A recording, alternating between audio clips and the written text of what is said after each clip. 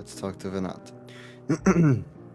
See you the woman standing in front of yonder building?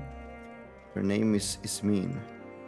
She is the one who made arrangements for my stay in Elpis, and from what I can recall, she has held her position here for quite some time. Chances are she can provide us with some insights. Go and ask your questions. I will help with drawing out answers if need be, but I leave the choice of topic up to you. Alright. Questions for me? Well, I suppose I have no other pressing duties at the moment. The following event cannot be skipped. You may wish to cancel any pending duty finder registrations. Begin asking questions. Yes. Alright. Greetings, Ismin. My friend here is desperately curious about the chief Hermes, and I was wondering if you might indulge him. Certainly, Mistress Venat. Anything to be of service? Alright, what do you wish to know? What kind of person is Hermes? What are Hermes' interests? No, what kind of person is Hermes? Well, I can only answer from my own experience, but I would describe him as a quiet man, reserved, you might say, and occasionally somewhat poor with his choice of words. His reticent nature, however, does not prevent him from carrying out his duties as chief overseer. The man is a walking archive when it comes to life forms. He can discuss any species in incredible detail and is the leading authority on concepts with the power of flight. I hope that answers your question. Was there anything else? How long has Meteon been here? Do you know of Meteon's abilities? I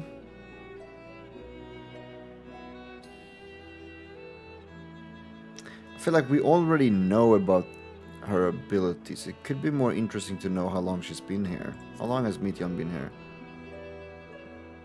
I cannot rightly say. As the chief's personal creation, Meteon has not been subjected to observation and study like other concepts. So one day she was simply there. And what do you make of her abilities? I understand that she is a highly unusual familiar able to read emotions and communicate directly with one's mind. Exactly how she was created with that talent, however, is a mystery to me. My apologies. I wish I could explain her nature in more depth, but I've not had occasion to discuss it with Chief Hermes. Do you wish you knew him better? Do you trust him? Yeah, I think it's obvious that she trusts him, and nobody has any reason not to trust him. Do you wish you knew him better? The chief may not be the most gregarious individual, but he engages with us as is necessary for everyone to perform their duties. I wouldn't want to intrude upon his privacy for the sake of curiosity. Though, if you wish to learn more about Meteon, you could try speaking with Timaeus, another expert in the creation of flying concepts. He should be conducting his observations on the banks of the stream, somewhere to the east. Oh, and unless you take a particular joy in rambling discourse, I suggest you keep your questions concise. I shall keep that in mind. Thank you for your patience and your insight. Think nothing of it. If there is aught else you need during your stay, please do not hesitate to ask. Come, Selim. I think we've taken enough of Ismin's time.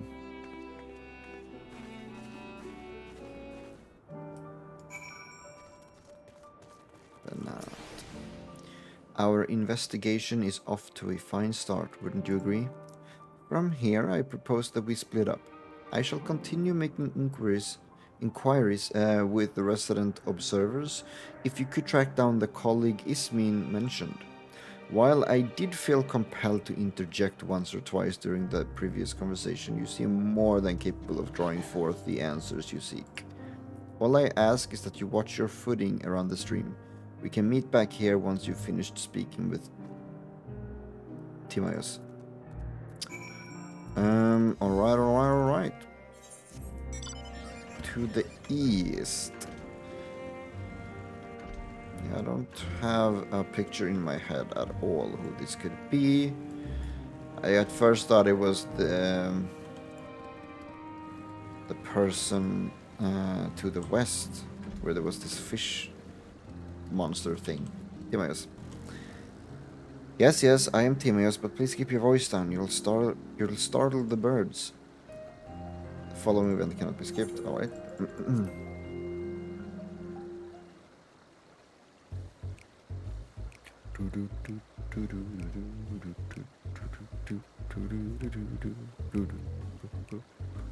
What is it you wish to speak about?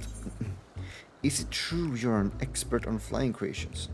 Alright, we wanted to be concise. What do you think of Chief Hermes' flying creations? Chief Hermes' work, a worthy subject indeed. Those beings which soar through the clouds, majestic and graceful, are ever a favorite of creators. Even now, with so many varieties in existence, the flood of newly imagined concepts continues unabated. What sets the chief's creations apart, however, is how they benefit from his boundless knowledge of the celestial realm. Birds that climb so high that they disappear from view. Others which traverse the boundless sky in moments, and all without riding the currents. I know of none save he who can conceive of such marvels. Even we who prize elegance of form above all else are dumbfounded by his genius. Why not mimic his process? Meteion too is a marvel then. My opinion on that matter would be superficial at best. Despite my admiration for Meteion as a concept, I have never delved too deeply into the inner workings of her nature. I know that she has a gift for communicating via emotions, but otherwise her abilities are a mystery to me. If Chief Hermes should choose to submit Meteion's concept to the Bureau of the Architect, then will the design be registered for public scrutiny. Analyzing a colleague's creation before that step is frowned upon, to say the least. Of course, if he came to me, a fellow artisan, looking for advice, that would be an entirely different story. I could tell you more of Meteion's nature if you like. Do you know of Dynamis and Entelekis? Dynamis and Entelekis. Those terms do sound vaguely familiar. Was there not a flower made here in Elpis which exhibited properties of one or the other? It must have been centuries since I last heard anyone speak of such things. Has there been a resurgence in interest? Then why bring up the subject? I'm flattered that you sought my insight, but I cannot afford to neglect my duties for the sake of idle chatter. Now, I really must return to my observations. Surely you have your own tasks to attend to? Did I fail? No, I didn't. Seemingly. Alright. Well.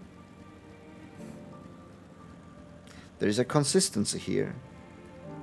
Neither Aksha or Dynamis nor Entelekis are like known at all. I mean, there are some that know of it, but they were like, Jesus Christ, that was like a lifetime ago since I last heard that.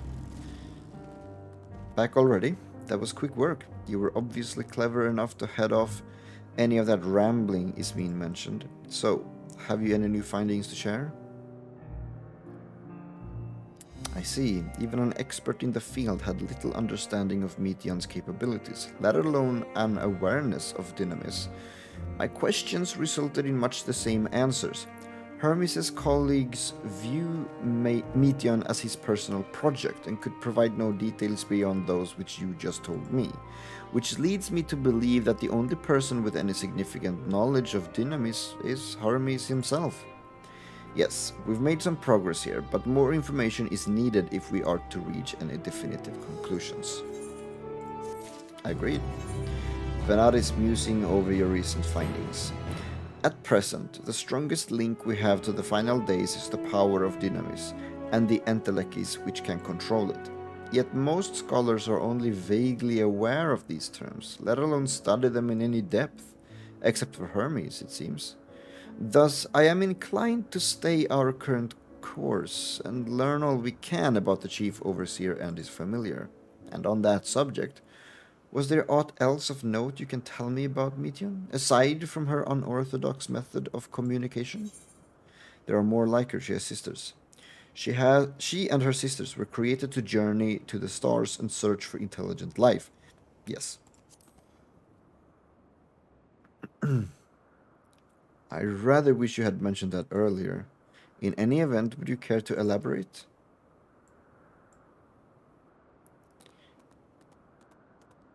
So these siblings of hers now travel the great expanse in search of deeper meaning. Thank you. Though the mystery at hand remains unresolved, I feel you've touched upon a vital clue, one we could keep in mind as we continue. Next, I propose we take ourselves to Peripeteia Crystalline, not far from here. Just follow the path to the west. One one little train of thought that definitely smacked me in the face is, what if whatever Meteos and her sisters came across in space is like some form of a cosmic horror being, or just they did find intelligent life, but it was so god awful in terms of despair that the feeling is so overwhelming that they can't help but all feel it and pass it on to others, or something like that.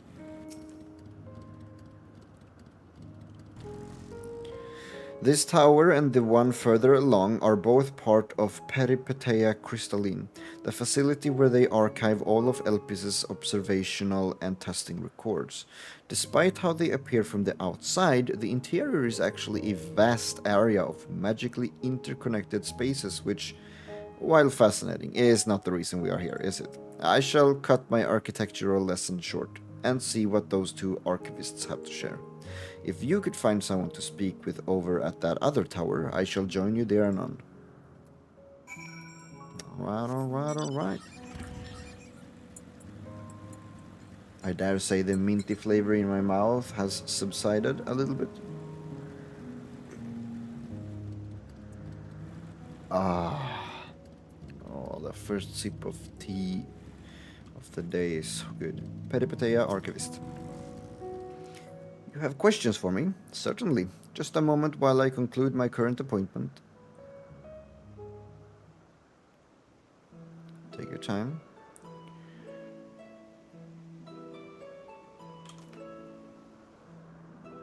Indeed. So if you could provide a comprehensive log of those behaviors, we should then have sufficient data for our official records. Records, not records.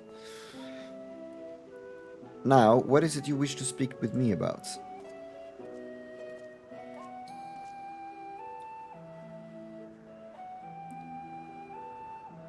The Chief Overseer's personal research project, and by that I assume you mean Meteion. Such undocumented studies are difficult to track. After all, hardly a day goes past without seeing a researcher trailed by one creation or another. I'm afraid I cannot tell you exactly when Meteion appeared, only that she now spends much of her time at Chief Hermes' side. Although, I do recall an interesting tale my dearest Galeen shared with me. Ah, Galeen is my partner and a fellow researcher here in Elpis. She was returning late one night when she caught sight of Chief Hermes sending Meteion heavensward. A host of them. For several days she would speak of that scene with wonder, describing it as one of the most beautiful spectacles she had ever witnessed. That sounds like a story I should like to hear. Boom. Mistress Venat, I thought you had already returned to the surface. Permit me to thank you again for your invaluable contribution to our concept placement proposal. Pray do not mention it. As you say, my original plan was to leave after that task, but I have since become engrossed with Chief Hermes's research. Would you favor me with a retelling of this sight which so delighted your Galeen? Of course. Or you could hear it from her lips directly if you prefer. At present, she should be observing a subject in Metabaseus thalassae. She does enjoy her time there, watching the sea creatures hunt and play, gazing upon the salty waters of the world's oceans, recreated in such sublime detail. I imagine you must find similar joy in indulging your boundless curiosity, Mistress Venat, even though such pursuits must continually and regretfully delay your return to the star. Indeed they do. 'Tis a rest well deserved and long overdue, I should think. How greatly have we prospered for the wisdom you accumulated during your travels as Asen. And what would Elpis be without your earlier academic work? The theories you developed served as the basis of many techniques still in use today. Man is a creature of contemplation, but none embody that nature with as much enduring passion as you. I dare say there is not a soul alive more worthy of a return. I shall rejoice the day you depart on your final journey. I will be honored. Well, shall we take this opportunity to meet with Galeen in person? Then allow me to reconfigure the door to the archives here. It will take you up to the skyway and spare you the need to avoid hostile concepts on the ground. That would be most helpful. Thank you. I mean, it's clear that Venat... I dare not say what her view on returning to the star necessarily is, but it is clear that she doesn't want to return to the star just because her duties are done. She doesn't want to die just because her duties are completed. I have opened the path to the skyway. Once you pass through the door, simply walk straight across to the next tower and ask for admittance to the upper tier. Upon arriving at the upper tier, walk straight across the skyway and you will find yourself at the entrance to Metabesios Thalassae. Galeen will be eager to share her tale with you, I am sure.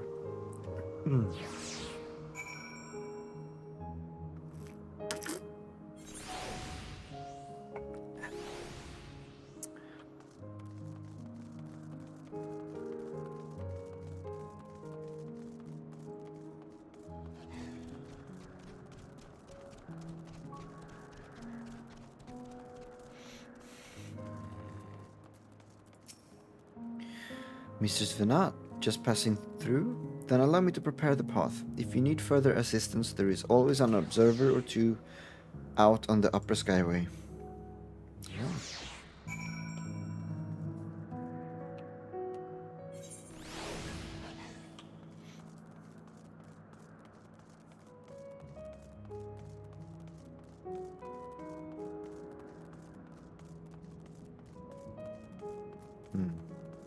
Yeah, why am I not just mounting up, honestly?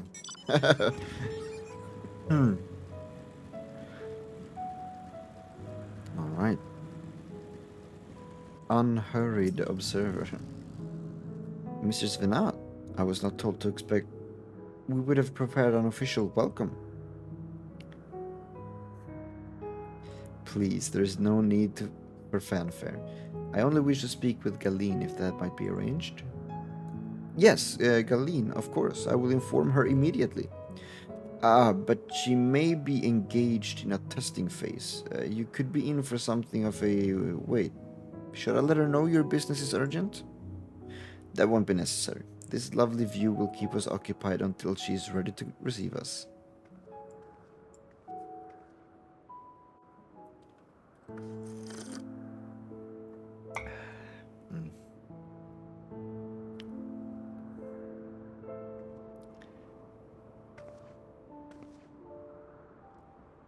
they're playing the song again.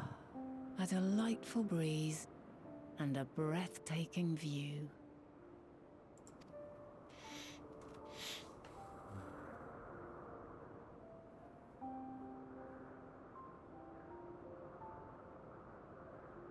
What is it like in the future? Is the world still a beautiful place?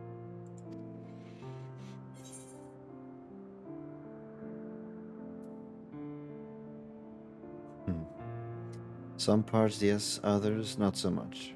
It's more beautiful here. No. As beautiful as ever.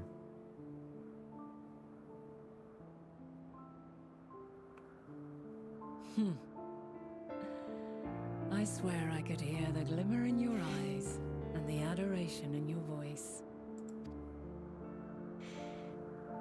While we wait, will you not tell me about your adventures? Yes. Well, not the portentous events which led you here, but the simple delights all your own. Oh. By learning about the future world, I may gain insight into future me's plans. But more than that, I have an interest simply as a fellow traveler. Short of going somewhere oneself, there's naught more stirring than hearing another's account. Gladly. Oh man, I like this so much. The nut is fucking wonderful.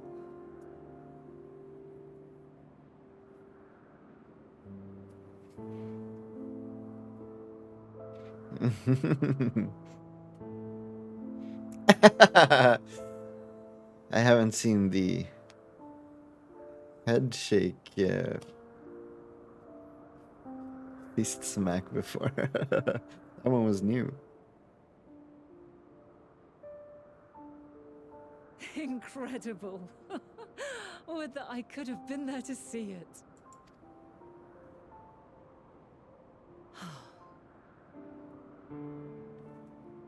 Yours is a harsh and unforgiving world. Yet in spite of this, your brethren hold fast to their virtue. To know that the light of mankind's potential still shines, even in that faraway place, it gives me heart.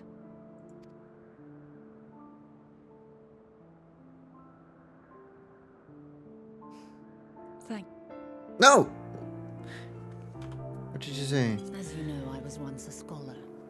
And among other things, I sought to understand the workings of the world. I don't know what it is about my hand. If I have fucking involuntary twitches or something. She said, "Thank you for regaling me with your tales. I will treasure every word." Oh. As you know, I was once a scholar. And among other things, I sought to understand the workings of the world. What exactly is ether? How formed the laws of nature? Whence sprung mankind? Riddles and mysteries beyond counting. Over the years, I have managed to find answers to some few of them. Yet rather than attain a sense of mastery, the more I understood, the more I came to hold the world and its miracles in awe. We too are miracles, each and every one of us, born of the warm breath of life that traverses the heavens, swirling through eternity.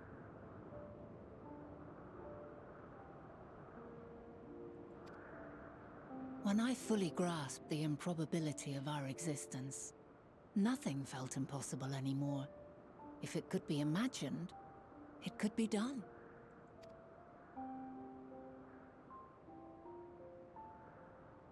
A passion swelled within me, an epiphany dispelling all preconceptions of what was natural and true, and a presence without, immense yet intimate, fate perhaps, holding us in its tender embrace. As reassuring as it was intimidating, how keenly aware I became of creation's fragility, built as it is upon precarious happenstance. I was overcome with an irrepressible urge to know the world more intimately, to hear its voice, feel its breath. hear, feel, think. I ventured forth on a journey that very day. So very long ago now.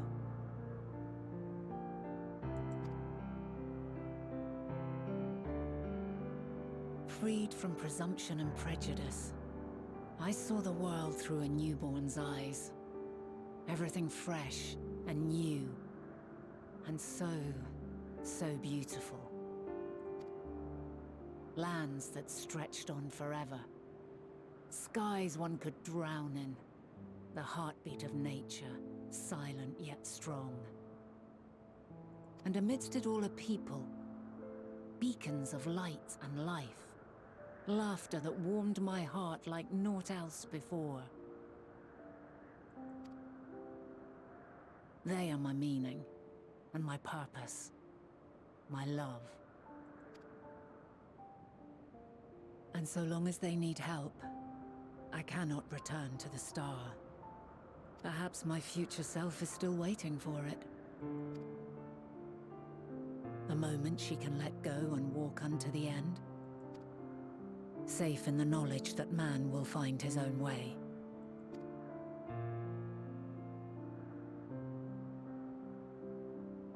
You, who are our future, tell me this, and tell me true. Has your journey been good? Has it been worthwhile?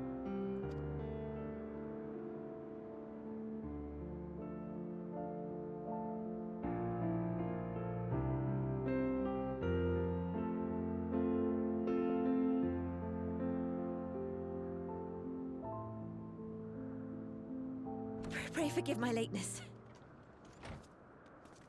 Oh man, Kent. Don't do that. Come on.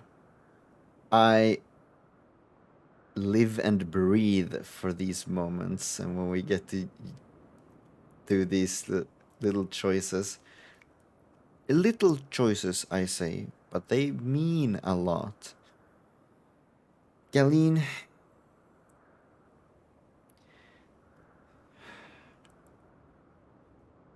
Man, come on. My I was so observation subject was rather prepared. irritable, and it took a while to settle it down. No need to apologize. Your work takes precedence. Besides, we had a pleasant conversation in the meantime. You're too kind. Now then, I'm told you wished to ask me some questions. Indeed. I've an interest in one of Hermes' creations. Meteon. You witnessed a host of them take flight, Oh. yes?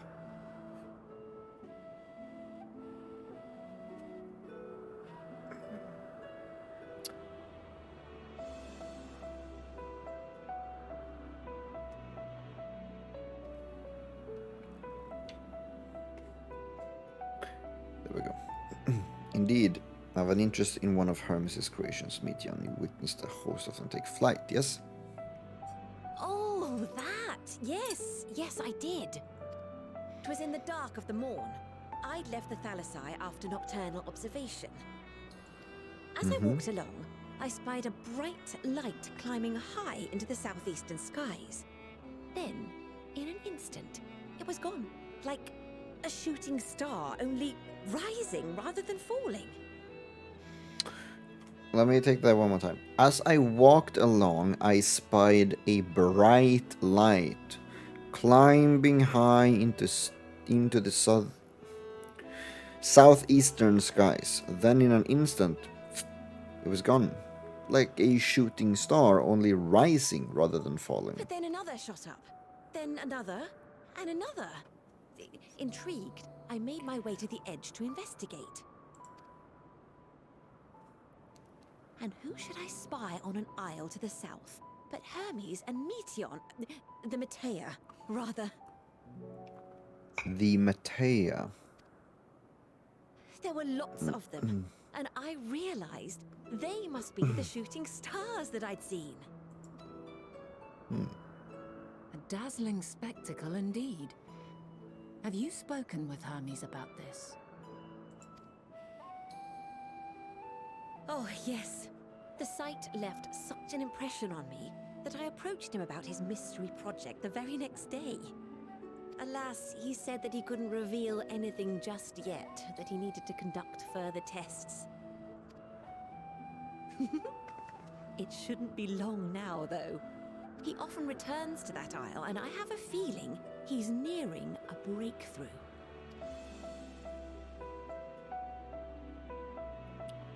Interesting. Oh. Splendid. We are likewise eager for the details. Well, that is all we wish to ask. Thank you for taking the time to indulge our curiosity. You're very welcome. It's always a pleasure to speak with other inquisitive souls. Oh, and will you be descending now? If so, I shall link the doors for you. Please.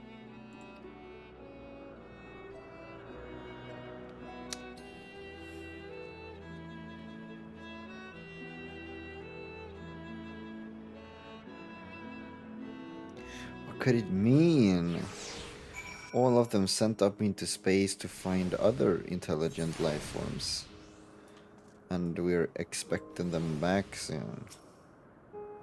So, another piece of the puzzle falls into place. From what we've learned thus far, I think we can safely conclude that Hermes hasn't been revealing the details of his research to others, which suggests that either someone will appropriate his discoveries and make use of them, or that Hermes himself will have a hand in causing the final days. Since we have no reason yet to suspect the former, we should consider the latter the more likely possibility. Proceeding under that assumption, our next step should be to divine why, or even if, he might desire such a terrible fate for our star. Well, it's clear that he already views it all to be very...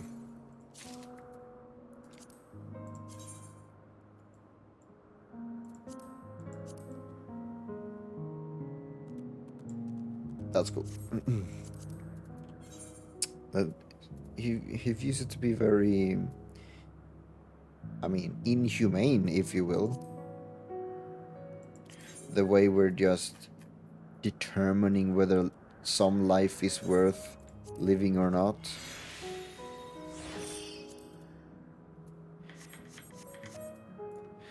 Venat has a new course of investigation in mind, alright? I should like to visit the site from which Hermes sent forth the Metea. If we are fortunate, we might find some hint of what drives this research of his. Galeen said she spotted them in the southeast, rising from an isle she could see from the edge. If we stand at that same vantage point, it should not prove too difficult to locate the isle in question. Let's take a look, shall we? Let's.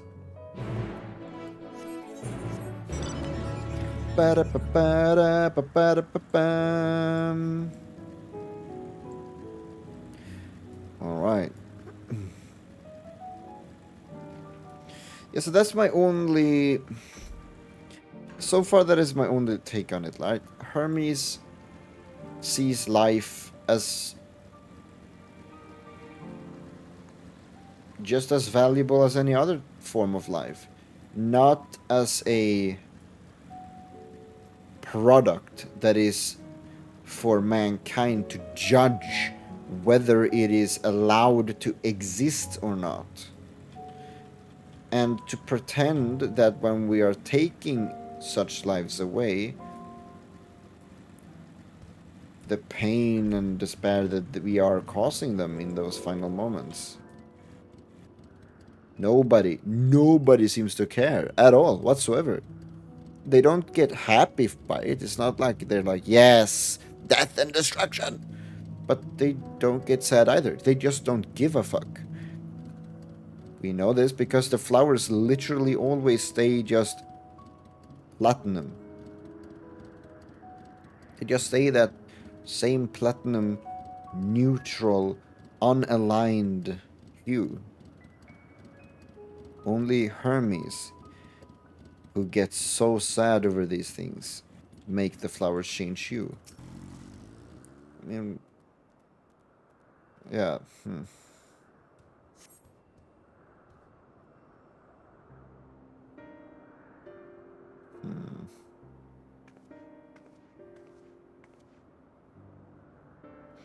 Now, if I were conducting some mystery research, where would I go? Ah, what about that one? Have you the means to fly? 'Tis quite a distance away. Inconvenient, but hardly an insurmountable problem. To me, Argos, it would be Venats, of course. I'm not surprised, honestly. My friend, would you mind creating a double to carry Zelin over here? Over to the island?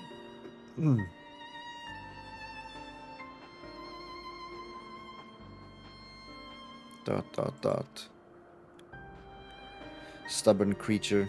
There is no place on this great star we have not together traveled, and still he remains obstinate in the presence of strangers. Argos has rather exacting standards, I'm afraid.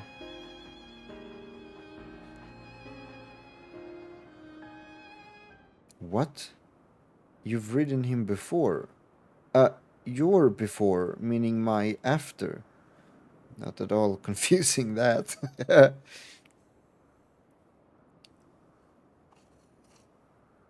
Interesting. 'Tis certainly not unthinkable. But speaking of the here and now, the quick solution is for us to face off in a sparring match. Demonstrate to him that you are capable of holding your own against me in battle, and you should convince Argos that you are worthy of his back. And besides, I might even teach you a thing or two in the bargain. You seem doubtful, but useful lesson or not, it will certainly be a moment to remember, a memory of the distant past to cherish. What say you, traveler out of time? I will do what I must. Oh my god. That's a fucking prequel meme! No, it's a line from the prequels. It's not necessarily a meme. But yes, everything is. I will do what I must. You will try. Choose your battlefield. I will do what I must. And if this memory turns out to be a bad one,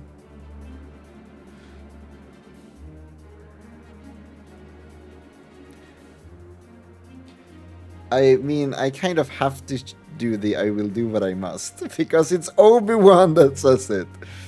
I will do what I must. I had a feeling you might say something like that. Know that you must give a good showing, however. Clear your mind and prepare your weapons. I will await you at the clearing over yonder.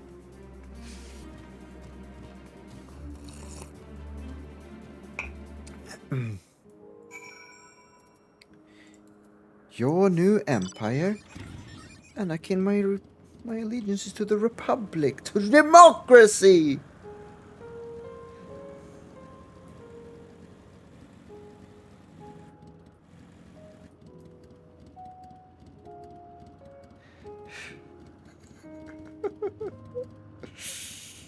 Oh man. Oh man. You're either with me, or you're my enemy. Only a Sith deals in absolutes. I will do what I must. You will try.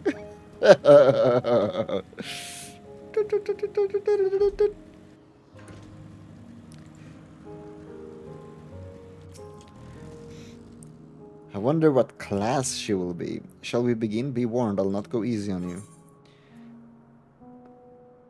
Level 88? Wait, have I been slacking off somehow? What? I'm 87.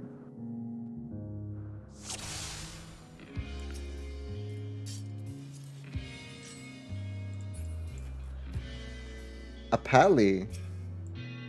What is this music? I need to listen to this.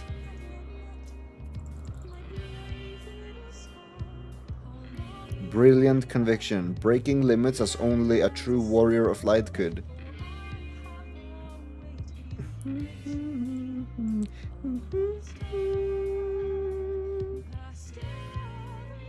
Yo. I'm loving this.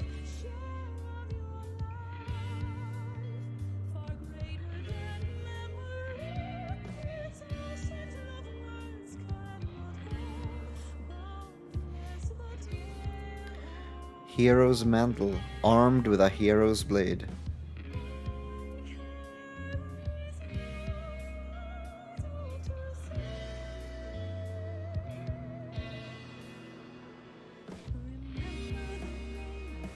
This is great. Alright. Let's fucking go, Vanat. Let neither side hold back.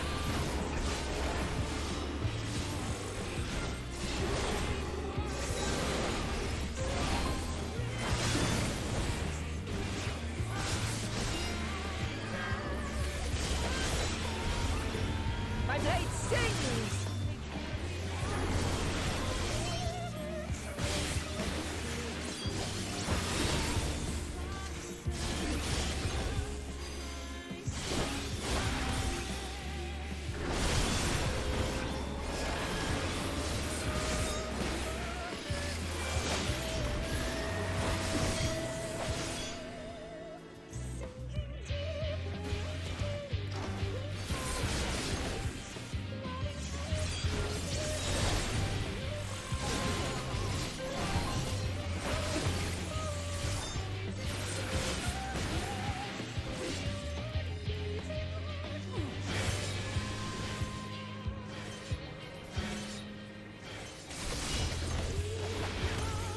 Jesus, Sings!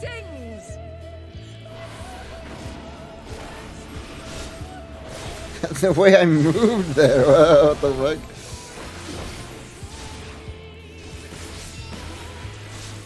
Impressive. Didn't mean to do I that. shall have to try something different.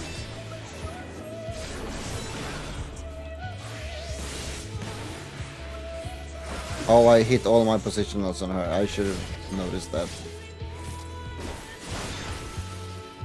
No quarter.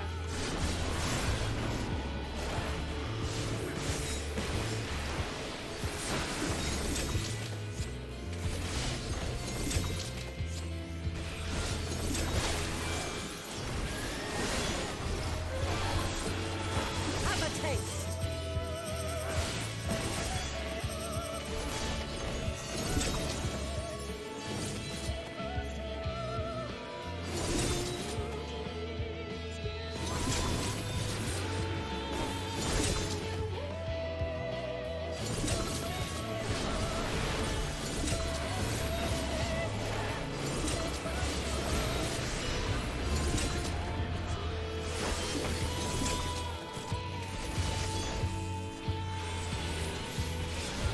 I see you won't be easily overcome, but neither will I.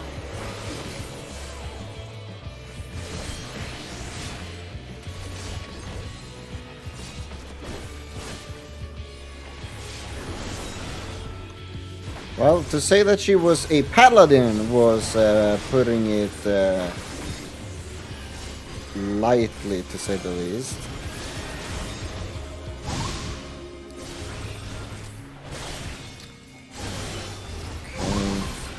Or just basic Prepare AoEs. yourself.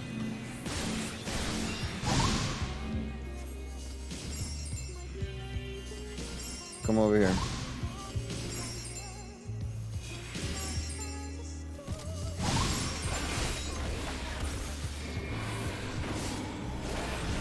True holy. Oh wait, let's do this.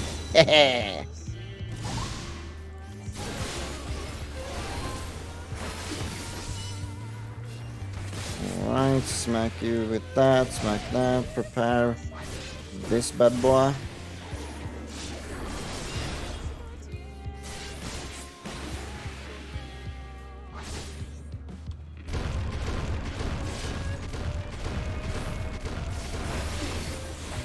Nice. There we go. Pop that, pop that, pop that, pop that.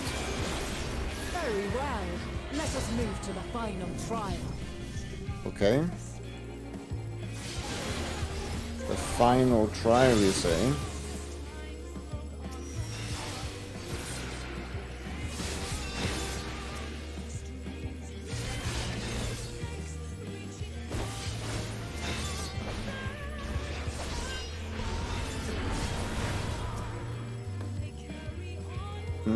Come on.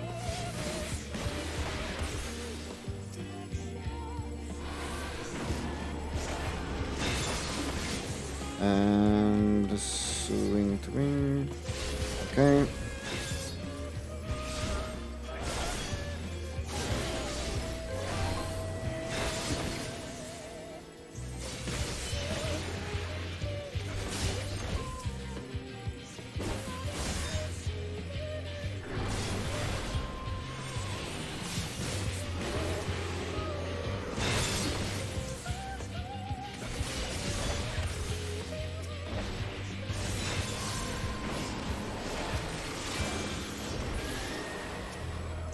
Oh my god, dude, no, come on.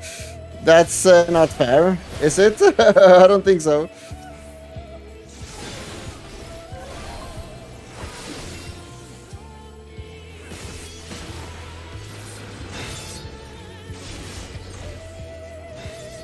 Come on, come on, come on, come on, come on, come on, come on, come on, come on, come on, come on. Pop this bad boy, and then we pop that. It didn't pop. Okay, well, that's fucking great.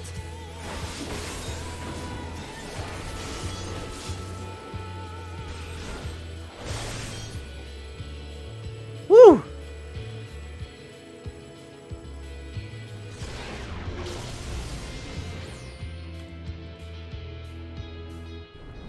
Active time. Break your chains, shed your burdens, and show me your strength of will.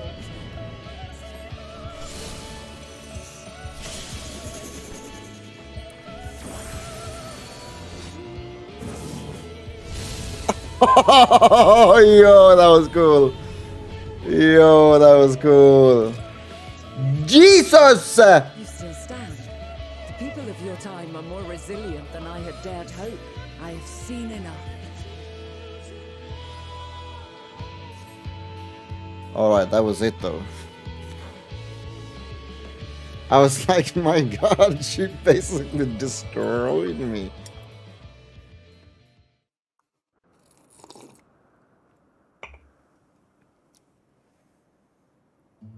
'Twas my intent to finish it, but clearly I underestimated you. I'm pretty One would good. think I never learn.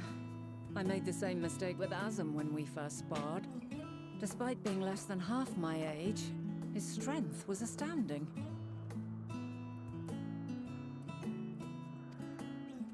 As is yours. 'Tis plain you have weathered considerable hardship.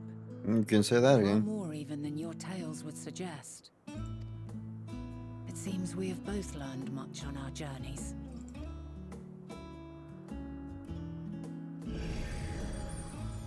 Argus is like, damn, dude, you can ride me all day.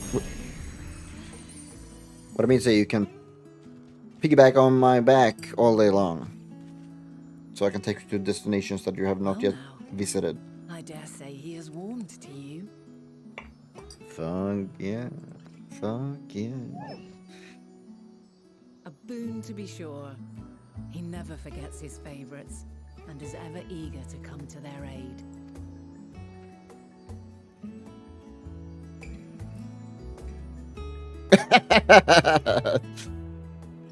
Doge. Argos will soon have us standing on the very spot where the Metea made their departure into the night sky. With luck, we will learn something of Hermes' intentions. My hope is that we find no connection, no festering wish for oblivion. Then we might have Hermes and his considerable expertise working for us rather than against us. Agreed. Venat has Argos and his double at heel. let us move over to the edge before mountain, shall we? That will allow Argus to catch the currents rising up from below and give us a smooth ride over to the isle. Alright.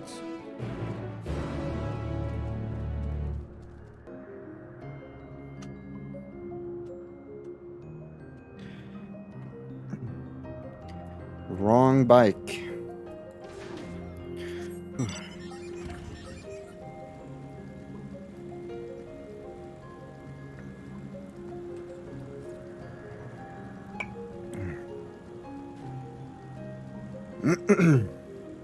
Approach Argus. Alright, here we go. Argus motions his back with his muzzle. You've been given the go-ahead to hop on. Let's do it.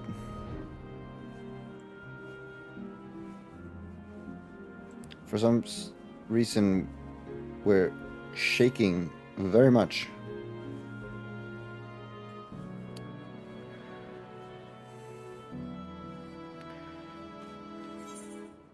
So it's that place. Right. Got it. Now, what was the name of that tree? Noetophorion. Alright, I see. Quite a striking specimen, is it not? Yes. I am inclined to agree. Looks like a massive sakura tree. Or it doesn't, because I don't know trees. I see pink tree, I think sakura.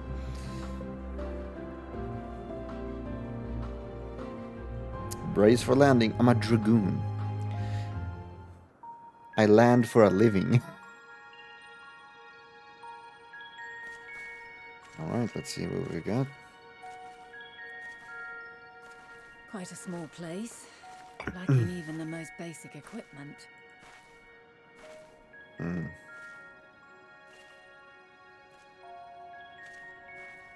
The present may yield no clues, but we may yet try perusing the past. Have you done this before?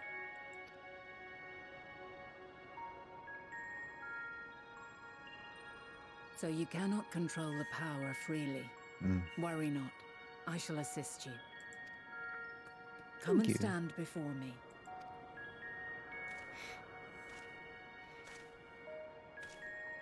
There are two ways to see the past. The first entails peering through the walls of the soul in the moment a subject is recalling a memory. The first entails peering through the walls of the soul in the moment a subject is recalling a memory. The second requires no subject, and is instead a process of piecing together an event from ripples left in the ambient ether.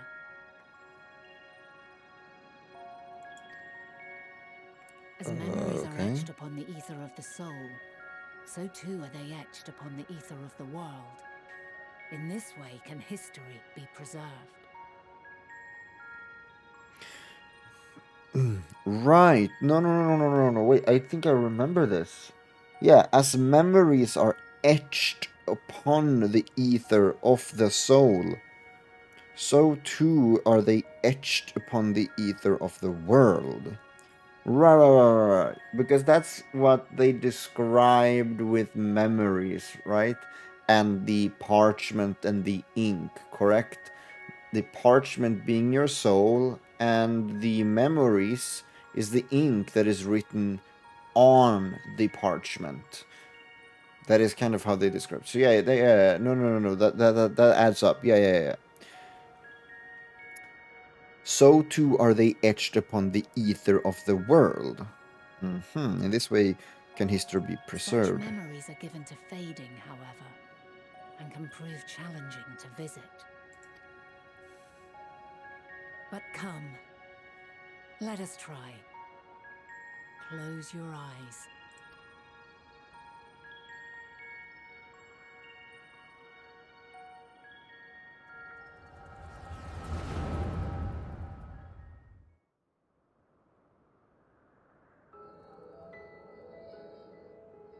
Oh shit. All units fully functional and proceeding on course towards their respective stars. Estimated time to completion of survey is 108 cycles. End of status report. Severing connection with shared consciousness. Did you hear that, Hermes? All is well.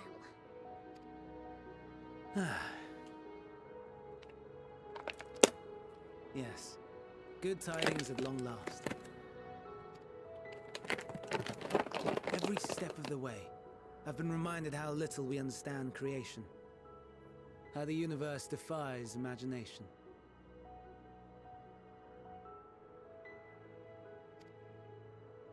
But soon we won't need to speculate. We'll know the answers. What others live for.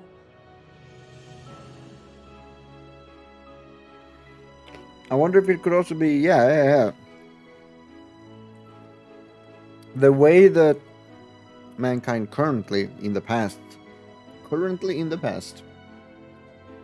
is like hell bent on just being all we do is for this star and this star only.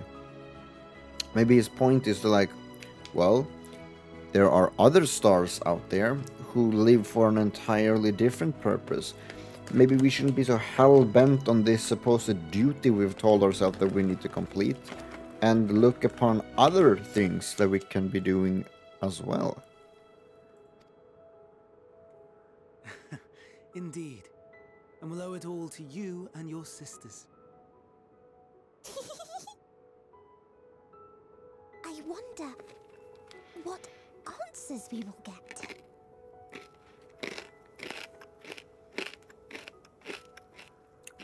And that's see, this is what I'm saying. What if they all have this connection of feelings and stuff, and they come back with like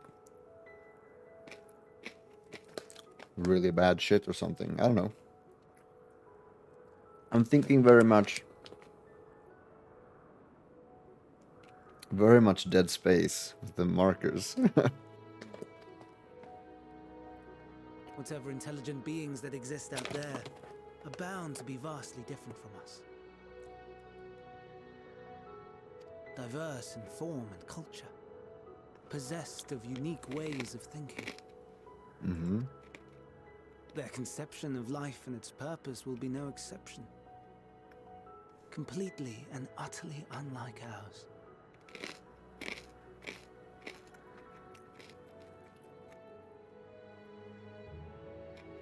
And I think that's what Hermes wants, that, right? Because this whole feeling of you should be happy that you fucking die. Now let's go kill some other living beings because they don't suit the tight corners we've painted this box of for them. And so if he finds another world, he's like, either A, we can go there, or B, we can fucking adopt their way of thinking. Utterly unlike. How? I have no idea. Yet whatever answers we receive, I will not dismiss them out of hand. No. I will think earnestly on them all, and I will share them with our people, that together we may contemplate our own existence. There you go. Perhaps then our star will become a better place. Not only for man, but for all life. Boom. See? Yes, I understand him. Meteon, as though I gave you wings to soar the heavens, I did not teach you how to walk the earth. So loath was I to bind another living being. In the course of your long journey, you will learn from those you meet, learn to walk and run and so much more. And when you return, older and wiser, we will have a celebration to mark your homecoming and coming of age both. Will there be apples? Covered in syrup? And how are you supposed to eat them? Rather than food, perhaps a flower. Yes. Upon your return, I will gift you a beautiful flower.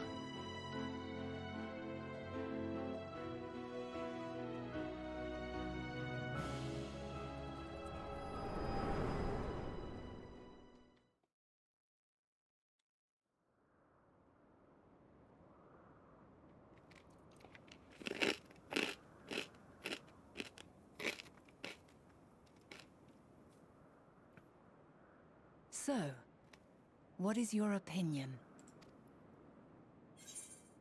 Hermes wouldn't wish for the final days. Hermes is a gentle soul, and yet I couldn't say just by this moment alone. Yeah, no, I 100% agree with Hermes wouldn't wish for the final days. It doesn't add up that he because what he wants is for his people to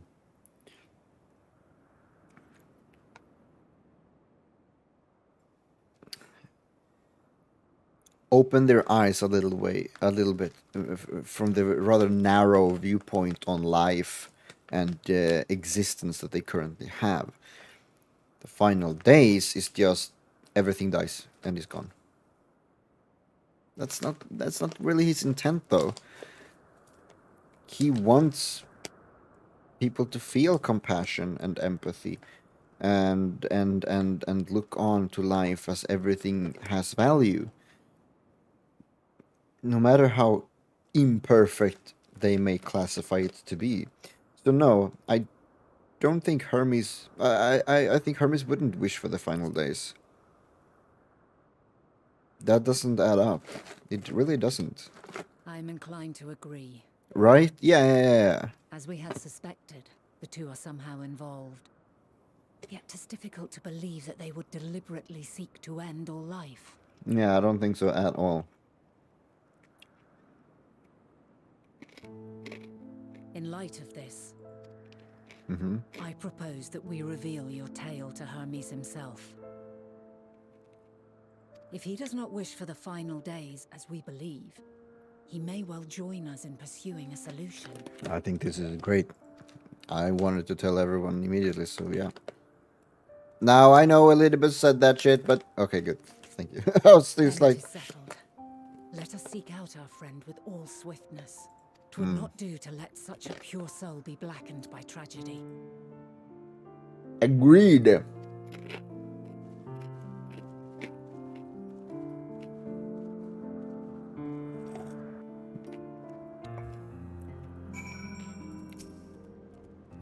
There are any number of places where Hermes might be in Elpis.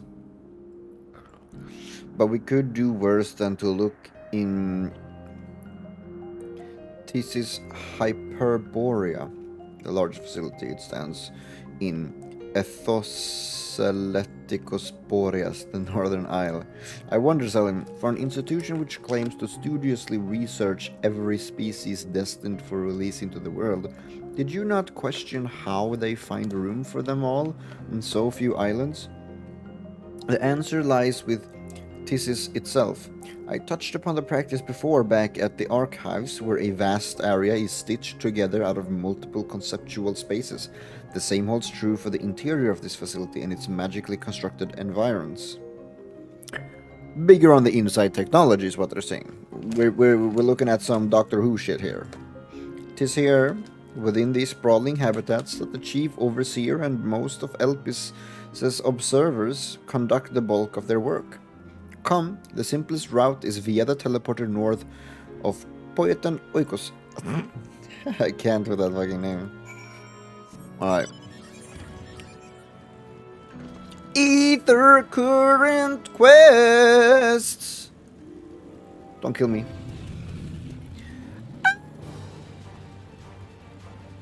Stop! Stop!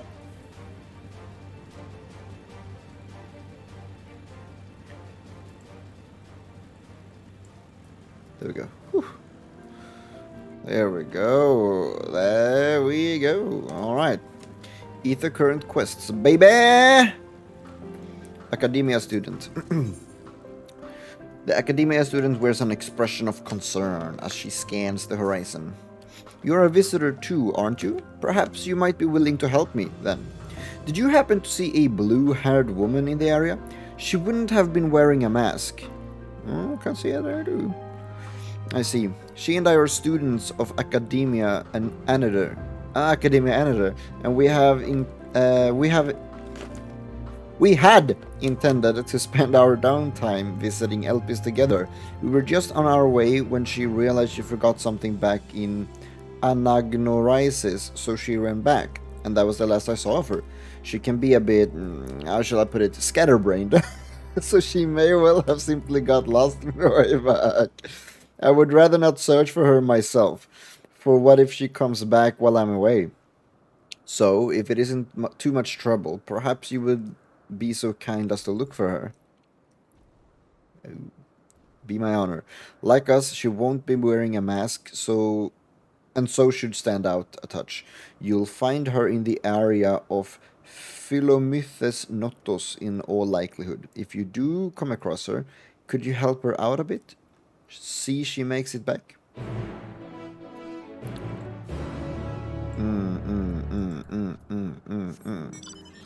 I'm going to accept this quest over here and see which one is closest and do them in order of proximity.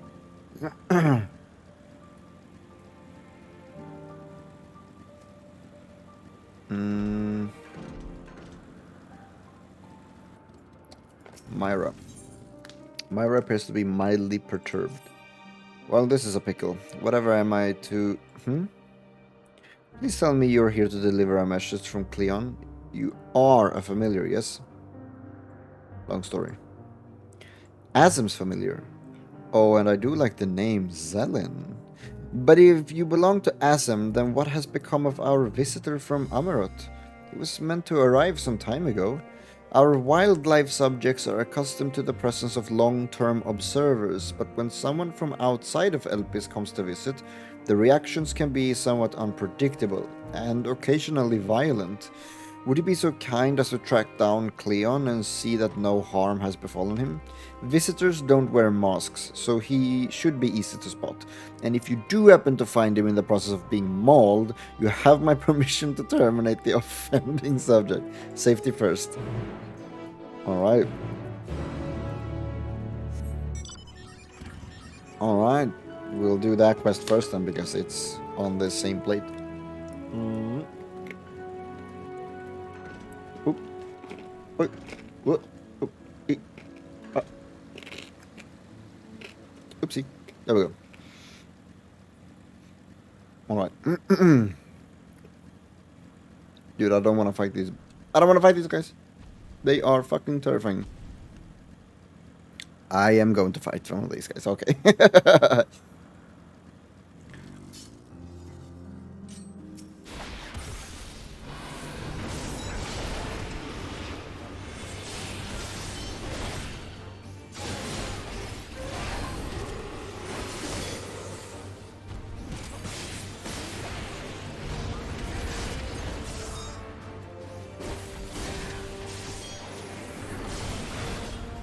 There we go.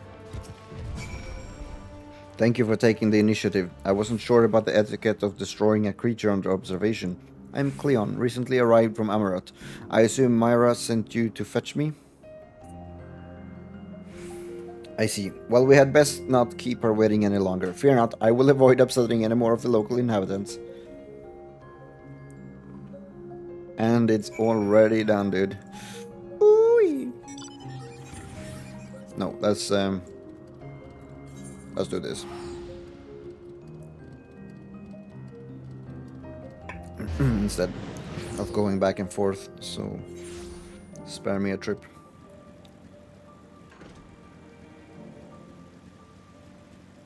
What was I going to... Oh yeah, the blue-haired student. And have her accompany you.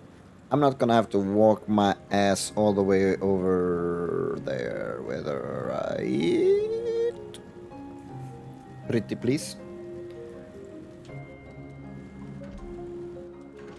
Hello, Marianne. Yes, can I help you? Oh wait, do you need directions somewhere? Not to be rude, but I beg of you, ask someone else. I happen to be lost myself. What was that? A woman asked you to come and find me? That would be my friend, no doubt. How embarrassing. I'd hope to keep this hopelessly directionless side of myself under wraps. I feel I feel terrible leaving her like that, but I'd clean forgotten a task from one of my professors. I rushed back to collect the item I was asked for, which I found, thankfully, but got rather turned around when attempting to return. But don't you worry about me, I'll be just fine on my own. Now, if I'm right, then following this road east will lead me to a teleporter, I think. I mean, I know. Are you sure you'll be alright on your own? I've business with your friend anyway. I can escort you.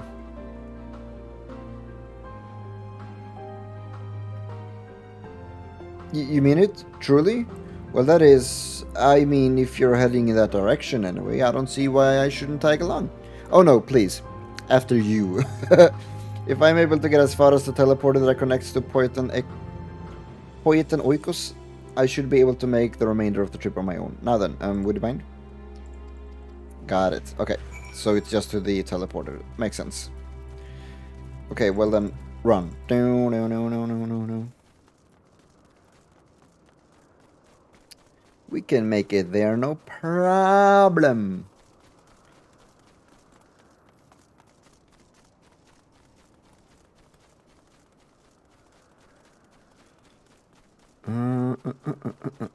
Alright, yeah, it's up there. Okay. Yeah, that's no problem whatsoever. And then we just TP to the Aetheryte right here. And we get some ether currents. And I would assume that is all but the last one then, right? Oh, out of the quest ones. 1, 2. Yeah, exactly. Oh, actually, then there's just one of each left. That's fucking cool. Alright. I wonder what the last zone is.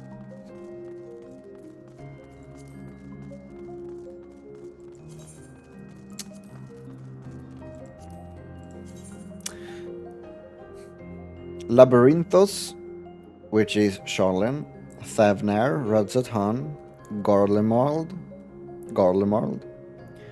Mare Lamentorum, the frickin' moon, Elpis, the fucking past. It just gets more wild and wild. It's like Charlene. Oh, cool. All the way over to Thavnar at Radzat-Han. Oh, shit. All the way over to Garlemald. Oh, my God. On the moon. What the fuck? Into the past. What? What the fuck is the six gonna be? Space. But I mean, the moon is space, so I guess that doesn't make any sense. Oh, I just walked right past. What a relief it is to see a familiar sight. I should be alright without you now. After all, it's just a straight shot from here to Poetan Oikos. Goodness, the earful I'm going to get from my friend. I've kept her waiting for far too long. Well, I really shouldn't... I really should hurry.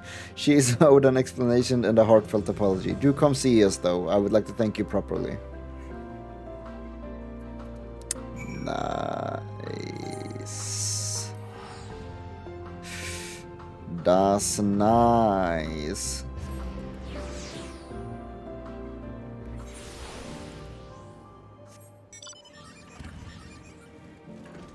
Alright.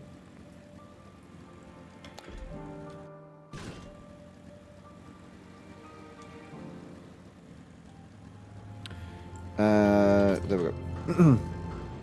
Thank you for your help. Truth be told, when my friend first dashed off, I had assumed it was because she forgot an assignment from Mitron. Lo and behold, I was right. We are studying at the words of Mitron in Academia and are learning all we can about the engendering. What is that word? Learning all we can about the engendering of aquatic life from that self-same master. Honestly, though, I've no idea why Mitron would ask me to procure a flower of all things, and one that's still undergoing testing in Elpis.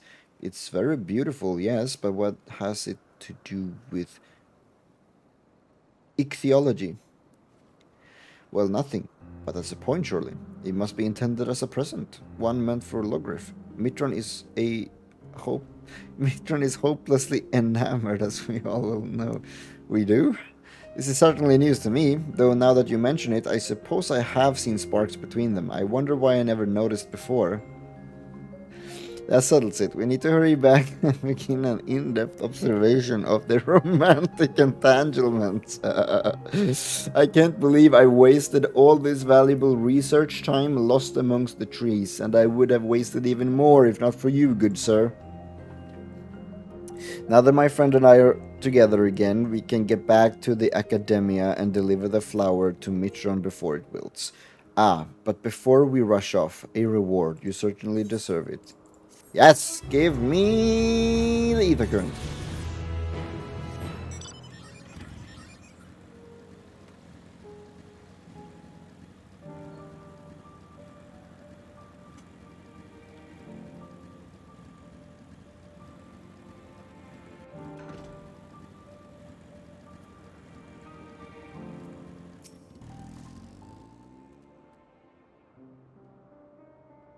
Celine, thank you for seeing to the safety of our guest. Indeed, my hesitancy to act would have ended poorly had your messenger not been there to shield me. And I'm certainly glad he was. Now, shall we proceed to the business of the day? I believe you had some concerns regarding your personal creations. Yes, as embarrassing as it is to admit, I was worried that the concepts I registered with the Bureau of the Architect may not be fit for release into the wild. Oh, you needn't feel embarrassed. You wouldn't be the first visitor we've had who's expressed difficulty in helping their children leave the nest. We can look in on them right now if you like. I should like that very much, but I do have one request. When you swooped in to rescue me from that beast, I was treated to an impressive display of battle prowess. An entity with your strength and instinct would be the perfect candidate for evaluating the worth of my modest creations. I must insist that you join us. What a fascinating notion. Yes, I quite agree with your assessment. Then we all go together, whenever you are, Zelen. Yeah, about that. You're not offering me an ether current anymore, so I'm gonna have to say no.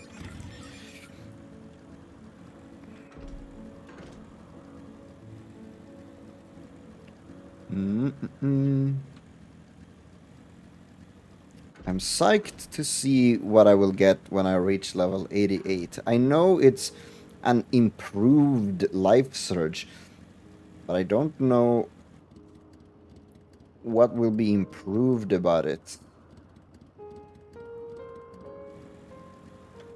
Is it just gonna be like, it's a lower recast timer? I don't know. This appears to be the teleporter Venat told you about. Motes of light yet hang in the air, suggesting the device was but recently activated. Bada bing bada boom! Beam me up before you go. And here we are. Venat. Bye. I have an ether current to catch.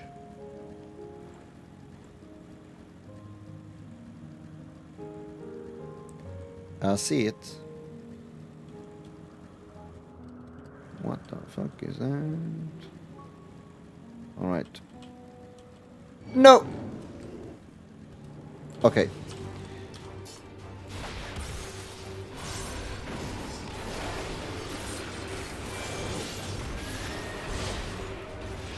I didn't want to do this. You're making me do this. There we go. And got him.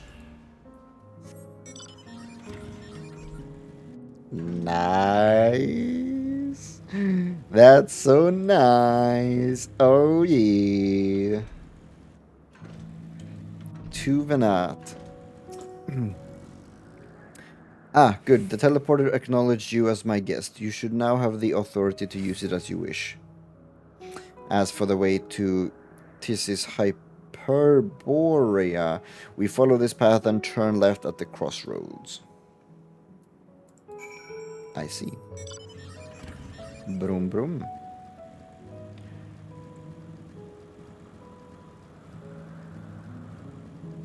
That's a big ass place. Ah, what a nice wheel.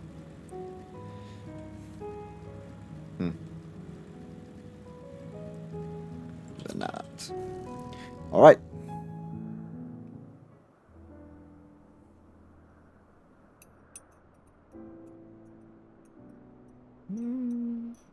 This theme.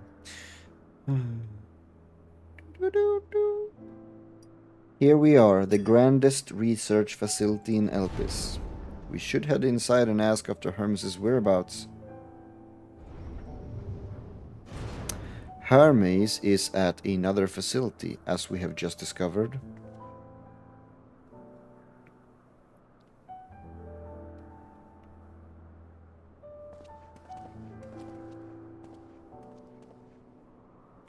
Furthermore, we've confirmed that his studies into dynamis, as well as his creation of Meteon, were entirely private pursuits. No one else we spoke with appeared to possess the chief's depth of knowledge on the subject, and neither did we hear any tales of stolen research. Which means that if Hermes himself harbors no desire to bring down an apocalypse, then he might be recruited to help prevent one. Or so saith the illustrious Emetzelk. Yeah, we are on the same page then. According to your story, the 14 divined the connection between the celestial currents and the final days, but were never able to pinpoint the root cause of the calamity. Yes, oh, I so wanna find out! With our people's greatest minds, not to mention Hythlodius' sharp eyes, committed to the pursuit of a solution, such an outcome seems inconceivable. The only possible explanation is if the nature of the catalyst was so inexplicable that even we failed to perceive it.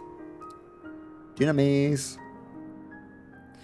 And what better fits that description than the invisible, intangible dynamis? Which in turn leads us to our next question. How did Hermes, in his role as Fandaniel, not recognize the subject of his own research?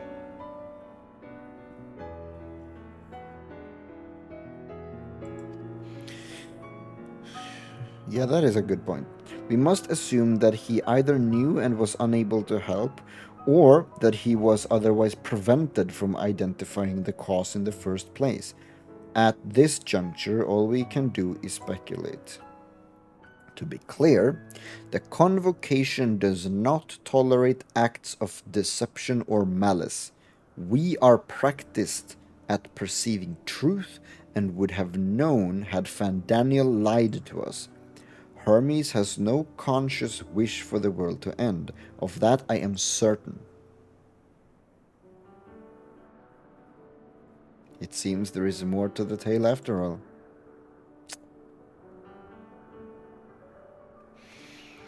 We conducted an investigation of our own, you see. Yeah. Fade to black.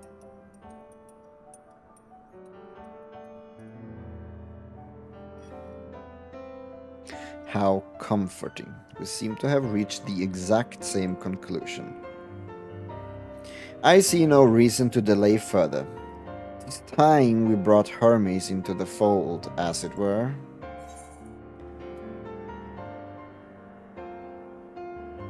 Thank you for your understanding.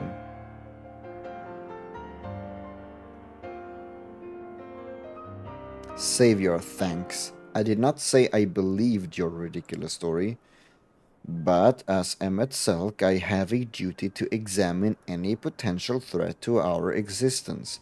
no matter how ludicrous or personally offensive I may find it. Claudius just laughing. Claudius is eager to find harmonies, as are we all. I think the time for leisurely exploration is past. If I might have a moment to adjust my vision.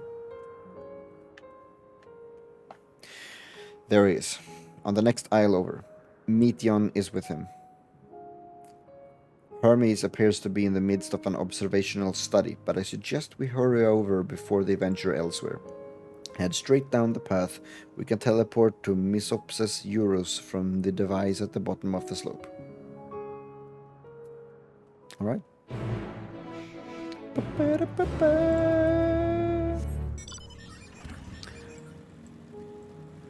That's a pretty large area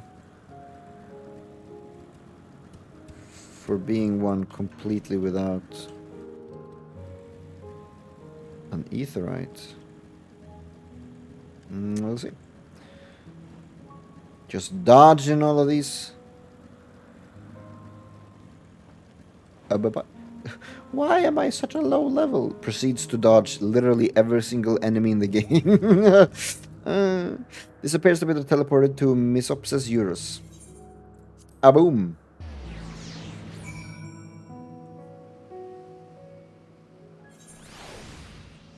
While this is nice and all, I must explore. Because it feels so good. Feels so good. I can't quite describe the satisfaction it does indeed give me to explore and discover parts of the map. What in the fuck?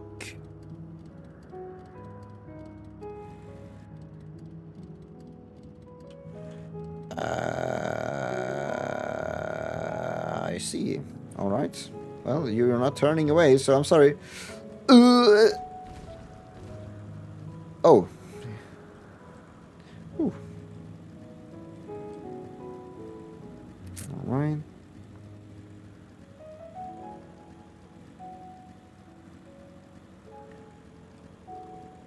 Oh, what the fuck is that? Massive plants?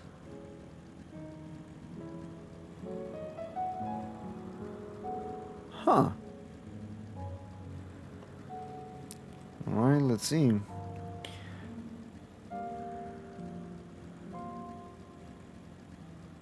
I'm so curious. Whoa.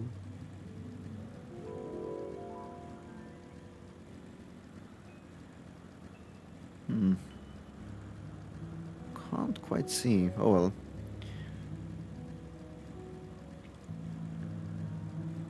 And discovered. And now we go over here. Oh, look at this.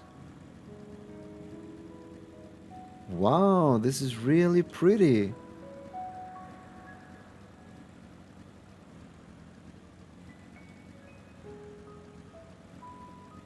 Wow.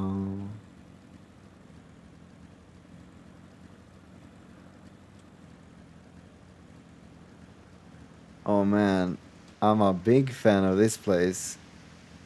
A big fan of this place. And discover. There we go. Another teleporter. Up there? Maybe? And discover. And that will be all.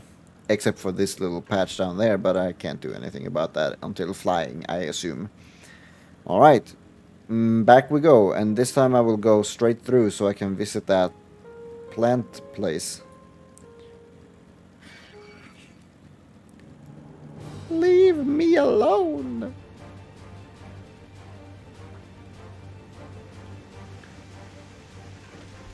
Ooh, there we go.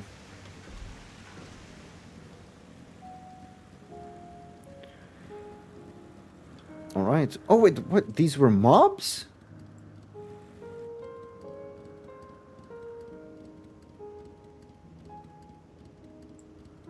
What the fuck? I think I might know what it is, though. I think we fight these in the Raktika Great Woods, I believe. It's like a big thing inside of them. Fuck it, I am too curious to not. Yep, there you go. Oh, it's so nasty.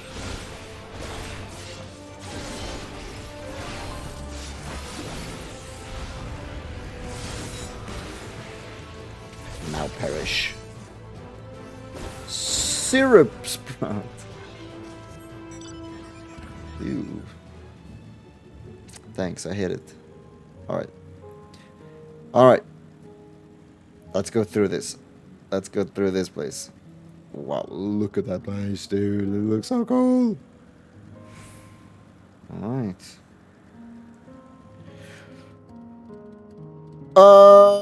I'm sorry, what? Morbol Marquis.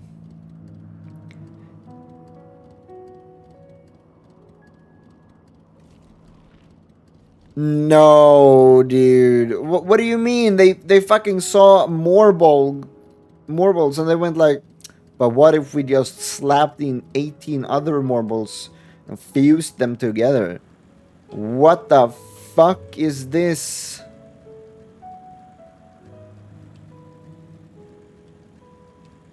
Yeah, no, I fucking hate it. Thank you very much.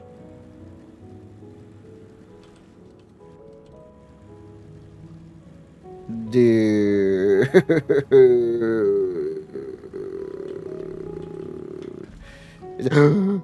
Ah, Zawanya!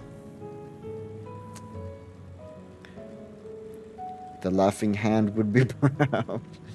Oh my god, that's fucking nightmare fuel. Thank you. No, I absolutely hate it.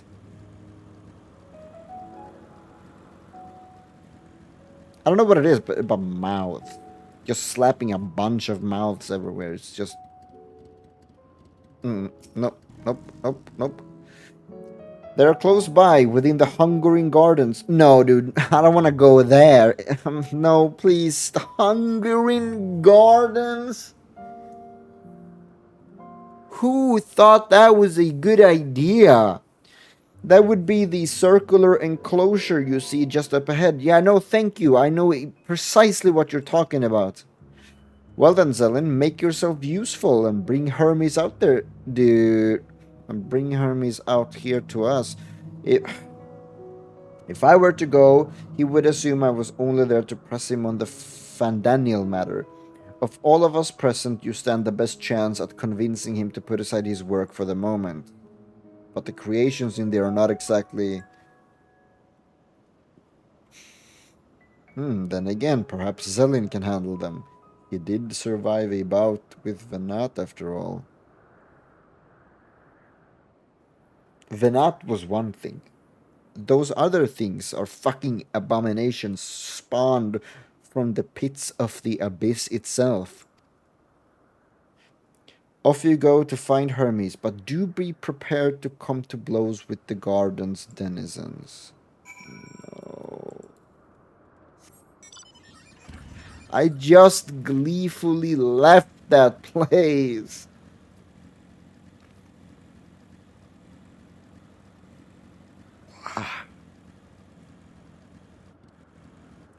Oh my god, I don't even get a chance. They just fucking bombard me with them. Thank you. Thank you, thank you, thank you so much. Ah, yes, nice to meet you. How are you doing? You come here often? Ha ha ha ha.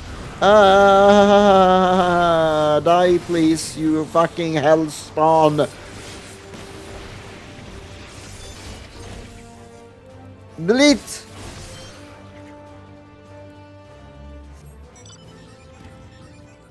You motherfucker, you. Alright, where's Hermes? No, leave me alone! No.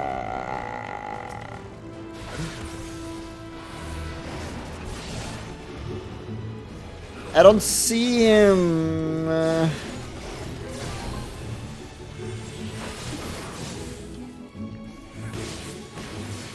Oh my god.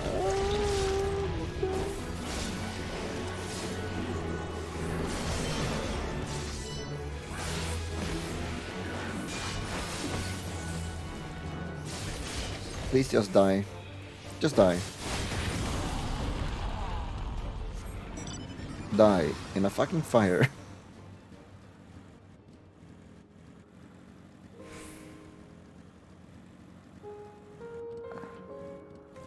There you are, you. Zelin, what are you doing here? I thought you were keeping Hythlodius and Emmet Silk company. Yeah. An important matter and unrelated to my decision on Daniel, you say? Then yes, I will come as soon as my work here is finished. Please, just leave. I will not be long, I promise, but you should really wait outside the garden with the others. This is no place for idle exploration. I wholeheartedly agree. I will leave immediately. Thank you. Thank you. Dude, I'm just gonna bolt. They chase me, they chase me. I'm just gonna go. Okay. Okay. We do this. Yes. Yes. Nice. Thank fuck. Oh, I absolutely abhor them. Ugh. It's Lodius. You spoke with Hermes then, and were briefly entangled with the denizens of the Hungering Gardens as well, I see. Or should I say smell? Fuck you. I cannot speak for certain convocation members, but I for one am impressed with your fortitude. Well done indeed. Now that you've convinced Hermes to confer with us, let us pray that things will soon take a turn for the better. For as fascinating as it would be to meet the Emetzelk who would recreate Amaroth in the depths of the ocean, I think it's best for all concerned if such tragic events never came to pass. Be it in our future or your past, assuming yours is not truly written in stone. Naive hope that is. Emetzelk seems content to stay where he is. You and me both. Hermes said he would not be long. Yes, then we shall wait here until he emerges. And we actually do, thank fuck. Thank fuck.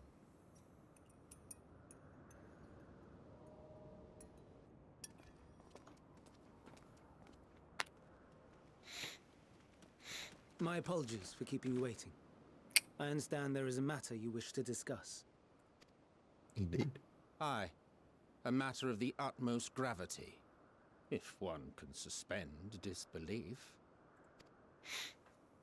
Go on then. Tell him what you told us. Who you are and why you came. Alright. Take a seat. This might take a while.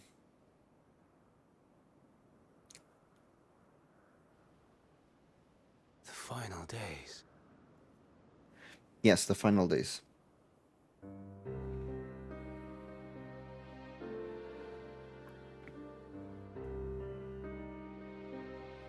The phenomena observed during these star-encompassing calamities is likely the product of a dynamis reaction, and none is more versed in the applications of this energy than you, Hermes.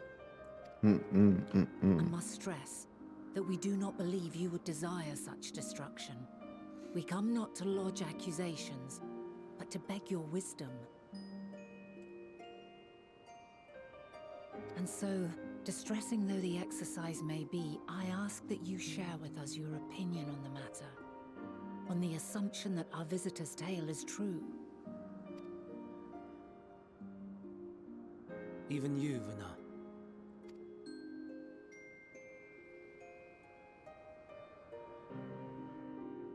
As you say, the phenomena observed in the two calamities may both be attributed to Dynamis.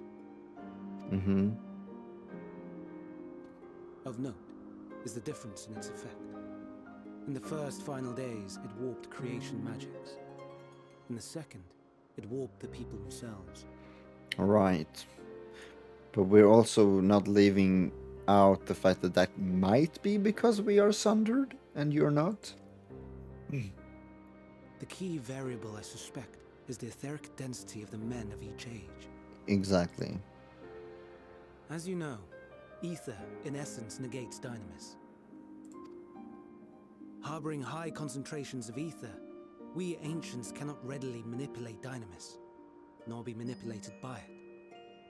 Therefore, rather than ourselves, the calamity affected our magics. In contrast, having been sundered, the people of the future are composed of but a fraction of our ether. Exactly. See, all this I've been saying. Yes, yep, Thus yep. are they susceptible to the influence of dynamis and its transformative potential. Exactly what I've been saying. Yep. But that would explain only the mechanism, not the cause. Also what I've been Though saying. perhaps. What is...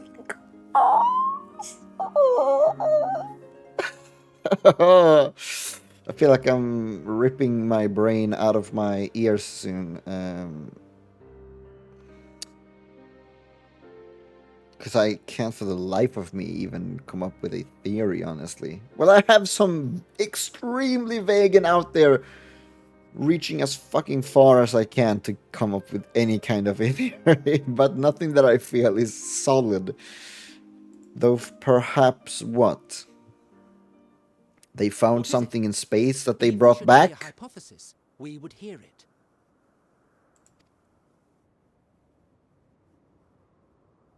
Dynamis is an energy put in motion by feelings.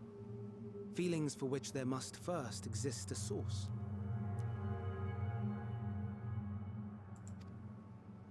A source to which the victims must be attuned.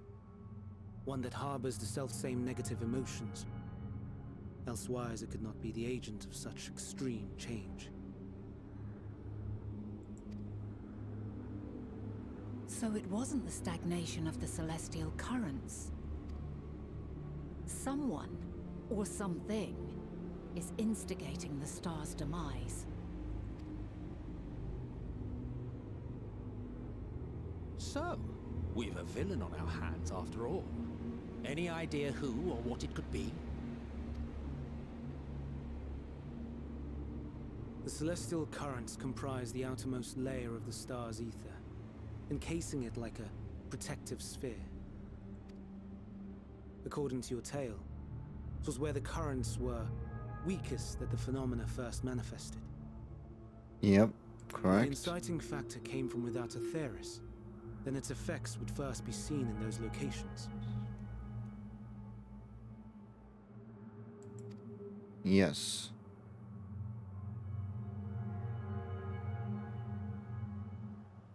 Greetings. Can you hear me?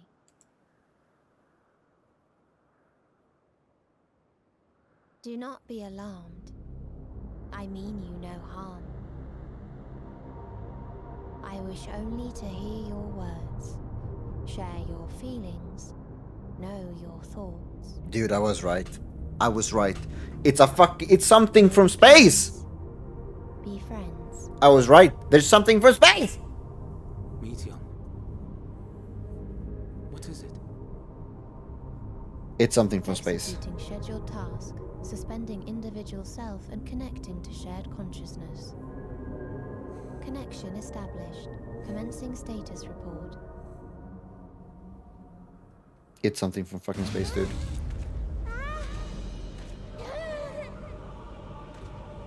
It hurts, it hurts. It hurts. So hot, so cold, so sad. I don't understand. Make it stop. Please, make it stop. I was fucking right with my far-fetched idea. What? So scared, so lonely. The pain, it's too much. Why? Why do we? Hurt.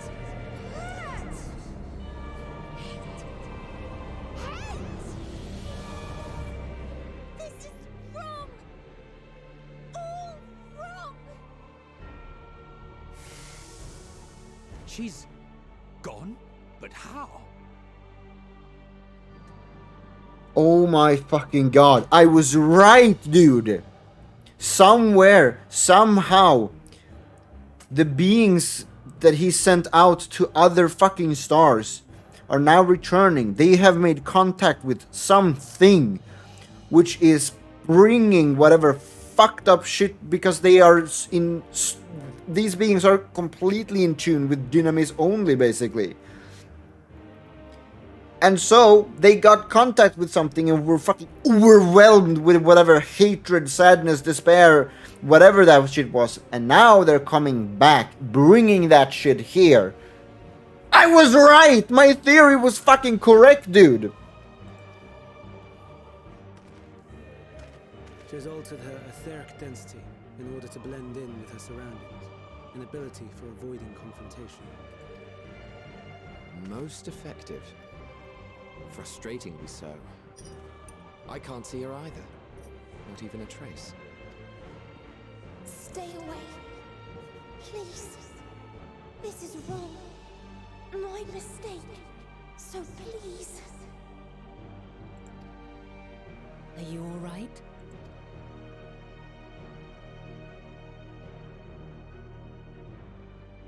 In your mind? No. We only heard her speak the instant before she vanished.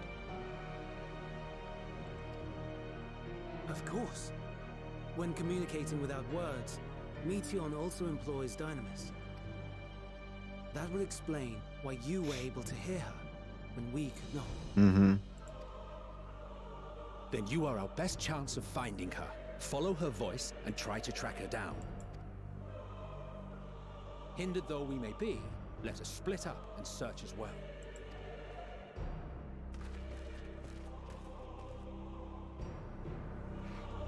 Dude, I was just talking about how fucking far-fetched that theory was about its fucking space shit that they have come into contact with and bringing whatever space badness they found back to the planet. But it was right. I was right.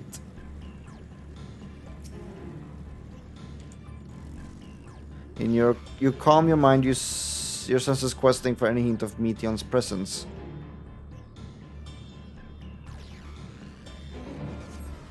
You fail to hear her voice, she must be elsewhere. Dude, I was fucking right.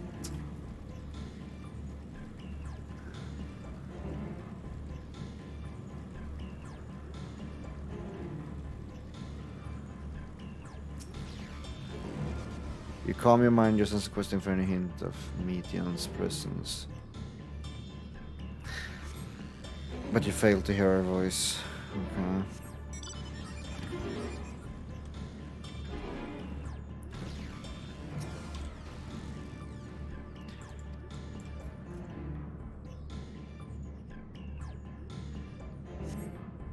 It seeps into my mind, our voices reporting.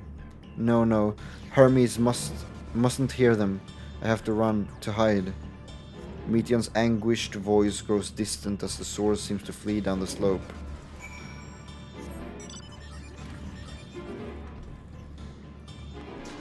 Oh my god, I can't fucking believe that I was fucking right, dude.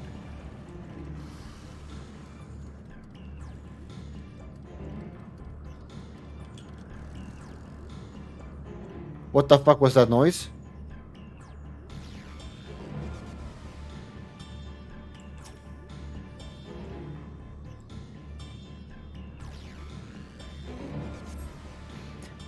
You strain to catch even the faintest whisper, but fail to hear Meteon's voice. She must be elsewhere.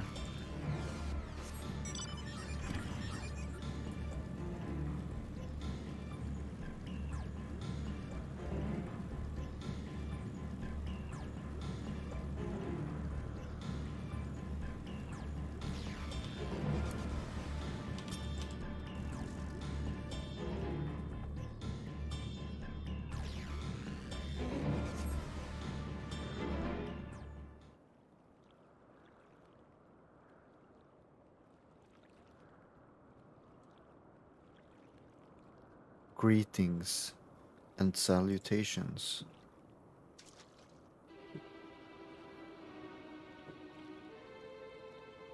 Commencing report. Oh, oh no. We can't tell them that. We must run. Run far away.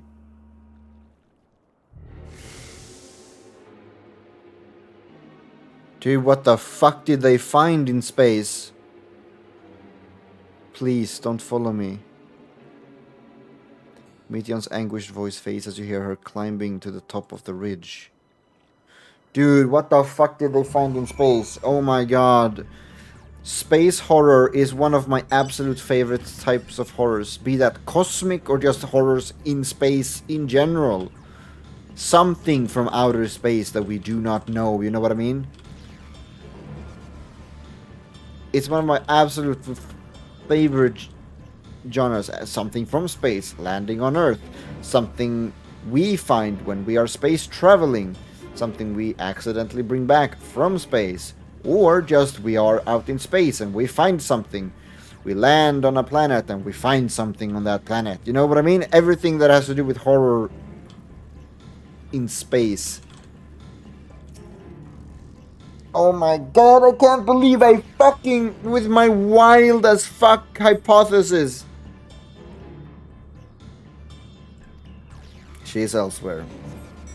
I fucking called it.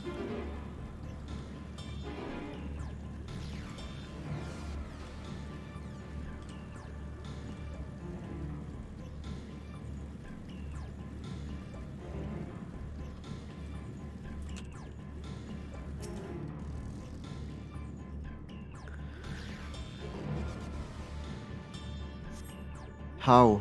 How did it come to this? Is this the reason we traveled to the stars? Why we sought out other life forms? Is this it? Is this the answer? No, it cannot be. It cannot be. Meteon's anguished voice drifted away to the south. No. Okay. I thought she was going to the edge. I was like, dude, you cannot.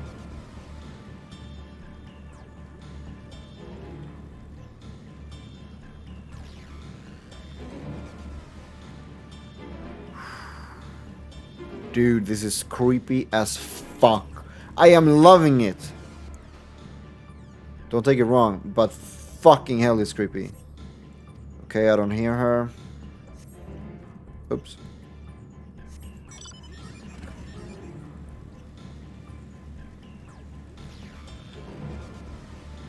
Well, it's down, so it's somewhere here. Confirmed.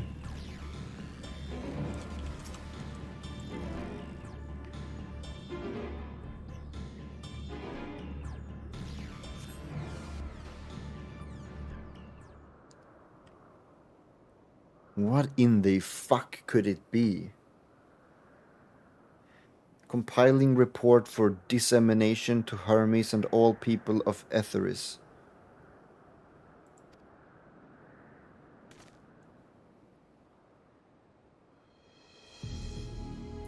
Processing expedition data.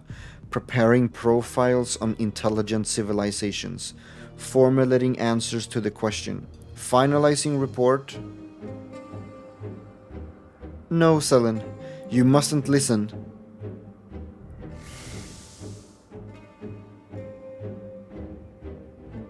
Dude, what the fuck did they find? It's wrong. It's all wrong. Meteon's anguished voice flees towards the lake. Any sign of Meteon? Panicked and confused, which will make it all the more difficult to predict her movements. Hermes, what do you make of this situation? The Metea are linked to a single mind, a shared consciousness which connects them across any distance. I suspect something has happened which disrupted its usual harmony. How might we access this shared consciousness of theirs? Much as you would approach any sentient being, directly. In the Metia's case, that means speaking to any incarnation within physical reach. So unless we can track down Meteon we just lost, we have no means to communicate with them. No way of knowing what befell her sisters. No way to provide directions or guidance. Then we had best set our musings aside and concentrate on how we might find her.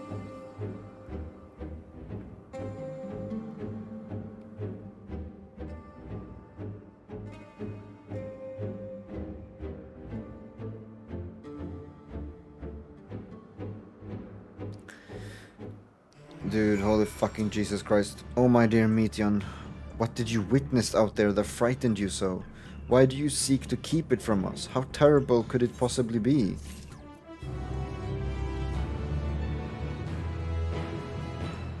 It gives us that kind of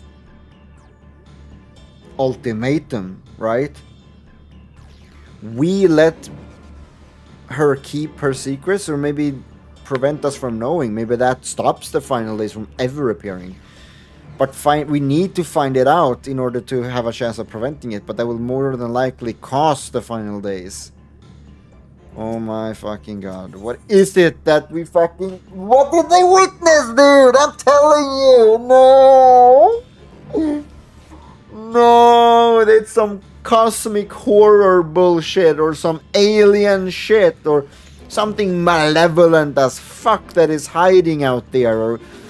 Or something that just absolutely wrecked these poor creatures' minds because they're so attuned to feelings, which it must be something malevolent of some sort, right?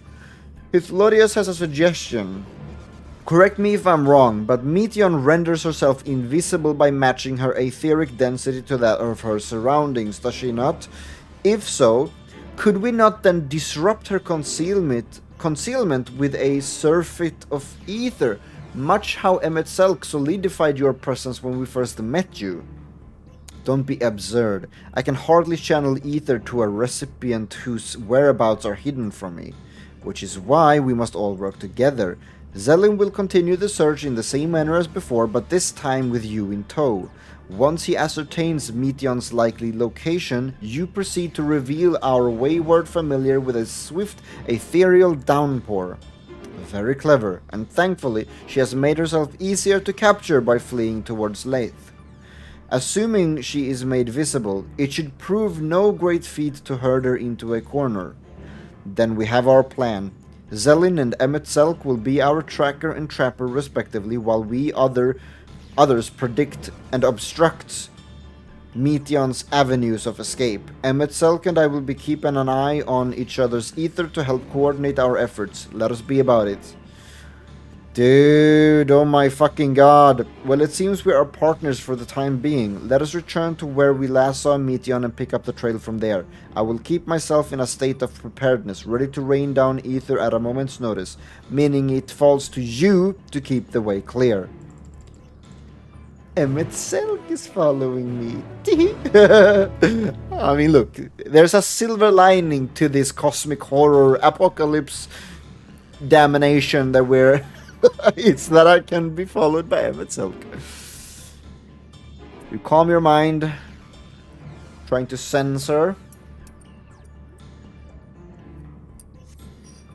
Why can't I fly? Are my functions being restricted? Hide.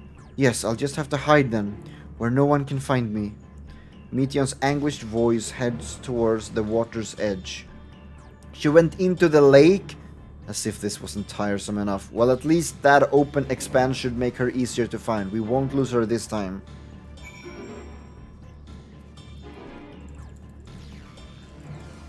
Oh my god, this is fucking insane! I am so patting my own back for fucking calling that shit though, that they fucking picked up something in space. They got into contact with something in space. And whatever it is so fucking insane that it... Dude.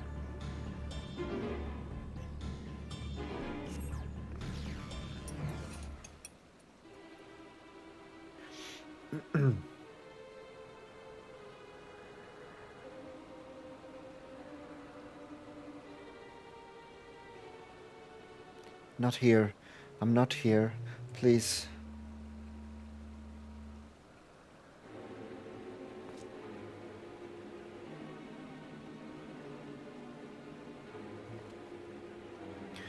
By that rock, is she? Very well.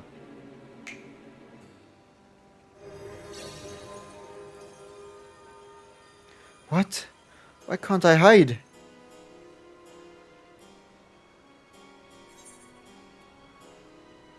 We will hear your report, good or bad. There's no need to run, Meteon.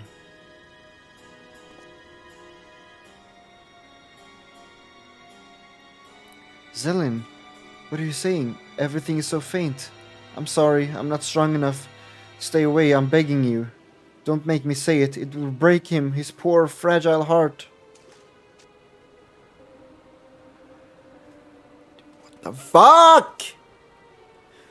Now we have a chance. Once the others are in position, the two of us can herd her into their midst.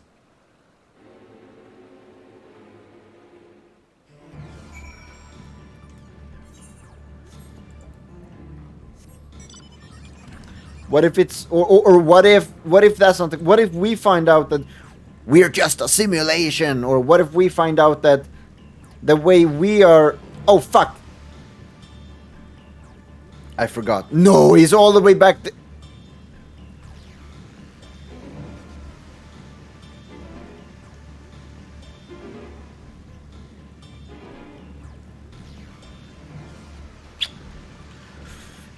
oh, come on.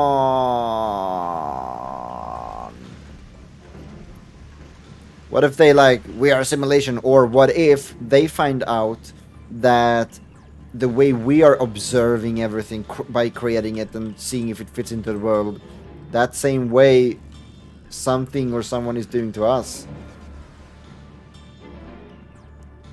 I don't hope it's that. I hope it's the cosmic horror thing, or just some alien thing somewhere on another planet or something. Dude, I can't help but think the Mass Effect, the Reapers, or Dead Space, Dead Space's markers. You know, obviously, gothic and cosmic horror in the sense of Cthulhu is also there. Things that are just so fucking bizarre and unexplainable that our minds just fucking break. But it's something that is that's why I'm like, it can't just be a big powerful being that is strong. You know what I mean? Because it's like, it is directly tied to dynamis, which is the power that is feelings. So it has to, in a sense, be malevolent in nature. The would-be savior of ether is past and future returns. After you, my good hero. What if I run ahead with a mount that allows for many people? Is that when he jumps in?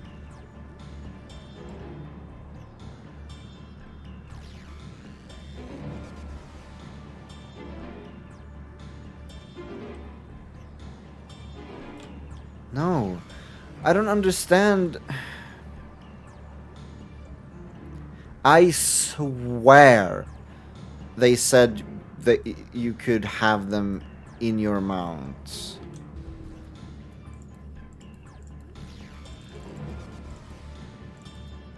Oh well, okay. Let's go. I remember it so vividly, but I must be wrong? Or it's like, that is something that's going to be the case, but it won't be available at expansion launch or something, maybe? I don't know.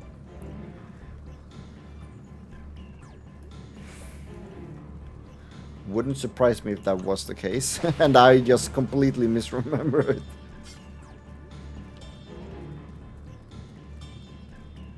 Horse, leave me alone. I said, leave me alone.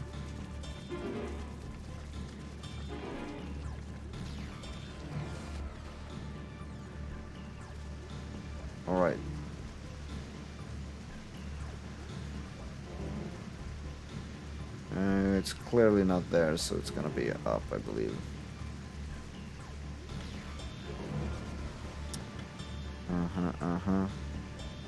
Maybe we'll be using the teleporter even? Dude. This shit is fucking crazy. Oh. Yeah, let's have a little quick let's stop for a quick chat first. Discuss the teleporter. Is this teleporter not in use? It seems to have been left to the mercy of the elements. Either way, it bears no trace of Meteon's essence. We move on.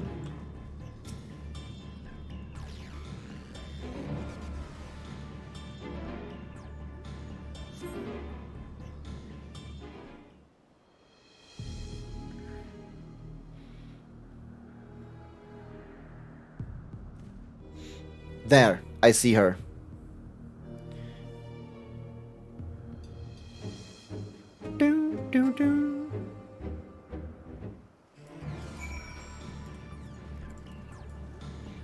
Alright.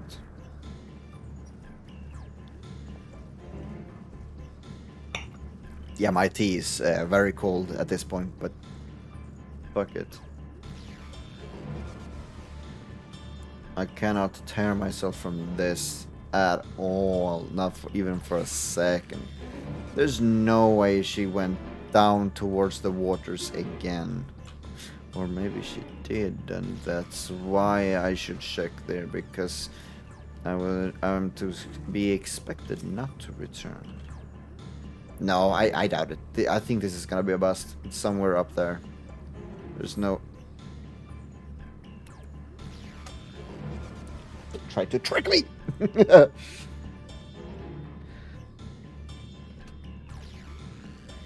Come on, we're running around in circles.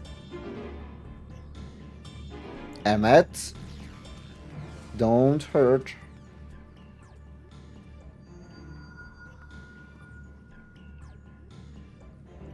Aha! Give chase. We shall herd her into the shelter. All right.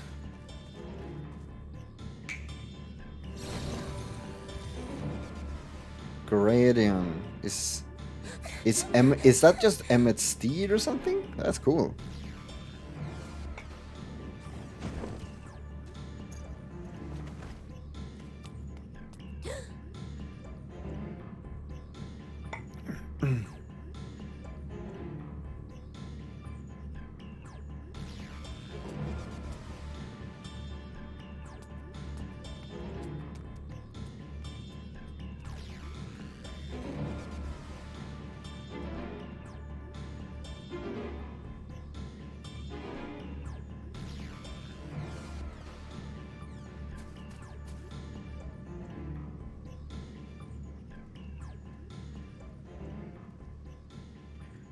Oh, Please, Mission. We must speak.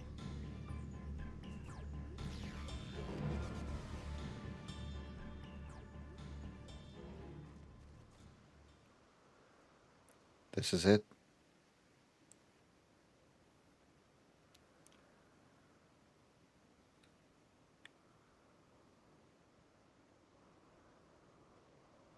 I'm sorry, Hermes. I'm so sorry. We finally managed to corner Meteon. She's unable to turn invisible. And she says, I'm sorry, Hermes. I'm so sorry. If someone can hear these words, then please. Please protect them. Protect them all.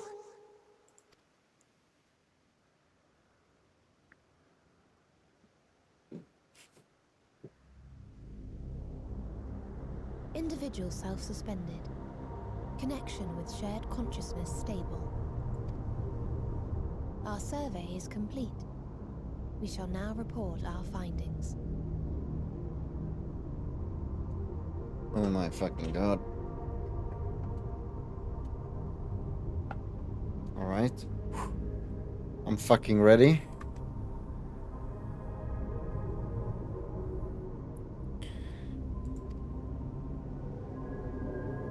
I think. All units safely arrived at their respective destinations. Seeking answers to Hermes' question, we attempted to make contact with the intelligent denizens of each star. Right. Results are as follows, in order of numerical code. Enna. Traces of civilization found. Structures believed to have served as domiciles. No extant life forms detected. Dio. Ruined remnants of buildings scattered across star, surface of which is encased in ice. Presence of life could not be verified. Tria. Evidence of large population centers, akin to cities recovered. No extant life forms found, only their lingering essence. Tessera. Edifices surmised to be abandoned residences found. No extant life forms detected. Deadly plague or extreme environmental degradation likely to have led to mass extinction.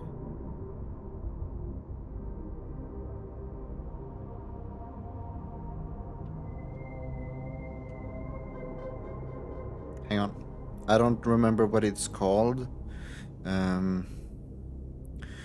I have another theory that is just coming to mind when I get the resemblances here. One first resemblance is, of course, to... I can't help but draw the similarities to a possibility that it is akin to Mass Effect, the Mass Effect universe and the Reapers. Something, somehow, somewhere, is purging civilizations and all life forms. Why? We don't know.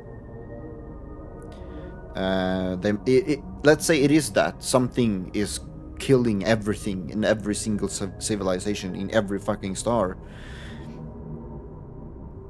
That is one thing. And they have come into contact with this being that fucks them all up. Or it is just the realization that it is something that is killing them. And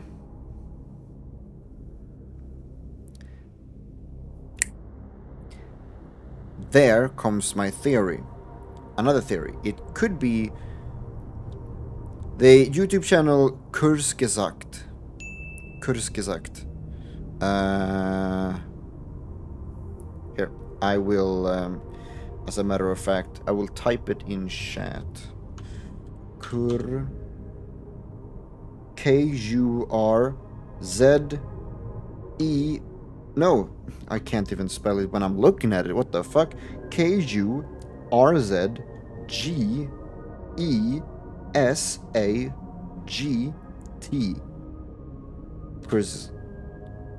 Kurzgesagt.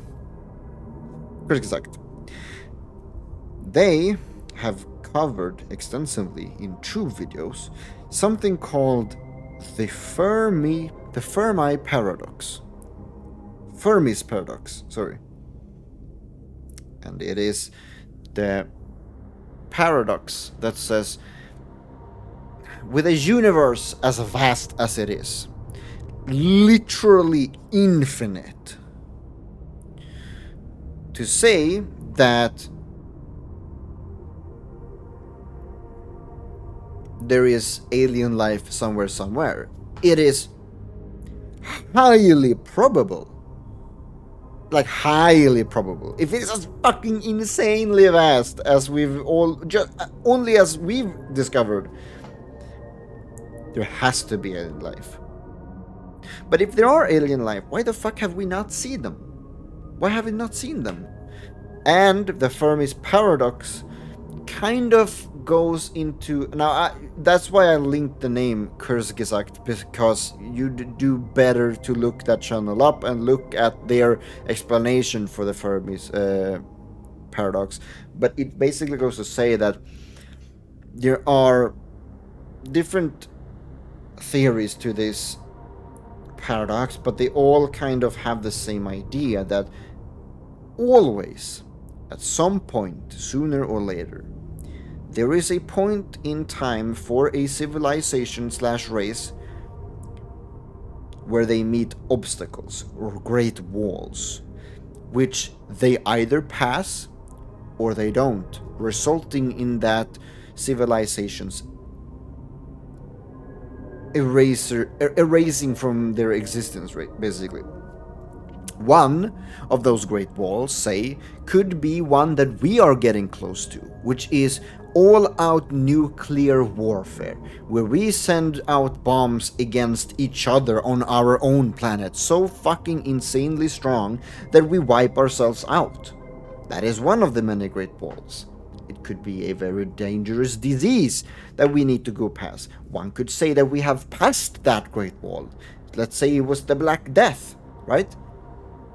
And now, today, modern medicine is so fucking insanely good that we can take, if but a sliver of said dangerous disease or something, and make that into a vaccine, right? We could have passed that great wall. And a great wall now that we need to overcome is not to succumb to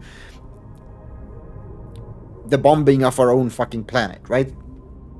But then there could be other things that another great wall even further beyond is that once we have established so fucking insanely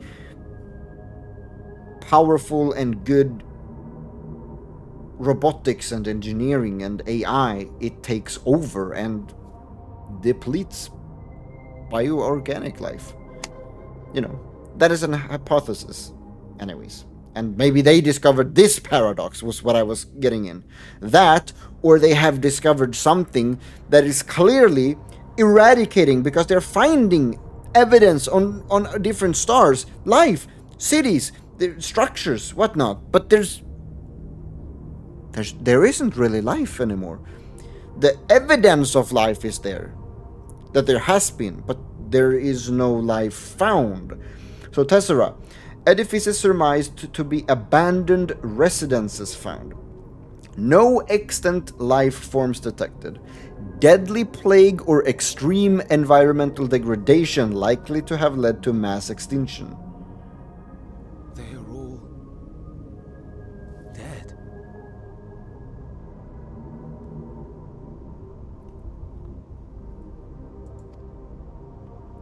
Octo. Star found in state of violent conflict. Contact successfully made with inhabitants, but deployment of weapons of mass destruction resulted in total annihilation of local population shortly thereafter.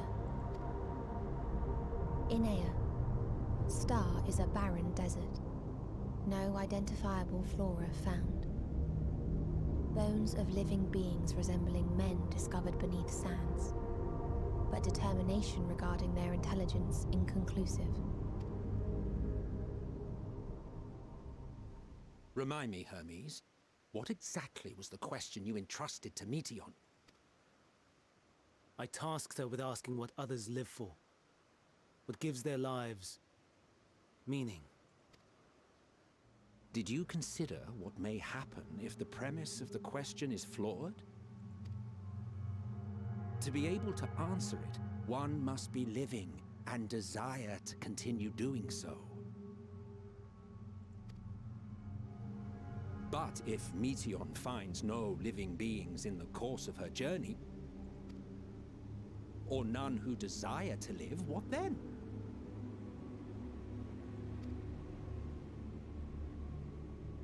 What answers would she derive from their silence?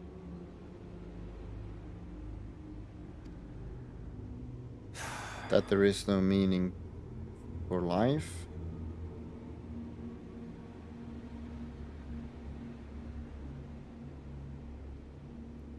Meteion, enough!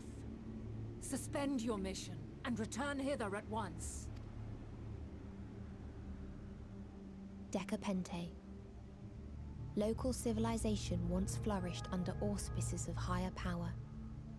Said power later laid waste to civilization in fit of rage.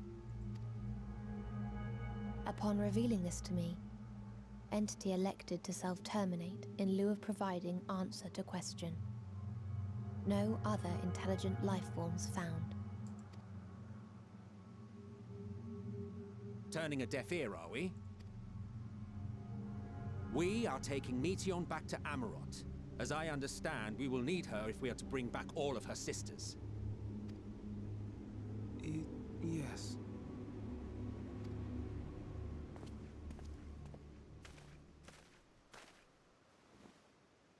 Meteion.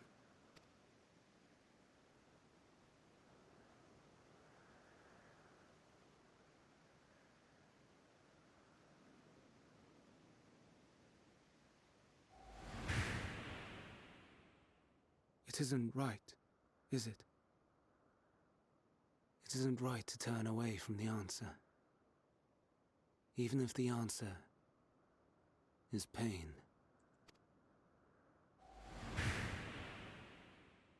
Even if we aberrations must scream ourselves hoarse to be heard.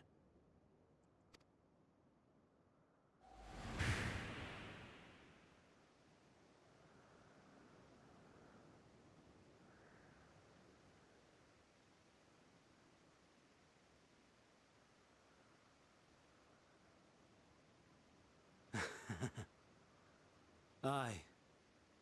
Whatever answers we find, I will not dismiss them out of hand. These words I said to you, and I will hold myself to them.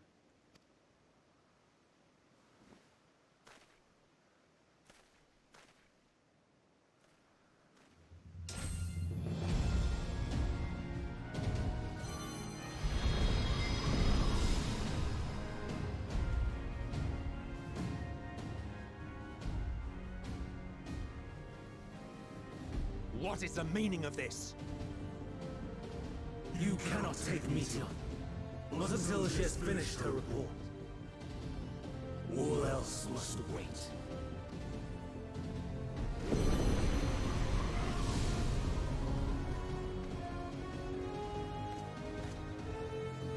I mean, I'm on his side, honestly. I'm not gonna lie. I'm inclined to agree, yeah.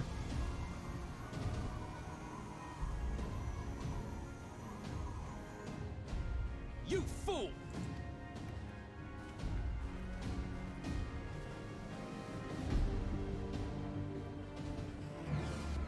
But wait. So are they just saying that because he posed the question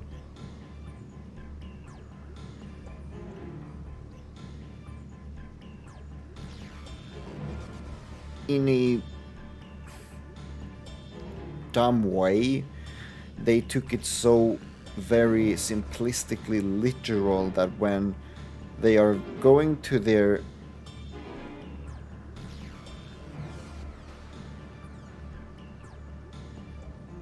when they finally reach their destination and all signs of civilization are met with violence, pain, and or death, that they can only take that as the answer, that this is what it means. This is every single being's meaning of life. The meaning of life is to lead to death, destruction, ruination, pain, hate, and anger. And the overwhelming feeling of, well, just pure dread and despair is when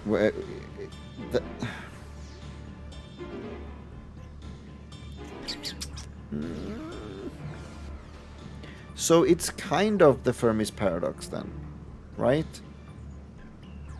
The fact that every civilization has reached I don't feel like that's too far off so far. It literally seems like it's the very paradox itself that is being laid before them that is making them feel such despair, that every single civilization at one point, sooner or later, literally no matter what, sooner or later reaches one of these great walls, and they are not able to overcome them, ending that entire civilization. And then other civilizations rise, each falling at one wall sooner or later, completely annihilating said civilization. Seemingly. Why, Hermes? Why could you not leave well enough alone? Will these answers assuage the pain you feel when a creation is returned to ether? Had you never cast your accursed question to the distant stars, you may have one day learned to be at peace upon this one. Claudius is pondering what to do next. Hermes has headed to Tysis. Considering the expansive dimensions of the place, even we may have a difficult time locating his ether. All I can say is that he entered from the rooftop and likely arrived at the uppermost point in the facility. So, do we pursue him? Of course we pursue him. No matter what Hermes might be thinking, Meteon is a potential threat that needs to be brought under our control. The Convocation's duty to safeguard this star takes precedence over any personal stake in the matter. Venat, Zelen? 'Tis clear we stand on... I just spit all over my keyboard. Nice. 'Tis clear we stand on a precipice, but we have yet to determine beyond a shadow of a doubt that Meteon's is the hand which tips us over the edge. Nevertheless, if we are to learn the truth of the final days, we must give chase, and even if neither Hermes nor Meteon is ultimately responsible, we cannot leave them to suffer this torment alone. Big agree. Agreed on all accounts. To Tissis Hyperborea we go.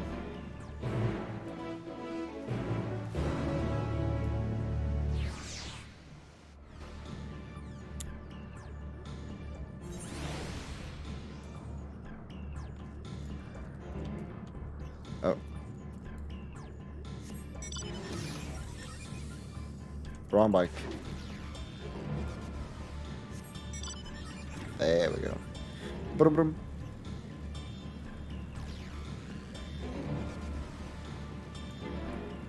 All right. Well, I guess we'll see.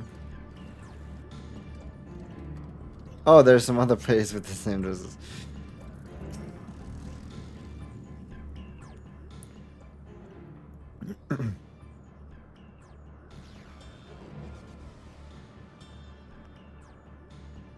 What have we here? Excuse me, has something happened inside Tissis? Mr. Svenat, I'm so glad you're here. No one knows what prompted it, but the alarm was sounded and Tissis put into a state of alert. Procedure dictated that we evacuate immediately, and we have yet to investigate further. This is Hermes doing, obviously. And what does this state of alert entail exactly? A field of dampening magics is draped over the entire facility, usually in response to escaped entities and the like. TC scholars and observers are unaffected, but everything and everyone else is weakened to a fraction of their usual capabilities. Then consider us forewarned. We do, however, have urgent business with Chief Hermes, and must enter the premises regardless.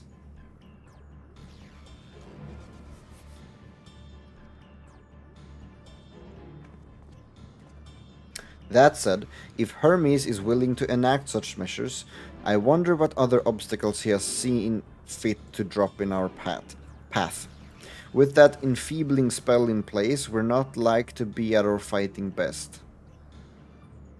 And I was hardly an effective combatant to begin with. I've little to offer beyond my ethereal vision. Then you will put that talent of yours to good use. You were fairly skilled at spotting weaknesses, if I recall. Fairly skilled? Have you gone and raised everyone's expectations?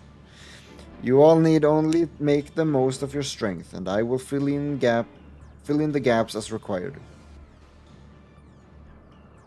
I was once Asm, after all. 'Twas my job to rise to the occasion, be that as defender, aggressor, or healer. So she's the all-arounder. I feel better about my lack of prowess already. And you, Emetzelk, can impress us with your arcane majesty. You lob potent spells as easily as breathing, but can also channel that power in a protective manner if you so choose, yes? Well, yes, should the situation call for it. Excellent, that should cover us on all fronts.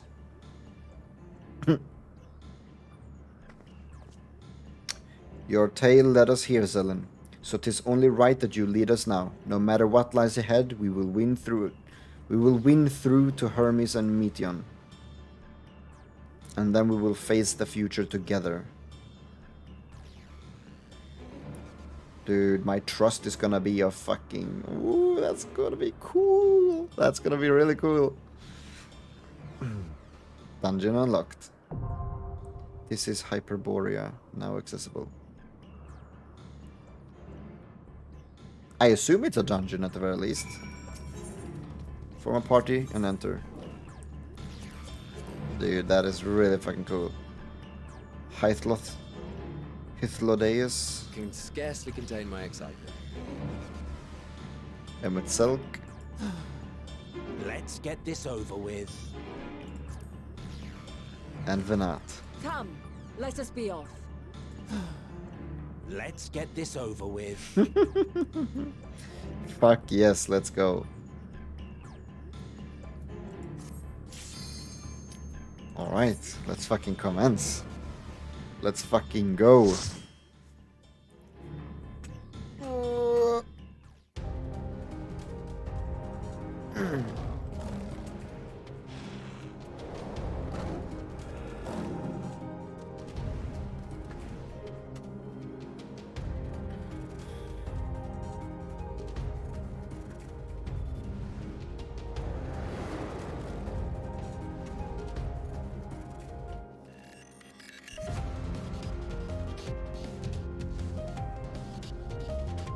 Alright.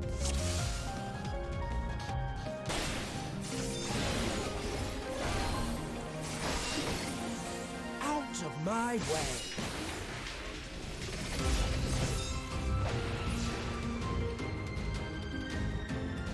The first boss. Lyssa. Oh dear, this fellow seems disinclined to his past. I have no choice but to force away. Let's.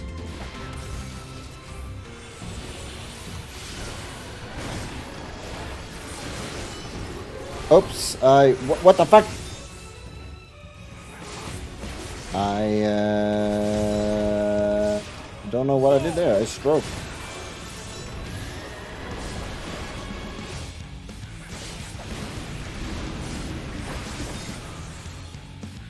He's over there.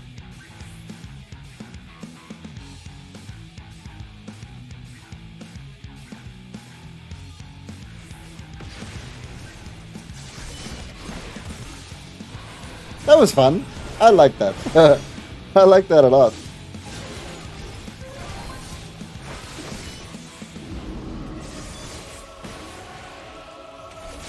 Rigid stone. They're gonna shoot upwards, aren't they? Yep.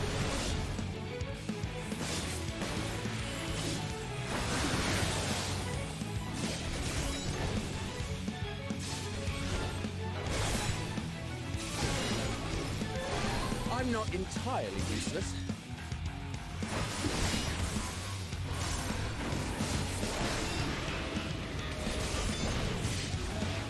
Yeah, I felt you were gonna do this.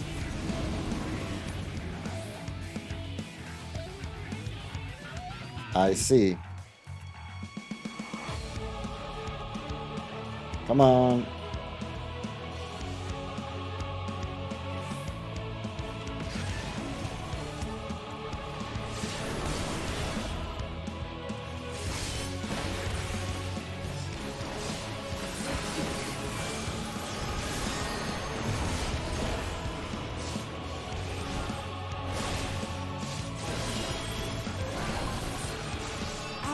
My way.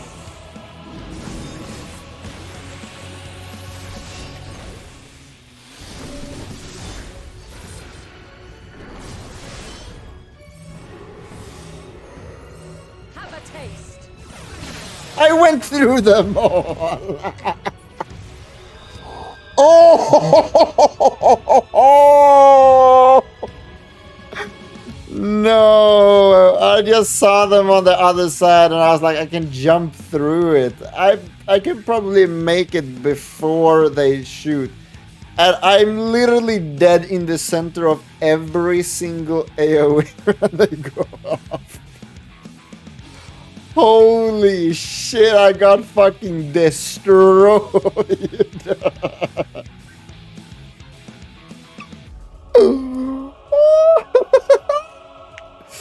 Man, that's I the dumbest thing probably, of course, being that more than likely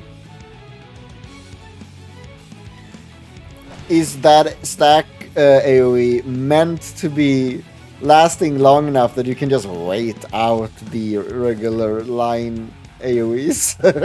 But I was like, but this would be really cool if I make it.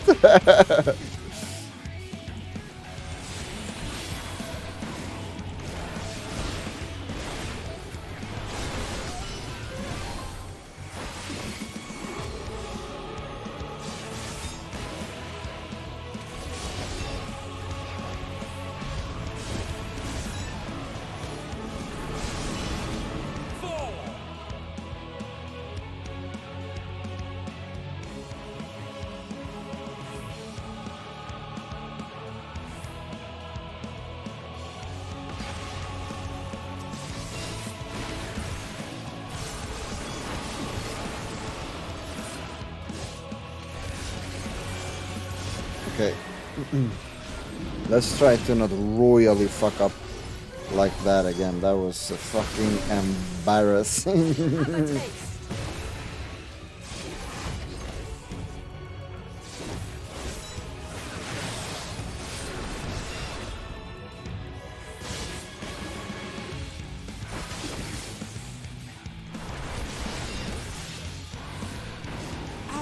My way.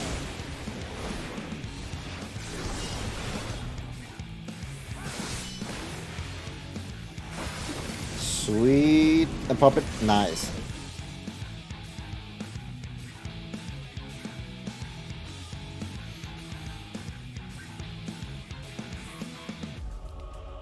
$29 minutes.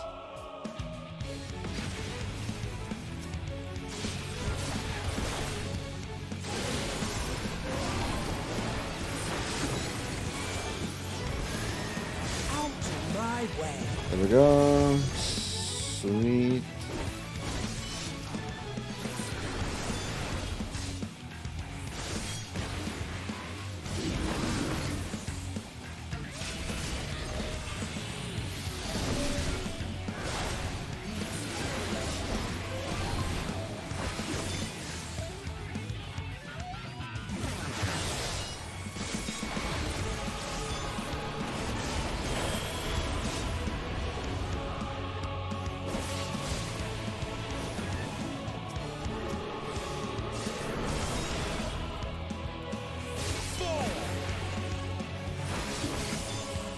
Okay, there we go.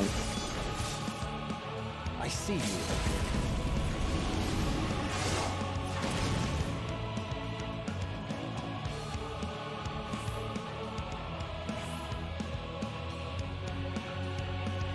Come see, come see.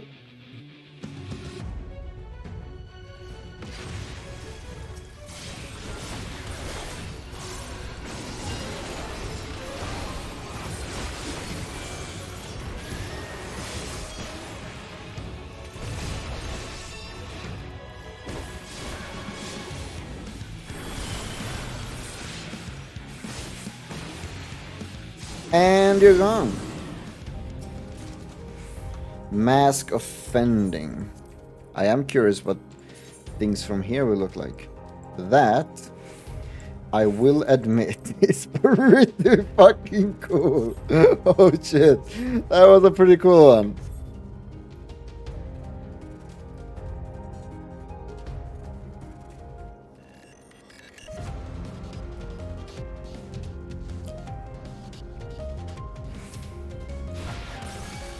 Let's see, alright.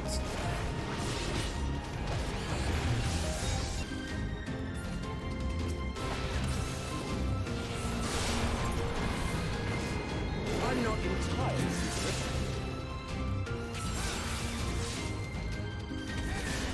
Have a taste.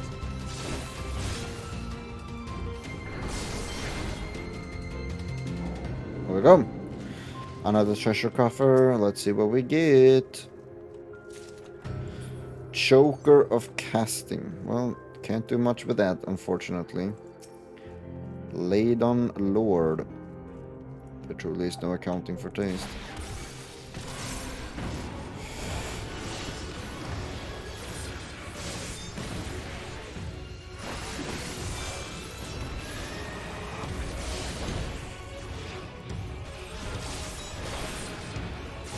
Inhale, okay.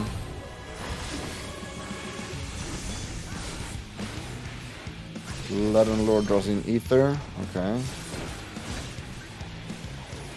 Pyric Breath.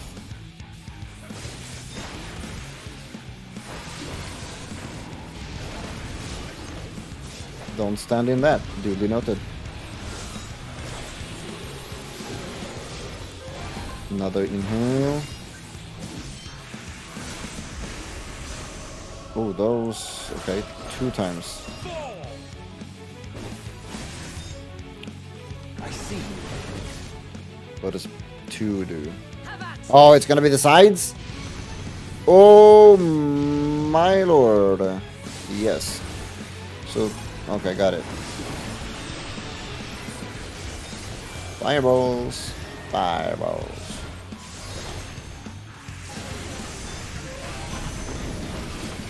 Oh.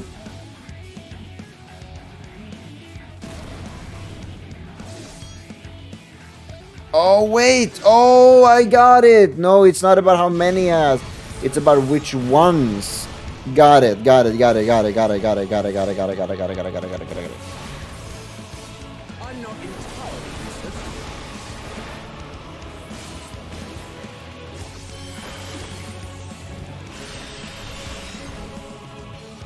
That's what you need to keep a lookout for. Will you do a side? I see you. Okay, so we need to be clear.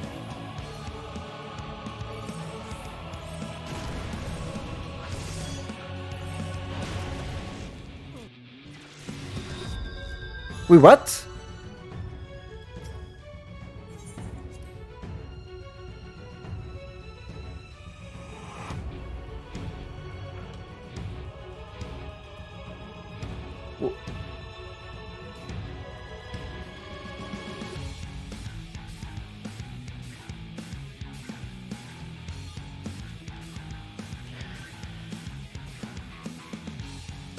I'm not sure what happened, actually. He turned around to face...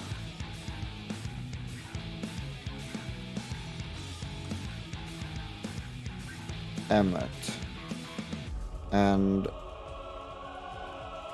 I mean, I dodged the fireballs. Did I get hit by the stack marker?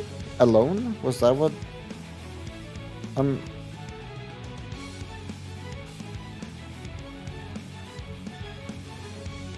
actually unsure. I don't even think I actually registered what happened.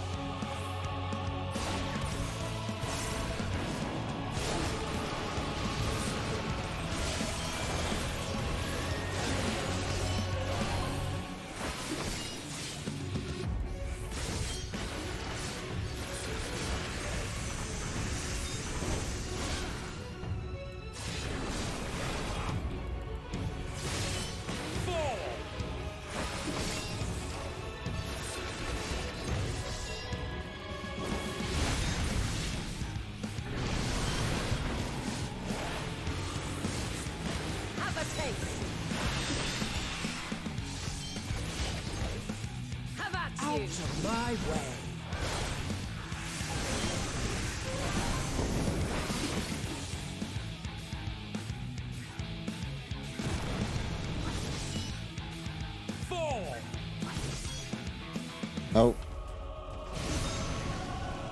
a taste.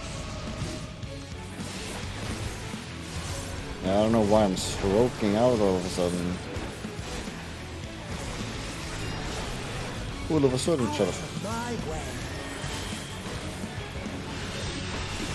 Don't say it.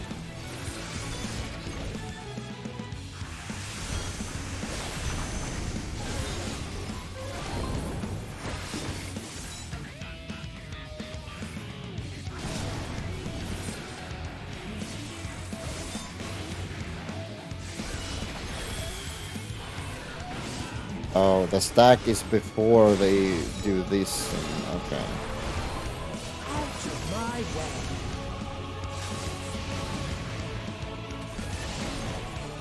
I see you.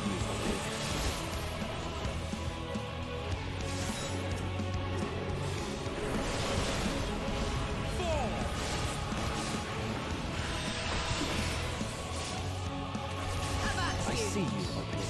So I got the order wrong. That was definitely, yeah, so I was hit.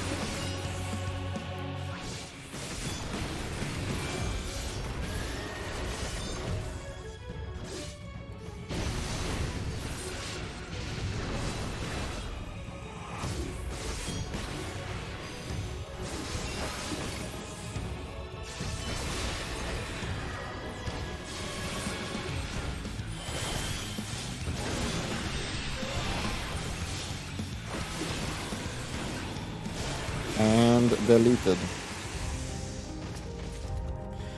Striking. Nice, nice, nice. Armor is still maiming. Got it, got it, got it, got it, got it. It's the rings. Duly noted. Rings, I should say accessories.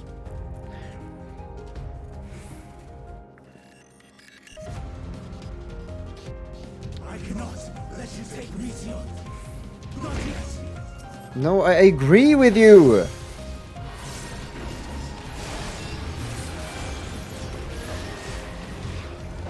God damn it. Out of my way. Yahoo! Whoa! I didn't even realize at first. We are way up here. But I don't want to fight Hermes. I agree with him. We should fucking listen to what the fucking reports are. I agree. Nothing in me says that we shouldn't. Winged Defiance, Hermes. Hermes flew too close to the sun. Comes to this. And look at how high up we are. I've no wish That's to very good. fight, but this time I cannot yield.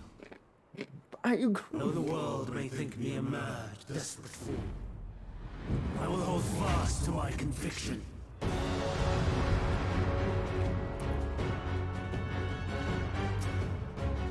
This feels like a very unnecessary fight, honestly. To protect Meteon, he would go so far as to transform, so far as to make himself a villain. I will have the time and tranquility I require. Lust and pain gather to me.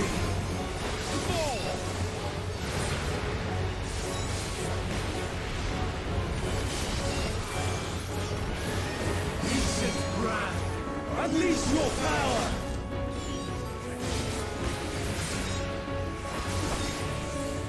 Got it. Dancing winds, here's my foe. Out of my way. And Stars on high, all is ready. Meteor. Yeah, the middle for sure.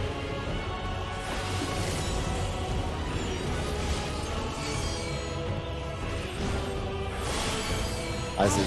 My way. Oh no! I'm dead. Oh no! I thought I made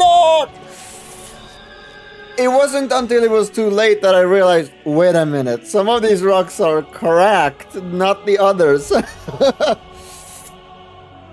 I realized just as it was too late. But this is what I like. That I can do this in a trust and just learn. There is literally nobody that can be even slightly inconvenienced at me making my mistakes when I play this for the first time. And I like that a lot. Let's do this one more time. I will have the time and tranquility I have won. Lust and pain, gather to me. Fall! I see you. Ancient brand, unleash your power!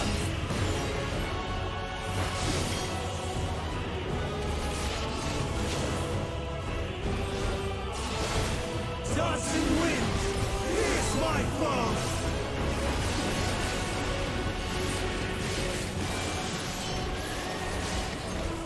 Stars on high, fall as rain!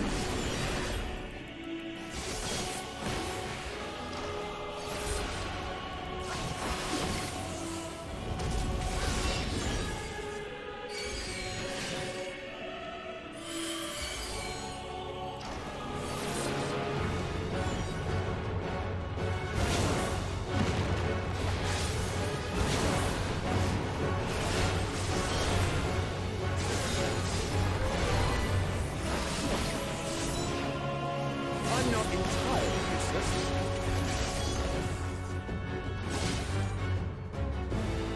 Interesting.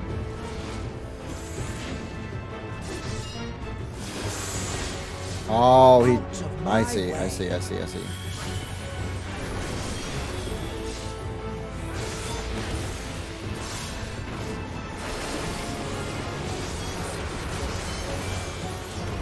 Thank fuck that they have interruptible mechanics. That is something bosses have been missing out on a lot, in my opinion. That's really nice to see. Now, granted, that also makes it so that now that I'm doing the trust, I have no idea what the fuck that thing was, but...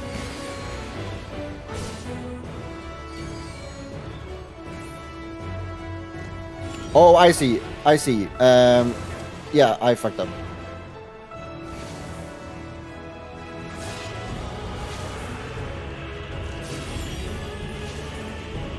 I realized too late.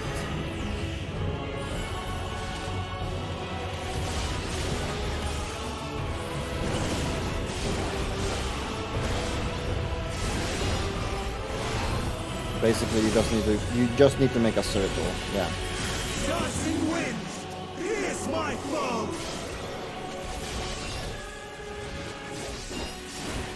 But this fight once again feels so unnecessary. For the sake of reason. It's just I'm on your side though. I literally agree with everything you're saying and doing. We should definitely hear the report to its full extent before we just do something rash. Yes, you are indeed correct. You should. Stars on high, fall as rain!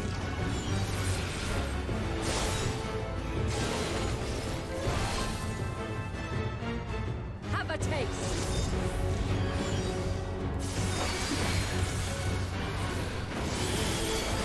I'm not entirely useless.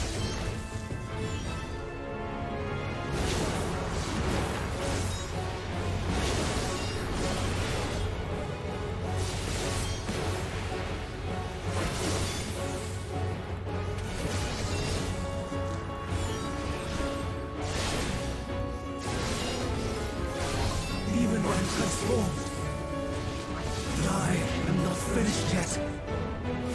Not quite as planned.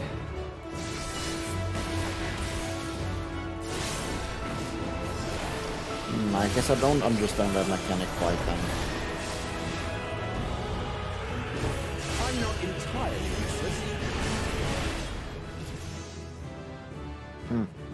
Yeah, that mechanic, I'm not quite sure No! if it shoots or not. I suppose we have to share the amount of damage it deals or something. That's why we need to split.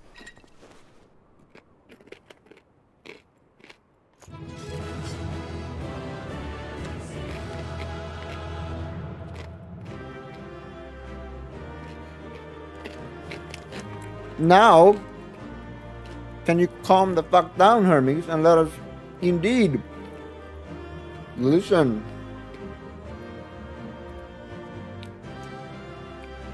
You gain another stack. Uh-huh.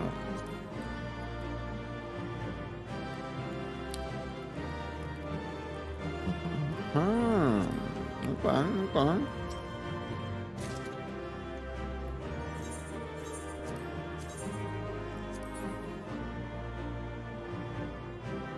That was a cool one. Sure. But unless the cards have an effect on them, I don't want it. It's such a simple thing to just add a cool effect to the cards themselves. That's why I like the Deep Shadow one, because there it makes the cards actually red. I think that's really cool. Now, Hermes, please, for the love of fucking God, just listen to my reason. Listen to my reasoning.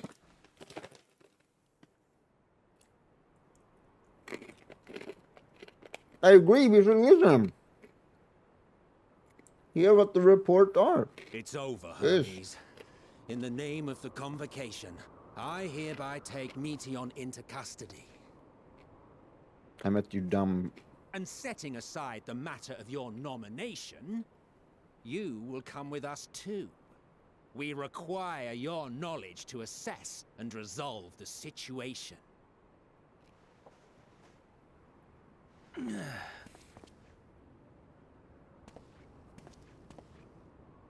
Meteon, I am so sorry. Would that I could have listened to your report in full. Reflected upon its meaning and conveyed it to others, that they might reconsider their chosen course. But I have failed, and that wish will never be realized. However, ere our fates become the province of others, I bid you tell me just one thing. Was there happiness in those distant stars?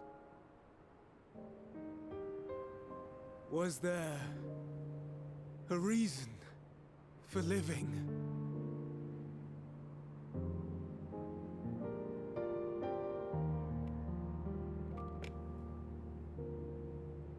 We conducted our search as per your instructions. We scoured historical records, communed with the spirits of the deceased, heard the final testaments of the dying, welcomed their shadowed hearts into our own. One race had striven to create a world bereft of animosity. They renounced relationships to avoid interpersonal strife, and in so doing brought about societal collapse. One race had renounced war and devoted itself to the enrichment of its people. They were conquered. Though they destroyed the enemy in reprisal, they could not regain their former glory. One race had concluded that finite time was the root of all woes. Aspiring to shatter its shackles, they went in search of infinity. They discovered nothing is infinite, and that neither time or death can be cheated. Disillusioned, they gave up on the future and themselves. One race had discarded all things that gave rise to sorrow, hoping to have only joy. They found joy lost its savor in the absence of sorrow, and lost their will to live. Though worlds apart, these peoples shared a belief. The belief that they had tried their best. That they had tried to fulfill their potential with every step and success. In the course of which, they learned the truth. That they would never be free of fear and sorrow, anger and despair, of loneliness, so long as they yet lived. Even now their souls cry out for oblivion. And to this song of anguish, I lend my voice. We lend our voice. Oh, beloved mankind, shimmering jewels of beautiful Atheris, rejoice, for we will free you from the cruel yoke of existence. There is no need to struggle in vain, for in nihility awaits salvation. You will know peace and serenity, and it will be beautiful. We will make our nest at the edge of the universe, and there in the dark of dead worlds hoard sorrow and suffering.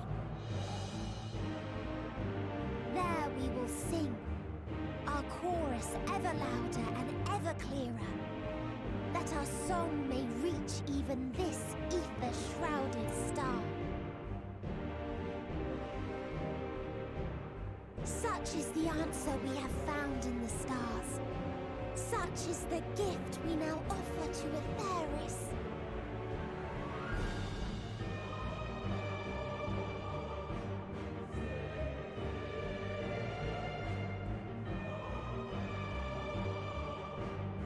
Who are you to decide our fate?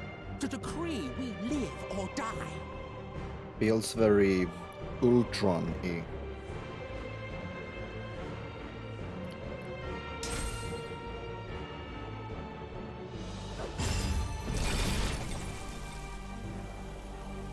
Have you lost your mind? You heard what she said.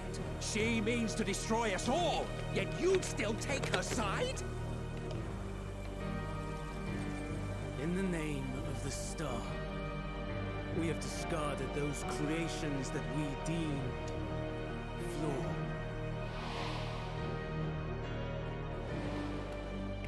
If we ourselves are flawed, does not stand to reason that we too should be discarded. That is sophistry, and you know it. Perhaps it is. Perhaps I am wrong. Who is to say that you are right?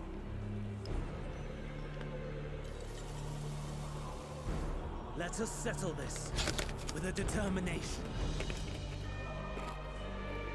In my authority as Chief Overseer of Elpis, I will make a judgment on man's fitness to exist.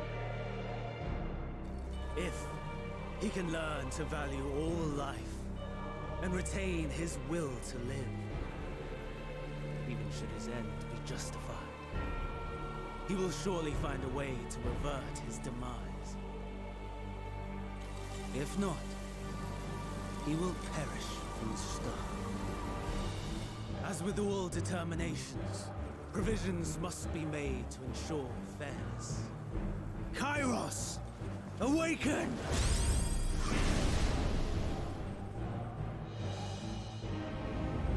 Memory reconfiguration system Kairos activated. Awaiting instruction. Command. Universal memory alteration. Target area. Catesis Hyperborea. Starting point. Arrival of Emmett Selk. The convocation at Propylion. Endpoint. The present. Erase the memories of all events. Replace with a vague recollection of the following. I was here, preparing to demonstrate the functionality of Kairos to Emmett Selk and Hitherdays. Meteon's shared consciousness became unstable. She and her sisters could not sustain their existence, and all dissipated with burst. The resultant shockwave accidentally triggered Kairos, which erased several days of memories from all present. Execute. Command acknowledged. Initializing. 3 processes remaining to execution. Bravo. I dare say one would be hard-pressed to make it fairer. Everything that you told us, everything that has happened, the fact we've even met, it will all be gone.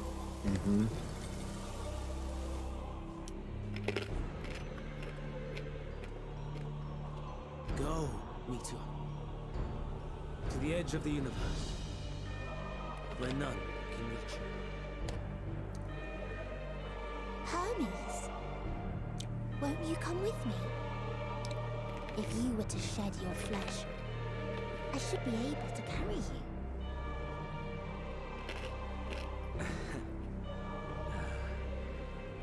I will remain. As a man, I will oppose the oblivion you bring. Silly fool.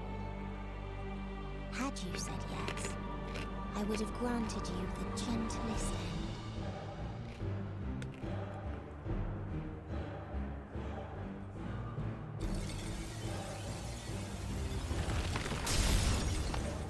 This ends here!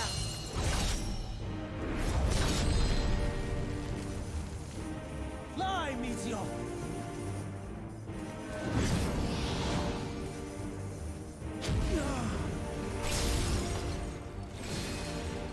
Oh, Enough, Hermes! Argos, to me!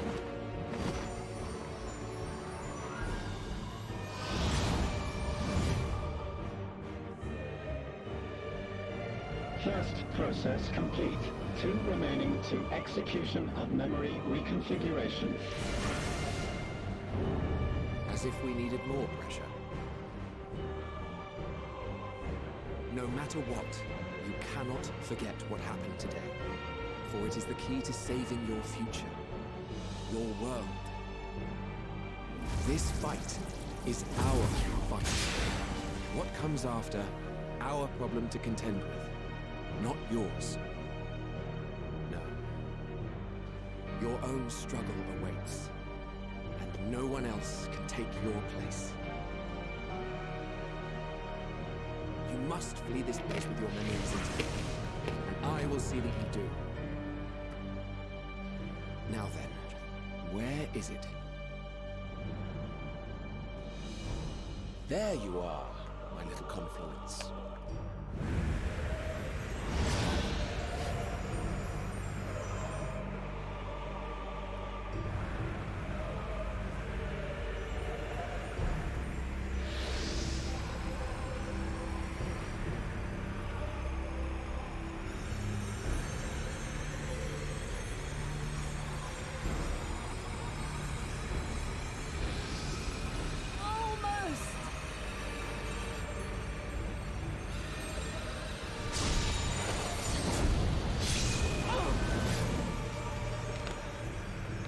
Very well, then.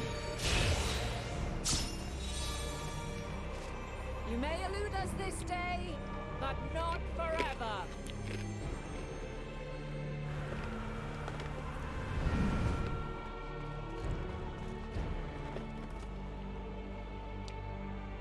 her blessing. Meteon's gotten away. Second process complete. One remaining to execution. No time for brooding. Listen well. Beyond lies a spatial confluence that connects the interior sections of this building. Okay. I will destroy the confluence and force open a way outside. When I do, you must jump through.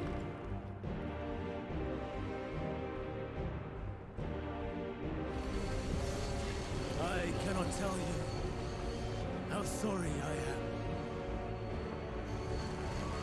But neither can I let you escape!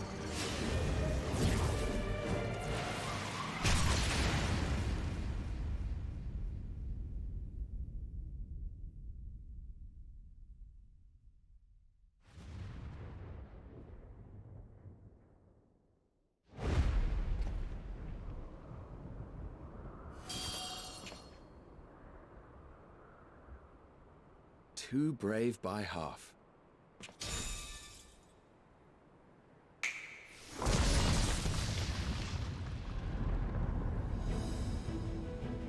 Exemplary work, as always, Emmett Selk. What? But how? I thought the confluence was... over... Over there? Yes. We were rather hoping we would. It was never anywhere but where it is now. The instant those two began making their way towards nothing, 'twas clear the plan was a diversion. I'm quite incapable of destroying a confluence, I must confess. Oh shit! Gambit brazen beyond words. Though we've grown accustomed to reckless improvision due to the antics of an incorrigible associate. Awesome! Motherfucking awesome, dude! Awesome and Venet. Certain present Venat. company, incorrigible is an understatement. Honestly, I'm beginning to suspect it's a requirement. Oh, that's fucking ingenious! Oh shit! They're so reckless, they're stupid. Almost. Even now, I do not believe your tale. I would not suffer us to walk such a wretched path. Still, if it must be said, Yes. do not squander it. The legacy I leave you. Oh.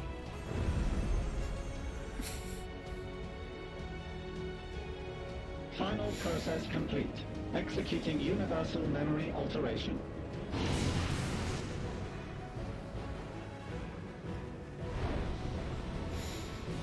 Go, Argos!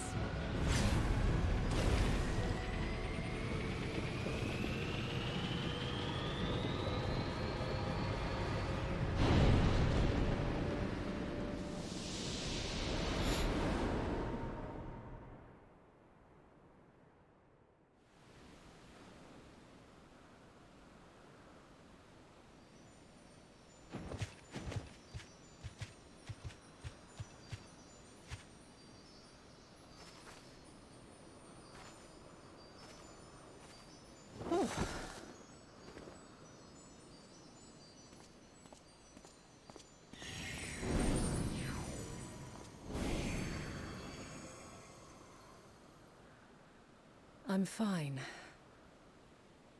Just a little tired.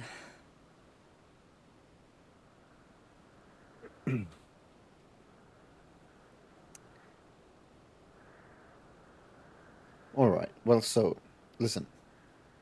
Basically, the Fermis or Fermi paradox is basically what they're running with here, then, at that point, from, if I understand it correctly, right? They went out into the stars and realized that everywhere, no matter what, every civilization had at one point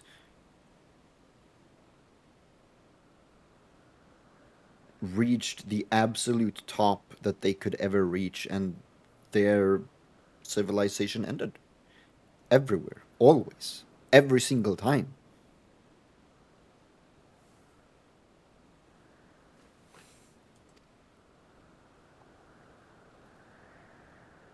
Can it be true? Are we the only ones left who see beauty in the world?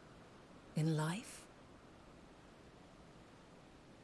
Are the stars above no more than husks of fallen civilizations?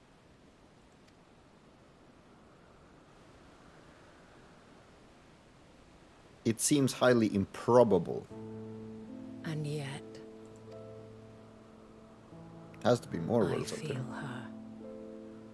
Though she is unimaginably distant, I feel Meteon's presence.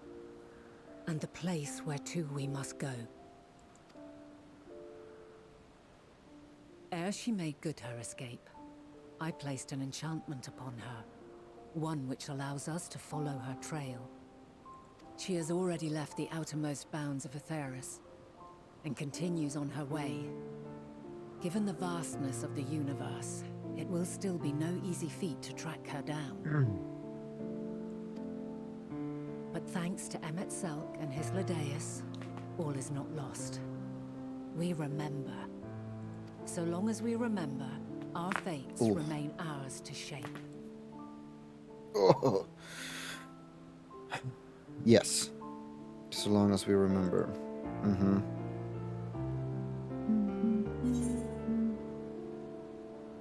What became of the others, I wonder? Yeah.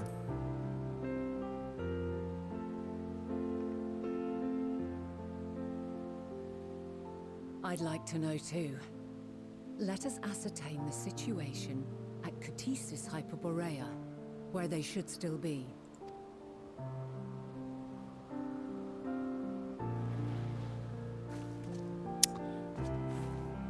Given the likely state of their memories, however, it would be imprudent for us to approach them directly. In which case...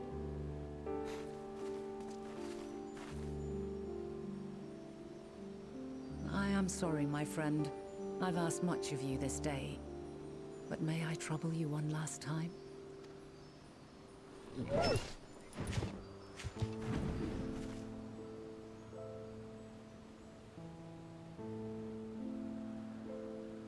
Argos will investigate in our stead. We will share in his consciousness and see and hear as if we were with him.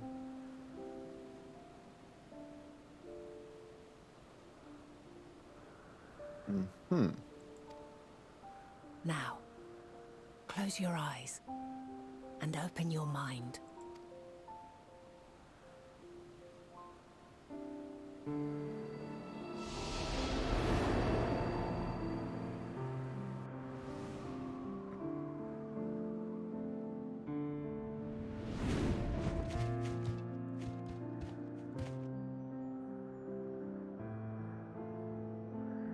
Thank goodness you are unharmed. Unharmed? There is a gaping hole in my memories. I can scarcely remember arriving here in Elpis. Forgive me. I was preparing to demonstrate the functionality of Kairos to our guests. But Meteon, her shared consciousness became unstable. And she... So, that's what prompted the state of alert. And when you went to investigate, you were caught in Kairos's accidental operation. So it would seem. It's all a blur to me. Such an unfortunate accident. Oh, and what of Vinar and your other companion? You went inside together, as I recall. We did? If Vinar was with us, I have no recollection of it. But that there is her familiar, is it not? The fellow seems happy enough, so I think it's safe to assume his mistress is well.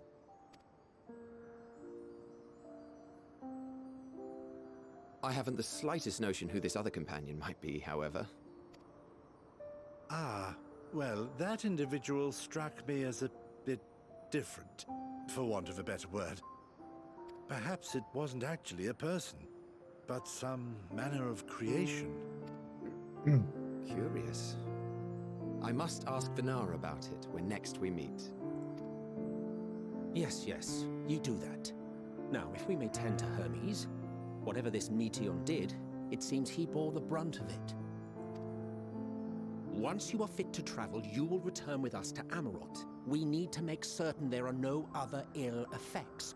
Also, I am here on business of the 14. We've already had the conversation, like as not, but since your toy wiped my memory, we'll have to have it again. Yes, of course. As you see fit. This Kairos, it manipulates memories through the emission of etheric waves, correct? There is a theory which holds that memories scoured by blasts of ether are restored when the soul is cleansed in the underworld.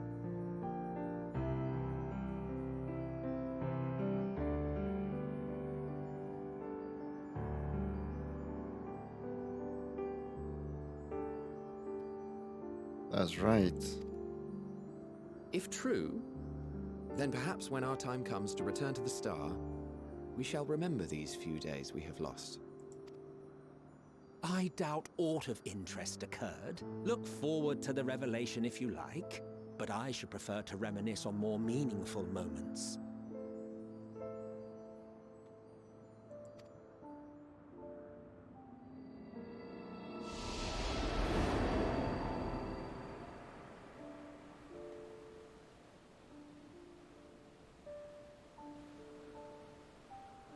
Let us rest, if only for a while.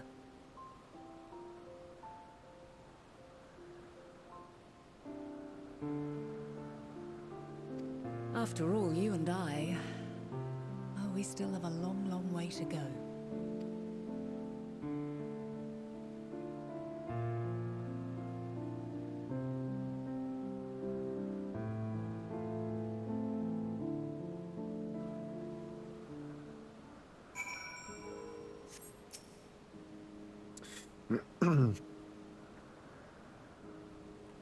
I don't know what to make of it all, honestly. I really don't. It feels...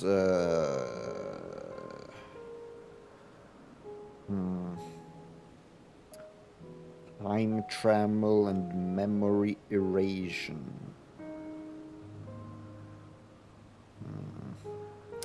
Are you feeling at all recovered? I understand that your exertions were more than purely physical, but resting one's body, if only for a moment, is never without merit.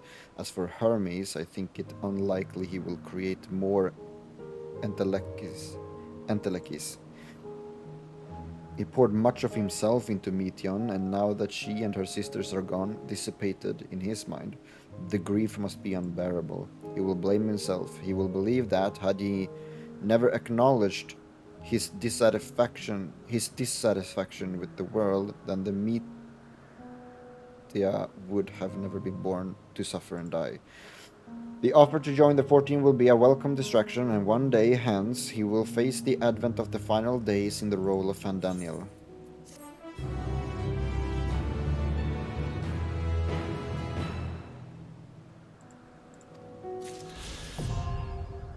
But how stupid must I be to still feel like I'm missing, like, what is... Then I still don't quite understand. So the entire apocalypse happens, and half the population here willingly gives themselves to Zodiark so that all can continue as normal. Life can continue without being all fucked up. So why... I still don't understand why Vena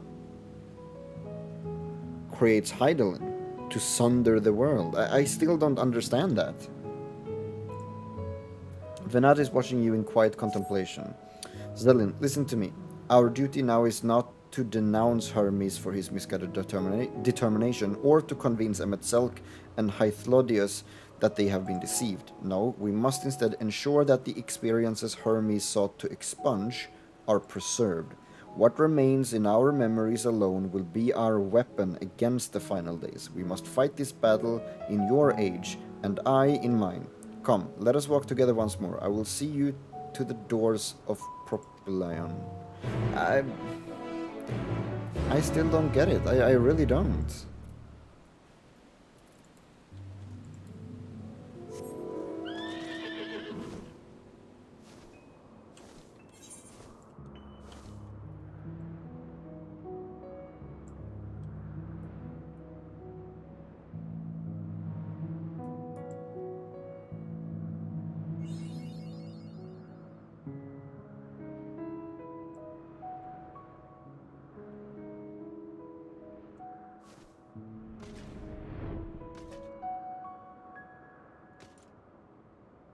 Apples and apple slices.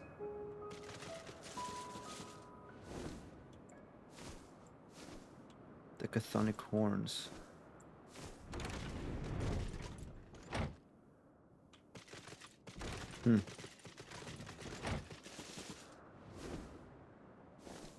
I still don't understand the reason for Heidelin's existence.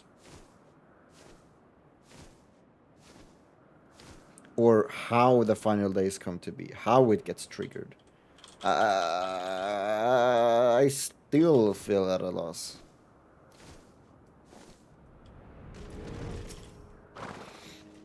Your time in this age is drawing to an end. Upon speaking to Venat, several cutscenes will play in sequence. Until then.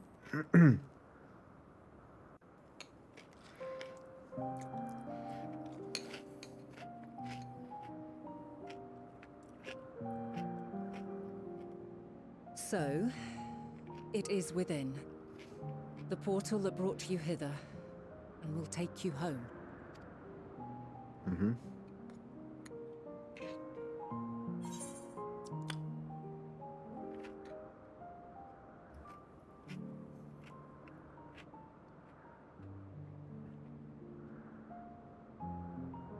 Yes.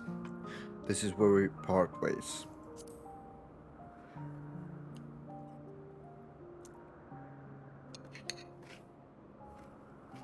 May you and yours emerge triumphant. Make use of the knowledge you have gained, that your days in Elpis and our friend's sacrifice be not in vain.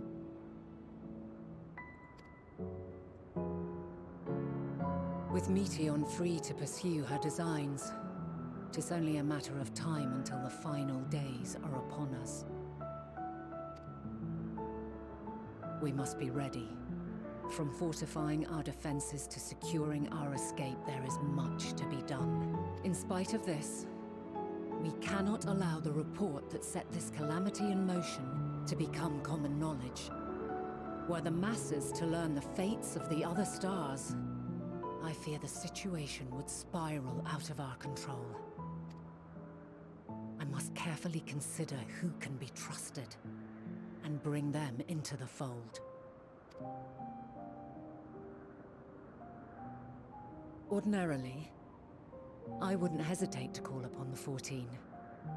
However, it was the desire for a fair determination that drove Hermes to attempt to erase our memories.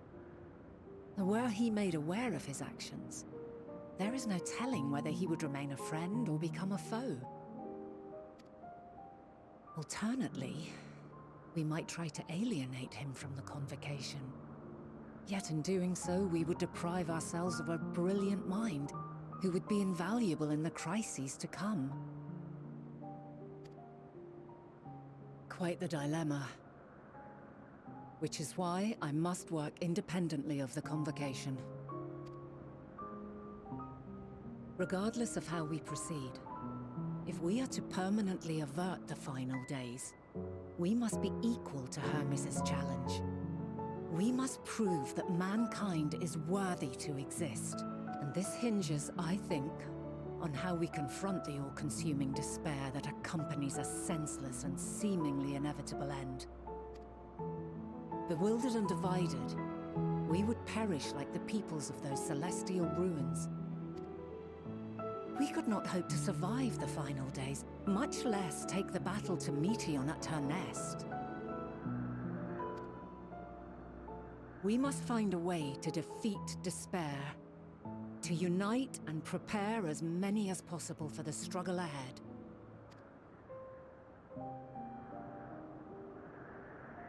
Heavy will weigh the burden of guiding this legion of souls. Yet I have faith in mankind's potential. As long as he believes in himself, there is naught he cannot achieve. So I will not give up on him. On us. You may find your world to be very different.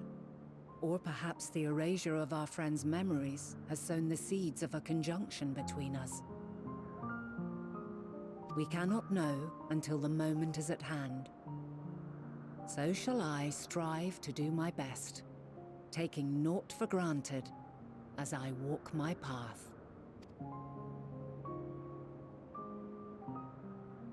And I pray you walk with me to the end.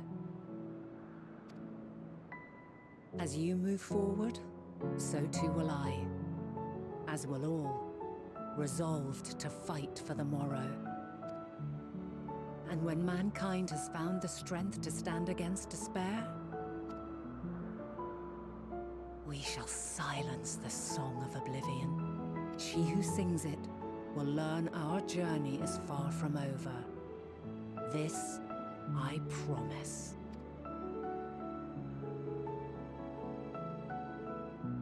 Fare you well, my light of the future, till we meet again. I'm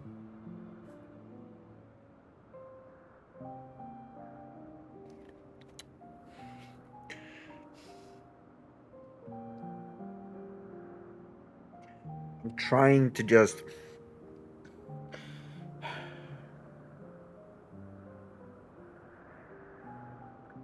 so the Entelekis, they're all around the universe at the far edges, singing songs of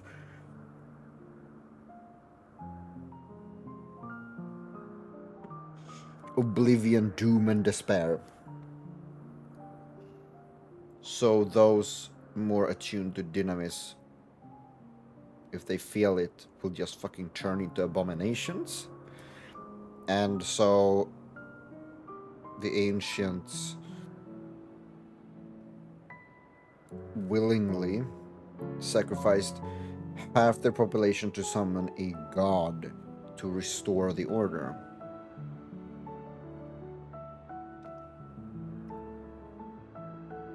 And then Venat went off to say no and destroyed. So I still don't quite understand. I'm not gonna lie, I don't.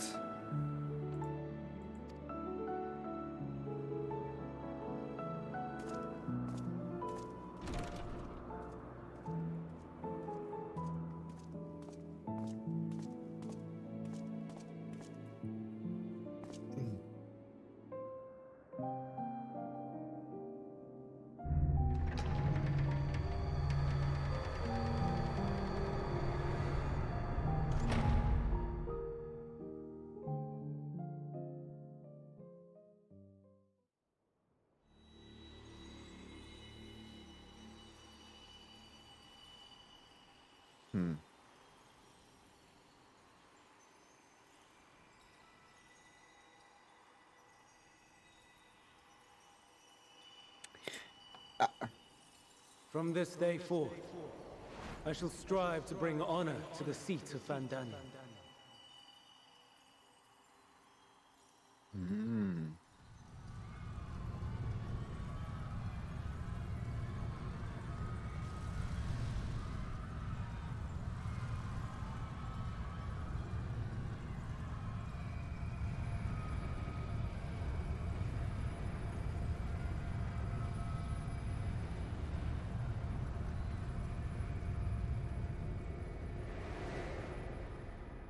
Is it another time travel thing?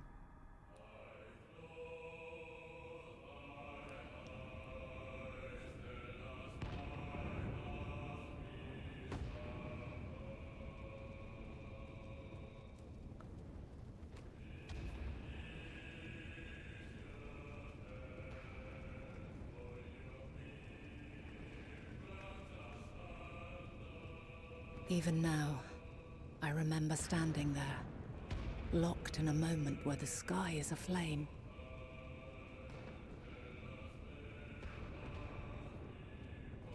Where stars fall as tears, and screams darken the seas. Where resignation rots the trees.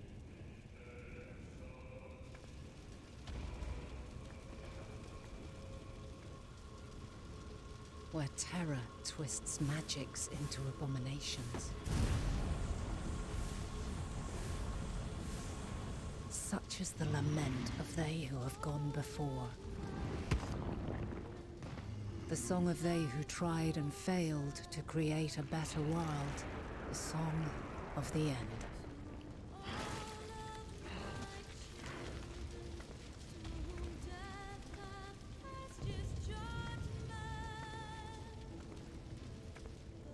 That which hides at the edge of the universe is no longer hope's creation.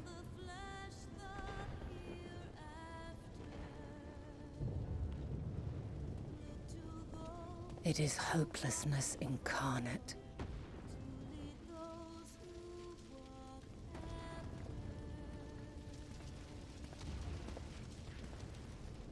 That day, mankind saw half of its number sacrificed to bring forth Zodiac.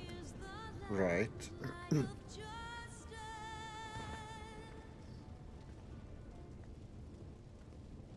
And covering the star in a shroud of ether, we forestalled the final days. Right.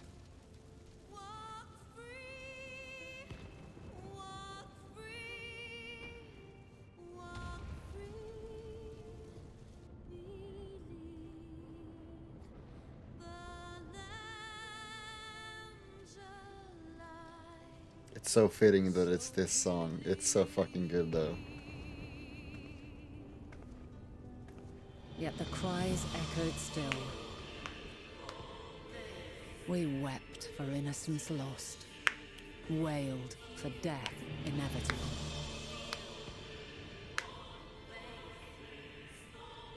A reality too terrible to bear. And for too many who sought comfort in gilded memories of joyful days and tranquil nights.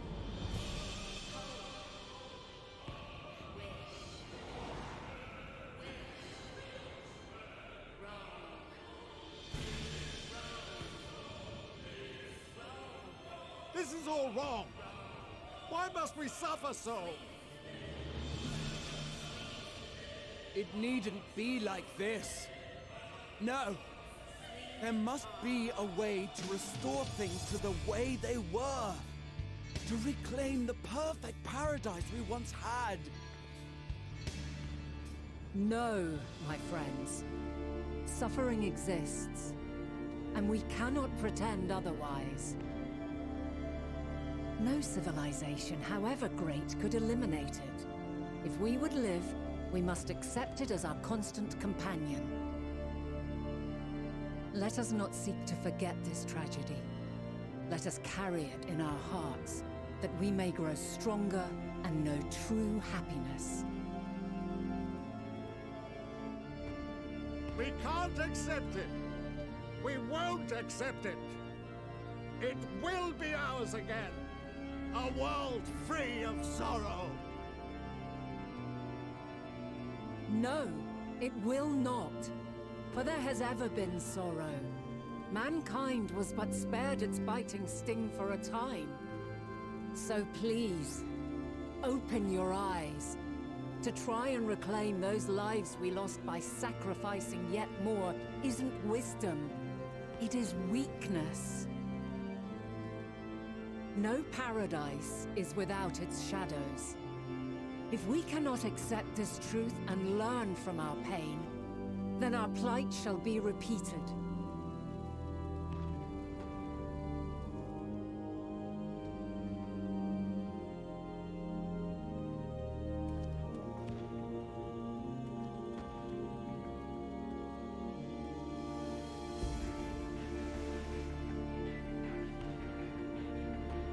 mighty Zodiac, God born of our boundless faith, we bid you, hear our prayer.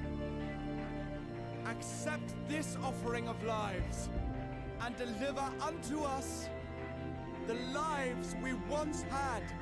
Deliver unto us the days of old, the days when the star was a font of love, and we knew naught but bliss.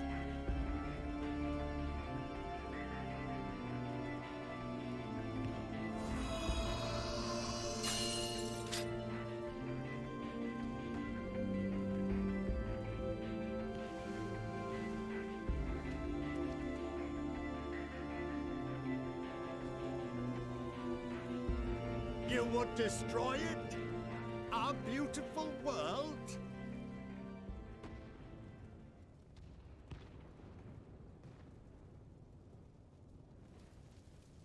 Lands that stretched on forever. Skies one could drown in.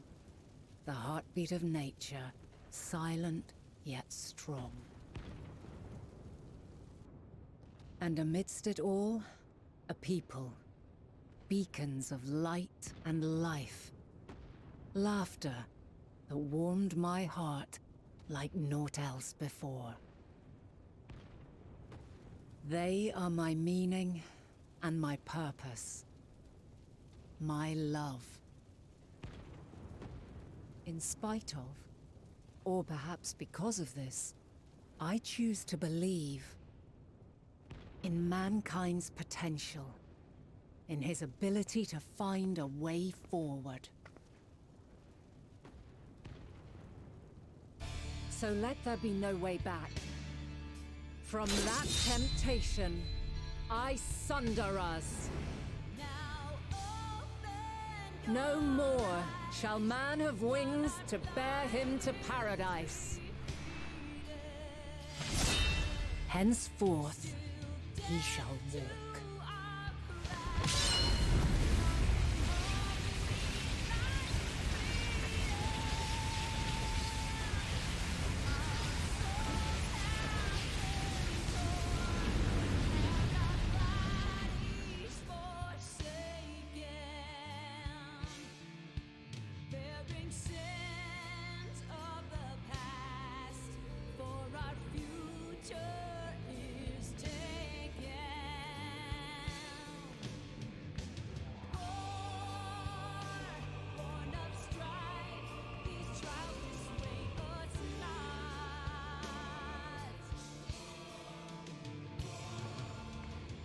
All is excruciating pain. I breathe fire and torment.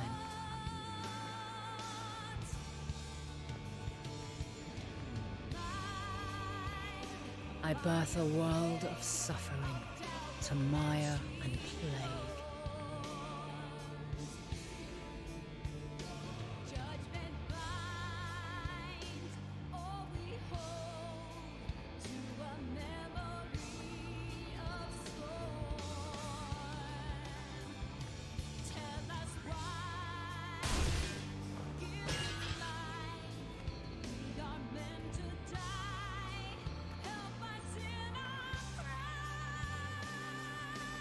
In one fleeting moment, lives come and go, ever moving towards the unknown. And in that fleeting moment, they cry for the answer to the question. Why, given life, are they meant to suffer, to die?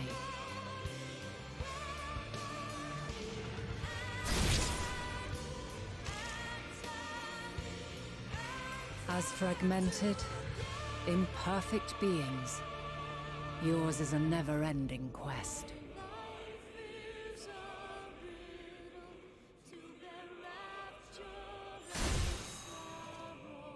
A quest to find your purpose, knowing your end is assured.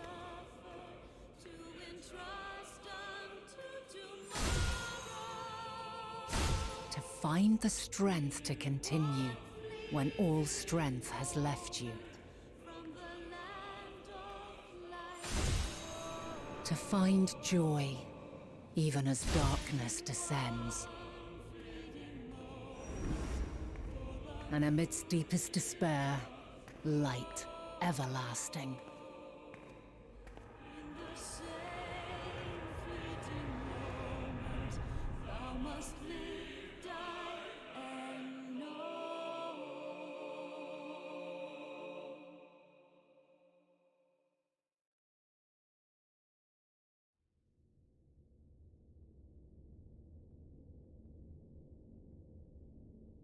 A conjunction has begun to form, an intertwining of your time and mine.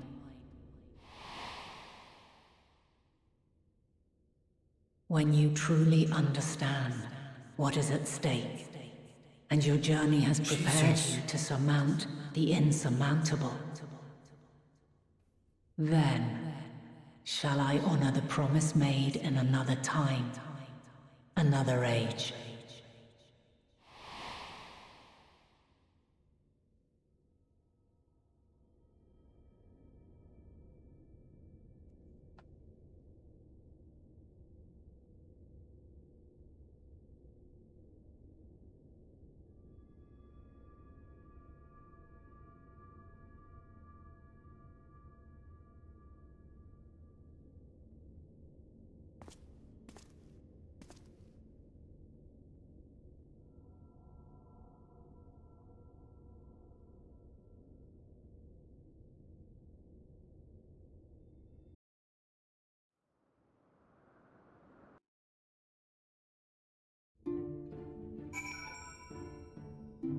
Okay, so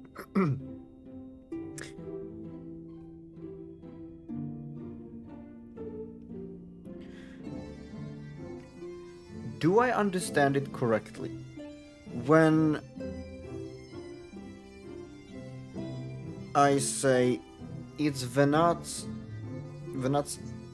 idea is that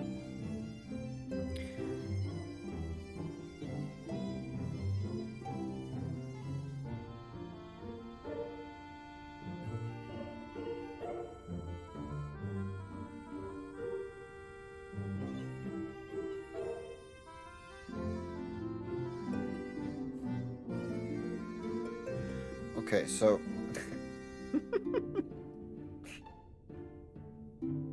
all of these meteor went out into space and visited various different stars or celestial bodies, all that had vast civilizations just gone.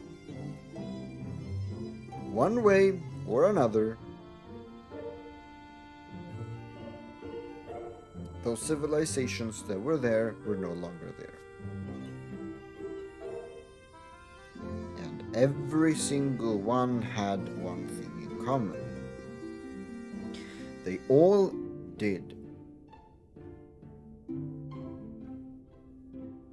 Every single one of these civilizations had a goal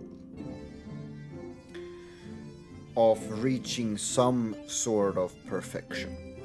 Now, this form of perfection could come in various different ways and be reflected in different ways, in the sense that, for instance, there was one that their world of perfection was that they would eliminate literally everything that came to feel sorrowful or despair or that was tragic. They removed every single source of negativity in the entirety world. And they succeeded. But in doing so, the positives no longer had any meaning, because there was nothing to compare it to. It was just all meaningless. And then, thus, they found themselves with no meaning anymore. There were those who sought that complete peace and love should be the only thing to exist. No anger, no war or anything. And they basically reached that form of complete tranquility, but were then absolutely destroyed by neighboring countries who harbored hate. Is the Knots' idea then that it can never ever ever ever work because if we are given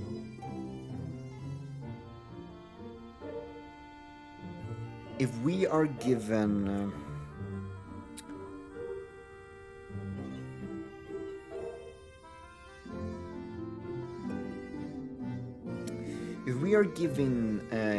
infinite lives, we're basically immortal, and we are given powers that are limitless.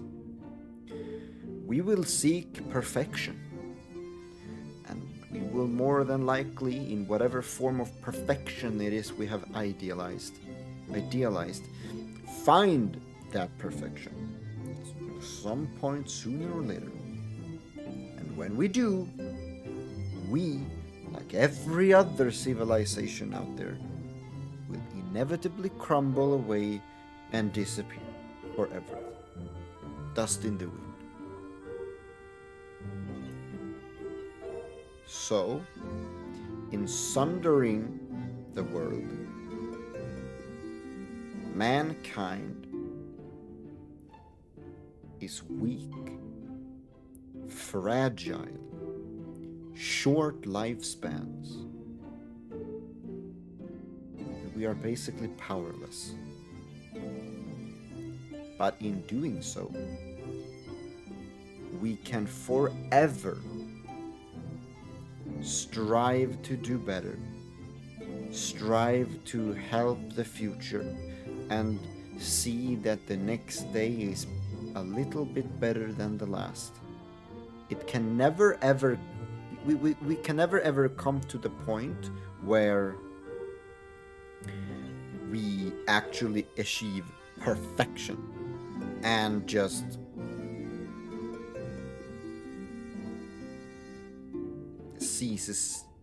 where we cease to be when we're sundered.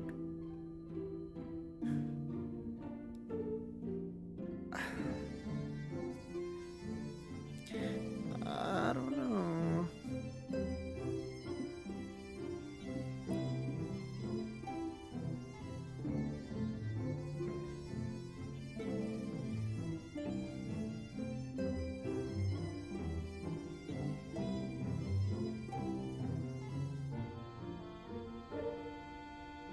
And so the reason she shackled and bound Zodiac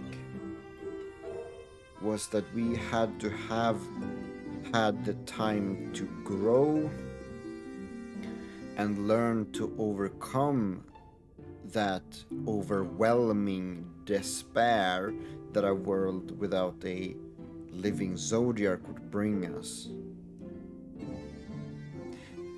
I don't know. I feel like I don't know if it's just me who's a fucking dumbass. I mean, which is, let's be real. It's more likely than you think. But I don't quite get it still. I don't feel like I do. A, either I'm missing something completely, or B, I just don't fucking agree with the nut.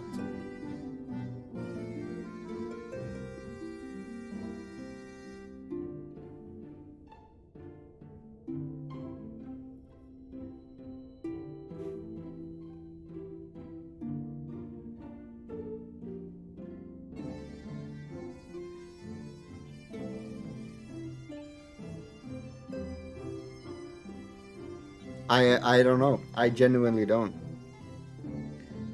I don't know what to think or. Huh. Mmm.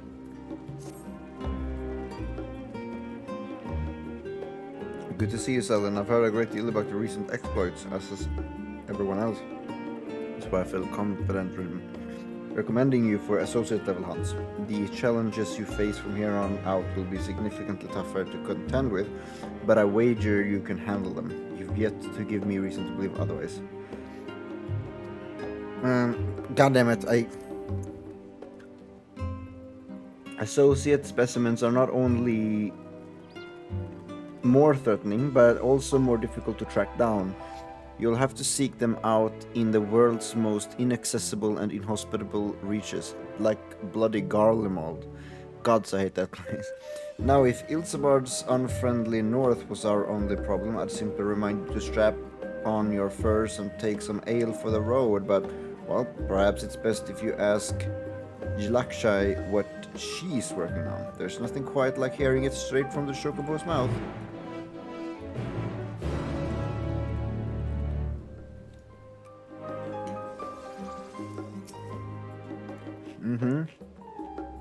Yes, I heard from here.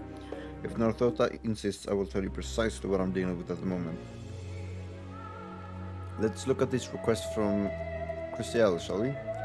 She's Charlane's sole xenobiologist, a self-proclaimed one, mind you. And it's her raison d'etre to prove that life exists upon stars other than our own.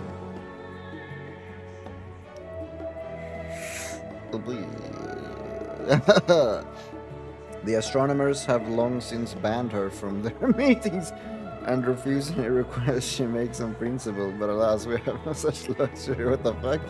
She's been demanding samples from the moon for some time now, despite the obvious impossibility of acquiring them. Associate hunts often present such challenges, ones with no ready solution. Though we gleaners pride ourselves on resourcefulness, all we can do in such cases is post them on the board and hope for a miracle. Try telling that to the clients, though. In any case, I would be thankful if you'd take a look at the board and try your hand at any builds that suits you. The guild ship has high hopes for your success. No pressure, of course. No pressure.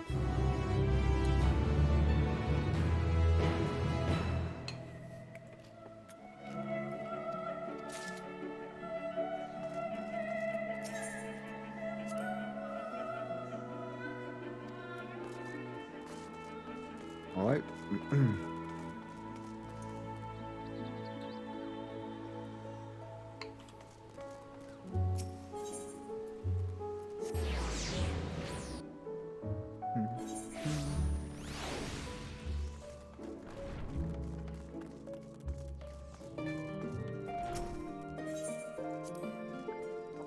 Oh boy.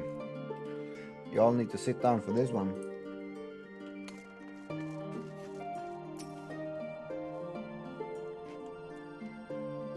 Zelen, impeccable timing as always. I'd heard you were often the first as part of our effort to investigate the final days. Well, as so often seems to be the case, while you were away, we've had some few developments, which we can discuss in just a moment. For now, however, I cannot tell you how wonderful it is to have you back.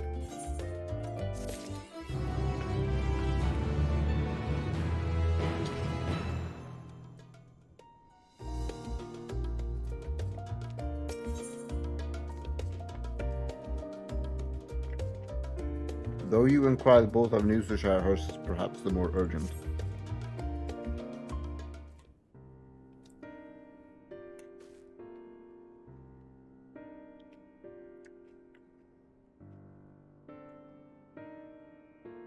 I mean, I don't know what I've learned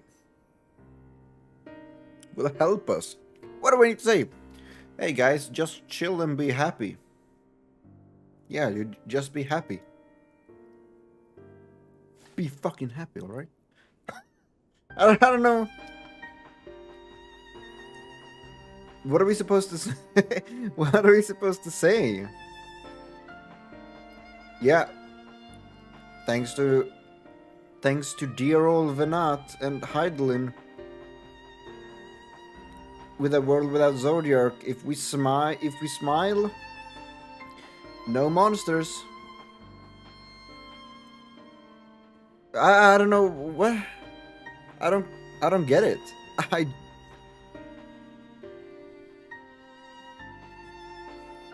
So have you learned aught more of the final days? Dude, I feel like such a... I don't know. Have I? Really?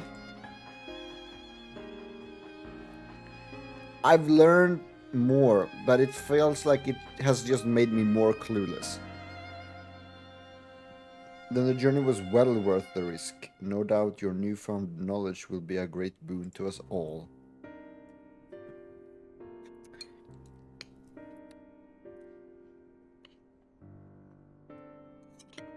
Unfortunately, during your time on the first, events here have taken a turn for the worse.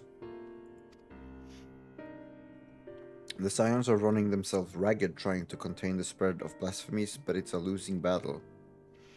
To try and ascertain the where and why of it, Alizé and Alphino have been traveling all over. Of all the regions they've visited, Locus Ammonius is one of the worst affected. Thankor, Destinian, and Graha took a detachment of allied soldiers there to offer aid and succor to those in need. But the province is vast. They only managed to visit a handful of coastal villages. It was an accomplishment worth celebrating still, but a drop in the bucket at best.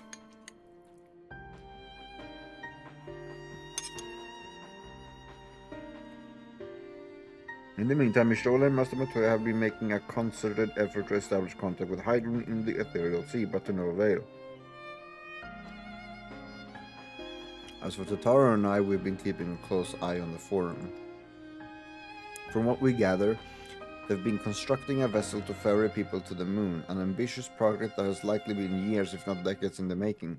However, since we've seen no sign of it thus far, I suspect it's still incomplete. You will also recall the proposal issued by Master Fortunat to the people of Razathan. Following their discussion, Virtra declared his support for the plan and urged those who wish to evacuate to accept the forum's invitation. So far so good, but that's where the things get a little strange.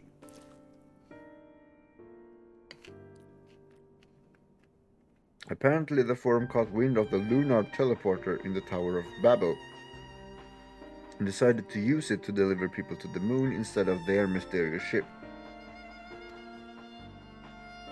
Therefore, to secure safe passage for the Hanish refugees to the tower, Alphino, Alizé, Estinian, and Graha traveled to Galmarv not long ago. Trouble is, the capital was hardly the safest place to begin with, and now the final days have come to Garlemald. Oh shit.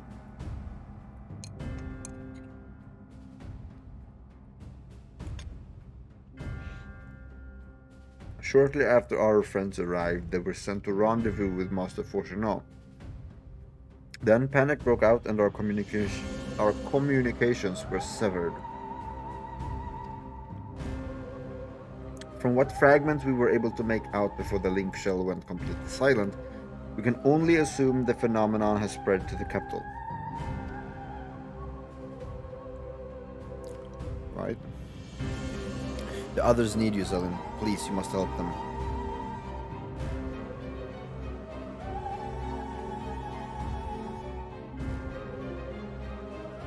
Having you there will make all the difference, I'm sure of it. Camp Broken Glass was their first port of call, so you'd best start there. Hopefully Lucia will know where they are. There's no telling what you'll be walking into, so you had best take every possible precaution.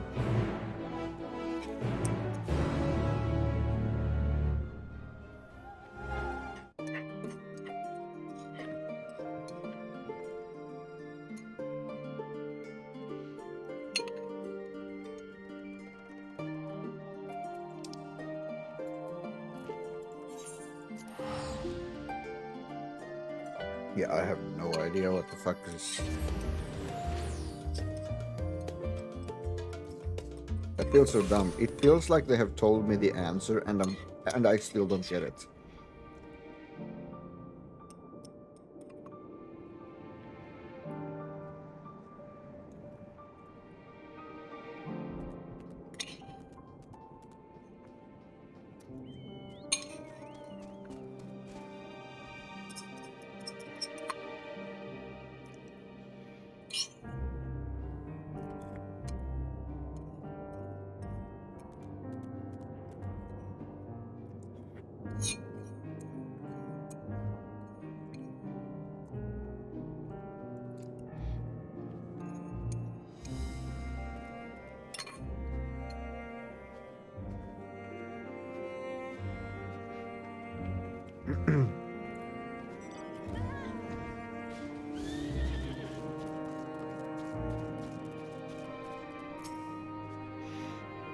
Zelin, another moment too soon. The skies over Garlemald are ablaze, but it's events on the ground that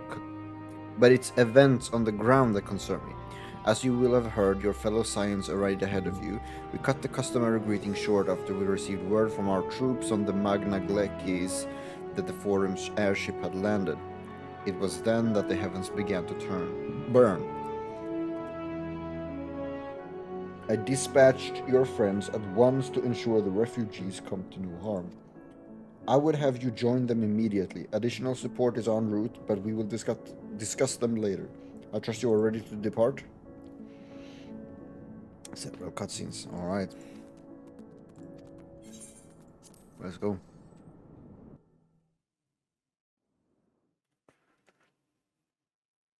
Earlier on the Magna Glakis.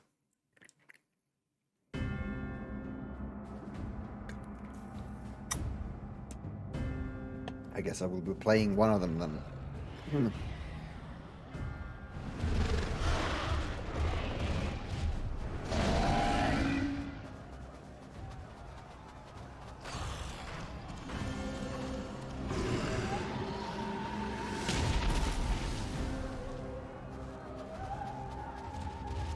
No. No. No. We were promised an escape. Not the same you fled.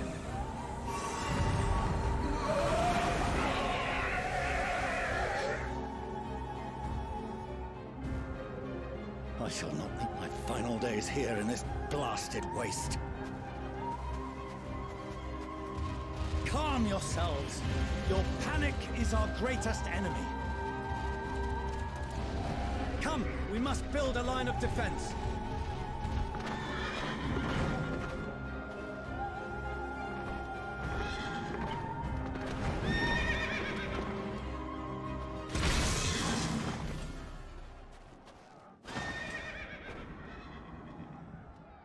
How? Leave the fighting to us, Father. You must lead the people to safety.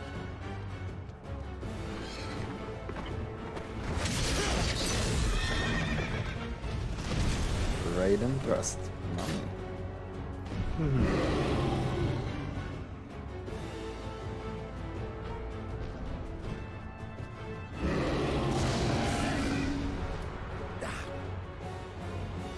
I can handle this pair. You shall tend to the refugees.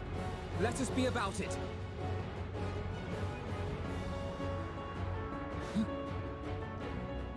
As you wish, my little lord.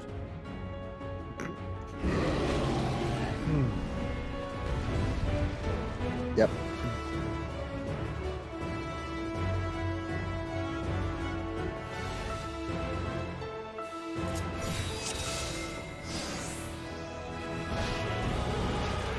I'll command the beast's attention. See to the wounded. Help is at hand.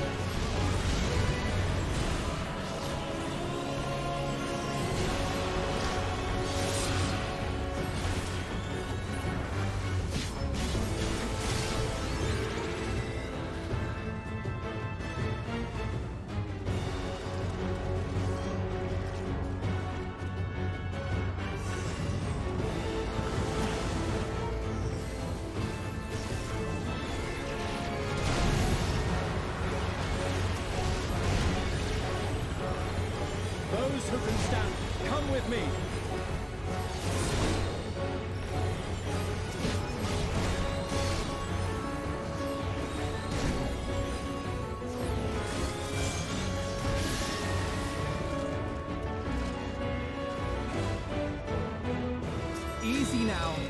deep breaths.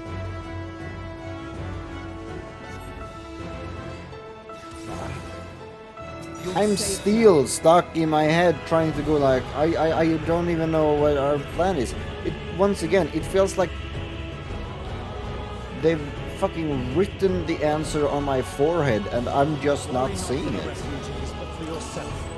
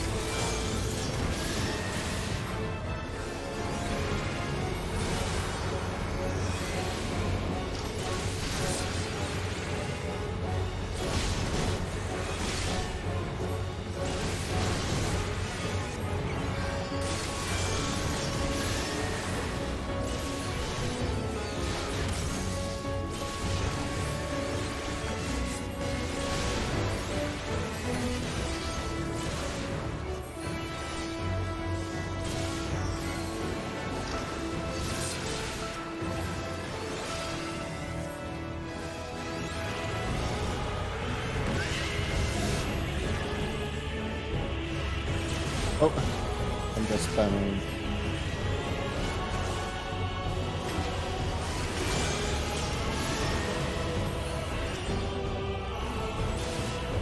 There we go.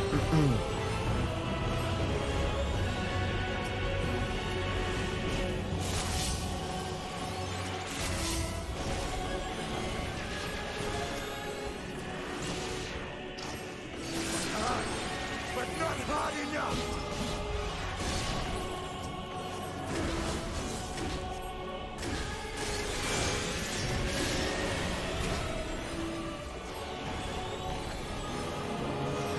Right, Terminus Idolizer is a gal. Oh my god.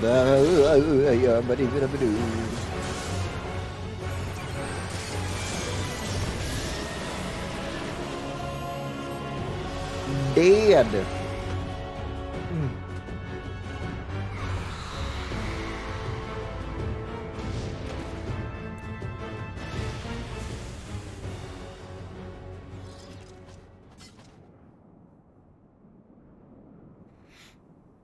Yes. Help! Someone, please! What? Jesus, what kind of fucking abomination is that, dude?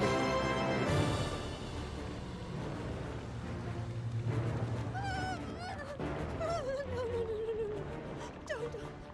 I don't want to die.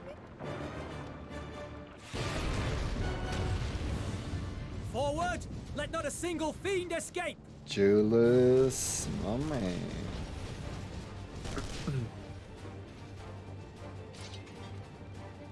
Wait, that's... Euless and the army. So, you've recovered then? In time enough to be of aid, for once.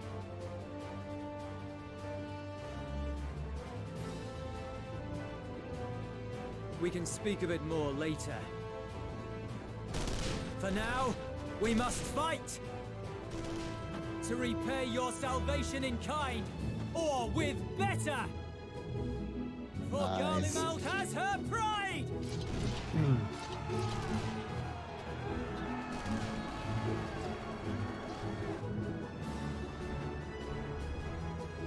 Of that I've no doubt.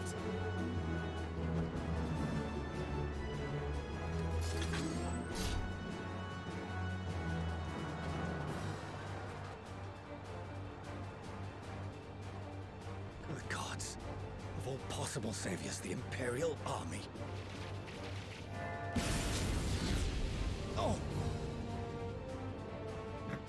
Oh!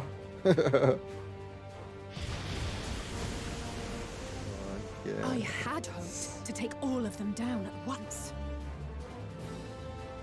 Think a withdrawal might be in order? Oh, sod that. You know who would never abandon these people to their fate. To be devoured by their Voldemort. former friends. That'd be beyond cruel. These beasts must fall here and now. Well then, I'd say it's high time we threw caution to the winds. So long as you spare me the heroic sacrifices. Now, let's go!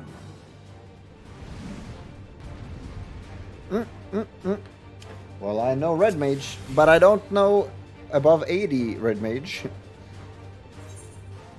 Let me just see here. The fire, arrow, stone, thunder, flare. Core. Okay, so this is got it.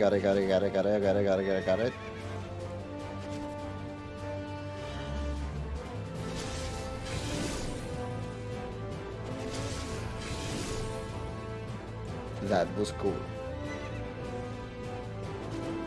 Okay, cure. Right. Alright, well then.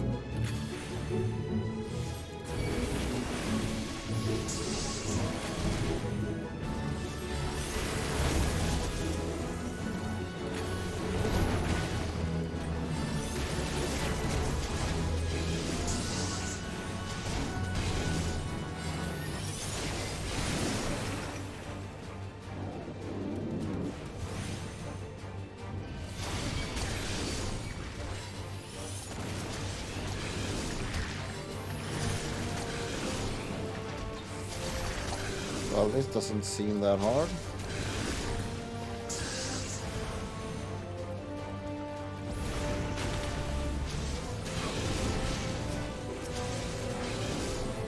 This AoE is one of the most satisfying AoEs I think I've ever performed.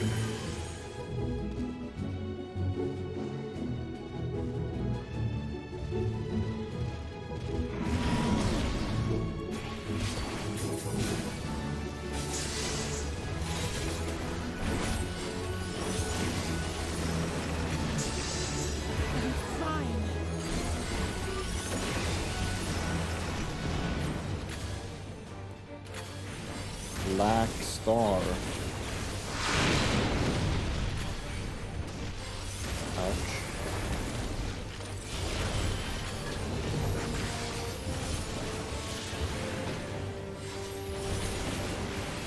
Deadly Impact. Oh no, where's Graha? Oh no, I didn't pay attention. Not today.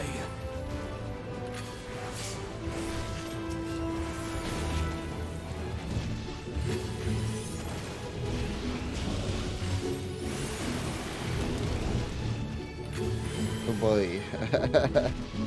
I botched this, didn't I?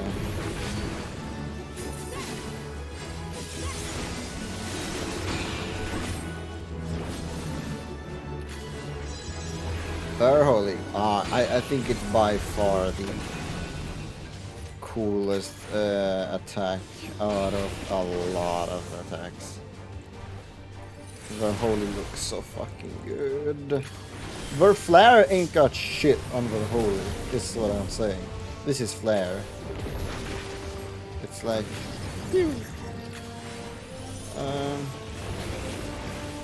Sure. But Ver Holy...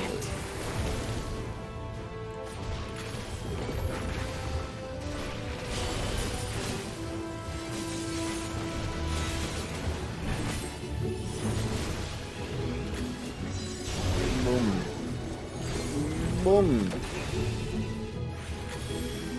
Run, boy, run.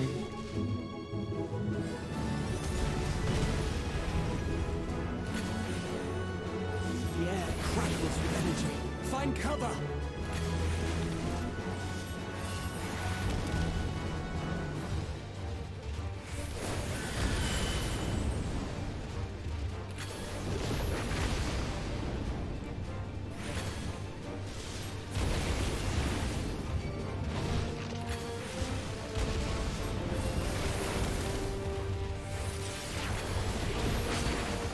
As they say, turnabout's best legs.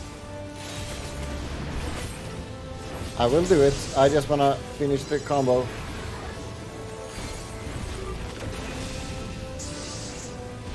On guard.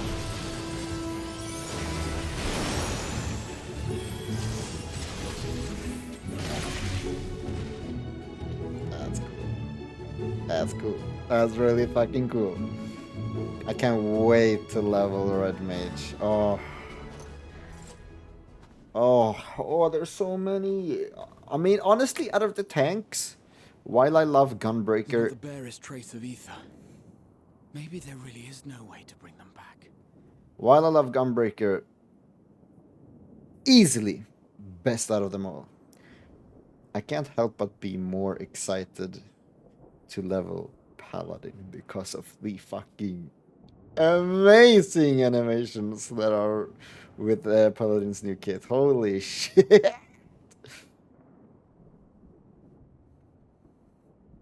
Thank you for saving our lives once again. I remember you from Purusha. You helped us there too, didn't you? Ah, you're from Palaka's stand. I'm glad you're still in one piece. Nice. Nice. Or you will be, once I see to that injury of yours.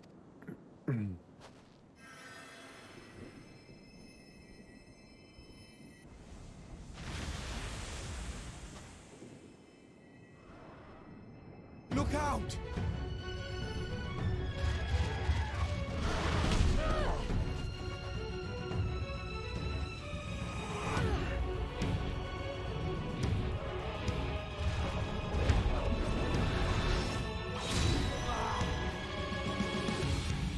Oh yeah! Grab, my man! Oh! Just like the trailer. Not a one. This will be a brighter future. I won't let a madman's apocalypse ruin everything we've fought to achieve. Yes! Get mad! Yes!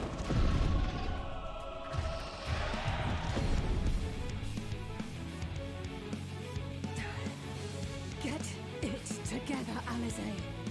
You're embarrassing yourself. And in front of father, no less. You might never measure up to our champion.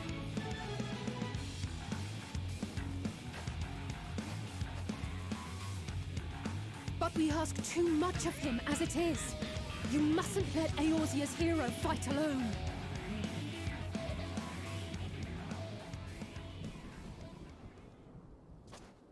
Look at the way I'm just walking in here. Sassy as fuck. Come on now. Come on now. A slight jog would be in order during the literal apocalypse. I'm back. You've done well in my absence. This is precisely why you should never skip your squatter regiment. You know, Zack and Cloud would say that.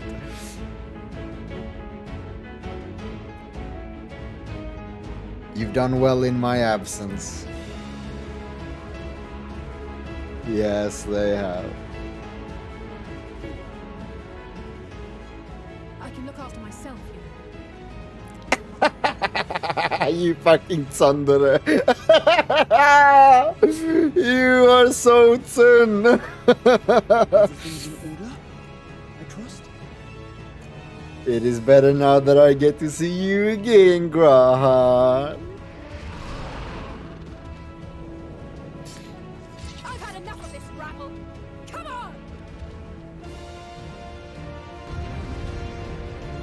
Hell yeah. Let's fucking go. All of this was basically in the trailer, by the way. That's pretty cool. Oh, trio for the ages. Haha, trio for the ages. You fucking know it, Graha. You fucking know it.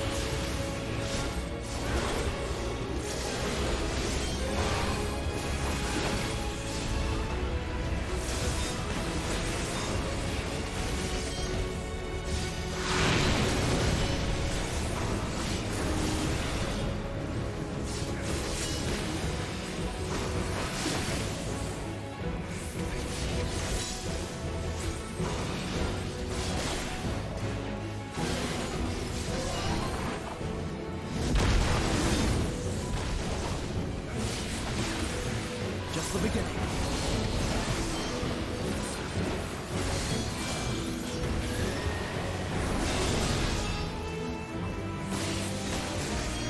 Oh man, that extra... It basically can... Jesus! He didn't even get to do the mechanic! Oh shit! Okay, that was the mechanic. Alright, I see. Oh my god.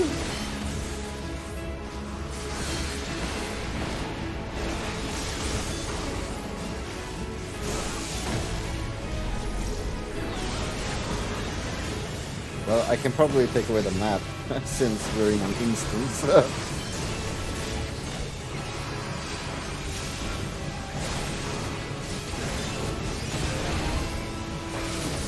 Dude, we are fucking rolling this ball. Oh.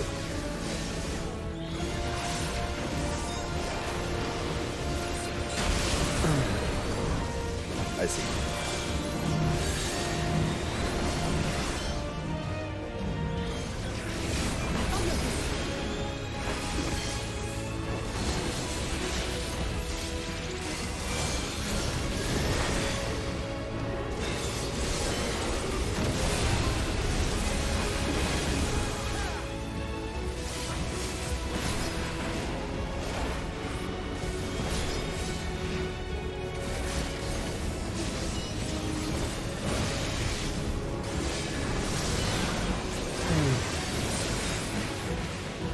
Alright, nicely done. We got this in the bag.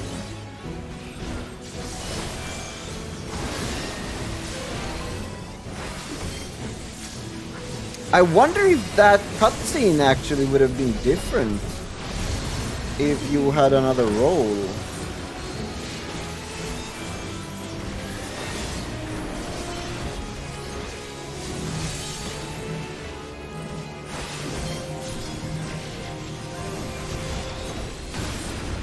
Ooh, Alfie! Yeah, there we go.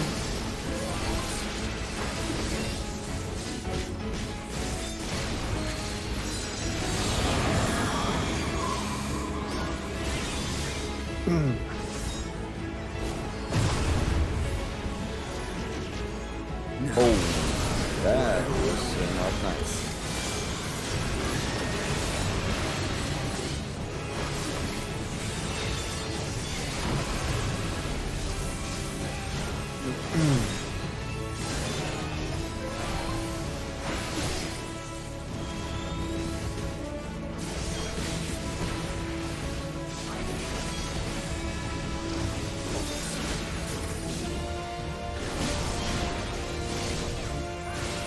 Get stomped. Nice.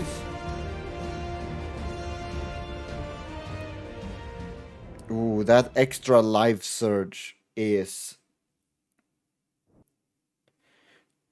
so good. Oh my god, it was nice being able to see and use life surge even more. That was really good. That was really good. You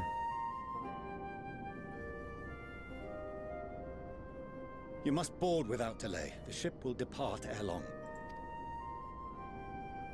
Your offer to host us in Sharlayan is most appreciated. But will the final days not soon fall upon it as well? Dude, once again, I recognize her voice.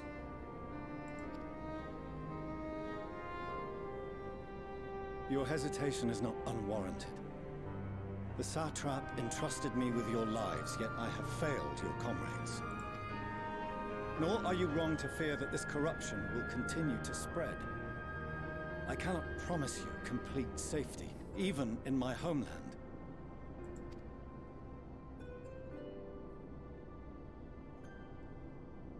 What I can promise is that I will do all in my power to protect you.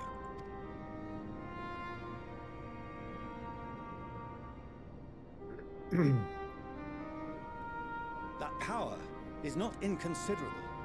Even now, my countrymen are preparing the vessel that will deliver us to a sanctuary on the moon. Join us on our journey there, and beyond, to new horizons. Come to old Sharlayan. Please.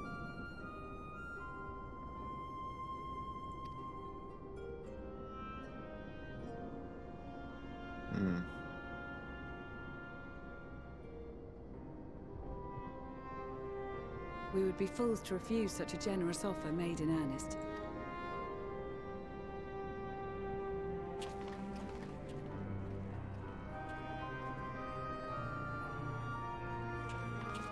It seems they've a new destination. The people of Radzat-Han have known too much suffering. The march to Garlemald will only bring them more, short though it may be. Right. I quite agree. Fortunately, they have you to look after them. Yes. Well. I see where LSA gets her Tsun from. Their dad straight up was like, not like I was trying to impress you or anything. Fortune, no, it's a fucking Tsundere. Oh my god. Bro. That's fucking hilarious.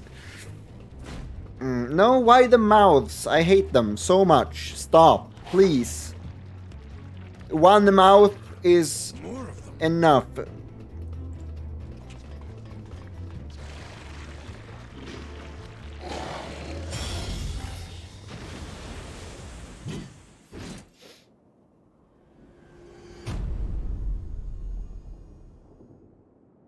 Oh, hi. Oh, hi, Mark.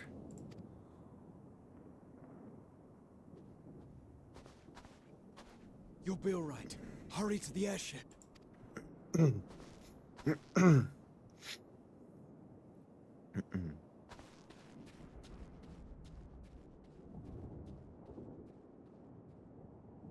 wait for Heidelin to pop up just for Xenos to absolutely slaughter her. Why have you come? Why indeed? A heretofore unseen beast. 'Twas ripe for the slaying. Poor sport, alas. Unfit to temper my blade. I wonder if he will help us because he too realizes that with all this going on, there's no way in hell the Warrior Flight is going to phase Xenos at this moment. He needs to save everyone else in order for him to get... Oh, for the love of... You cannot or something still like that, be on right? about a rematch. That is and has ever been my sole concern.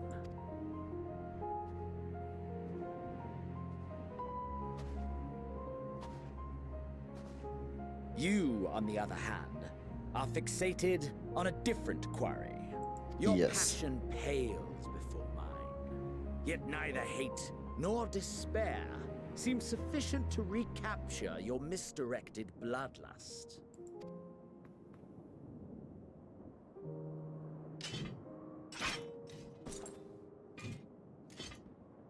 So I hone my blade, and I wait.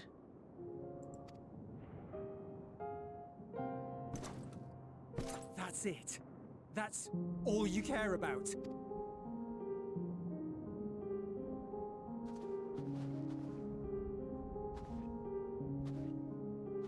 Garlemald is in ruins. Our homeland, the nation you rule, is as good as gone. Along with so many of its people. Not just soldiers like us. Not only those who fought and killed for power and duty. Innocent civilians. Murdered by their own flesh and blood. Lost and confused as they breathed their last. While we who survived with our lives and minds intact were left to freeze to death. The Eorzeans tell me all this was your doing! You slaughtered your countrymen! You did! For what? For nothing, in the end. So much wasted effort. You bastard! For your own sake, Eulus, you must control your anger. It will serve no one should it consume you and see you transformed.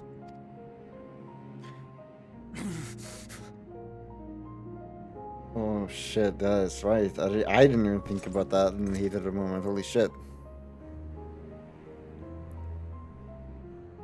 Would you be happier had I a good reason? What? If my motives met with your approval, would you no longer resent the outcome? If so, then perhaps a beast's skin would suit you better. Duty, honor, morality. All constructs of convenience when put to proof. Surely the war taught you how easily power becomes the tool of the self-righteous. How the people's justice was merely a means to their ends? Yet you would ask me why. Ask any creature of this star and those above for answers, and they will tell you what suits their fancy. And they would be right to do so. What meaning there is to be found in the petty vicissitudes of your existence must be gleaned by you, and you alone.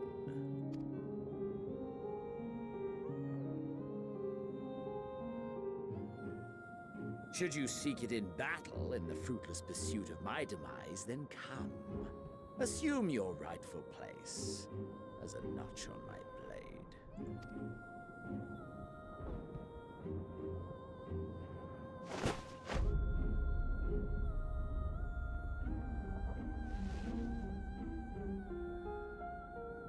You are a blight on the Garlean race, and there would be no more satisfying way to expunge it than by beating you to death.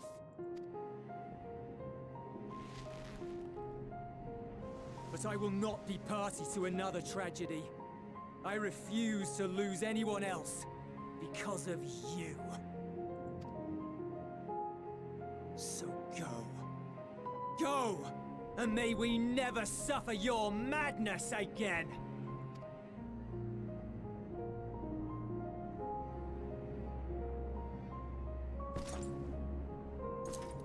Xenos!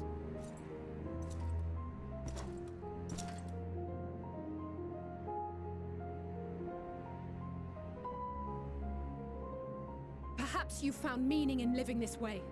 I cannot deny you found strength. Yet if you only pursue your hedonistic pleasures and pay no heed to the plight of others, then no one will give you the time of day. You will never get what you want, not even the battle you pine for so dearly. You'll be alone for an eternity, and you'll deserve every agonizing second of it. Jesus! Alizé is fucking roasting the shit out of him. Holy shit! She channeled all of that sun energy and just blasted him with it. Just the sun, not the dere. He got fucking annihilated. Now I know Alice's most dangerous weapon isn't her fucking rapier. Oh my god. We're ready to depart. The refugee ships will be leaving shortly, but I've asked mine to remain for the time being. There's room enough for you to join me on it, if you wish.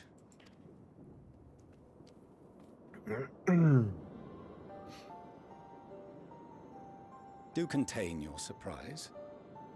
I needn't agree with the Scion's methods or intentions to acknowledge that their deeds are deserving of gratitude. We appreciate the offer. But might I ask why you are delaying your departure? I presume it is not solely for our benefit. I must visit Garlemald ere we return to Sharlayan. Having caused such an uproar, it is only meet that I explain myself to the Ilzabard contingent.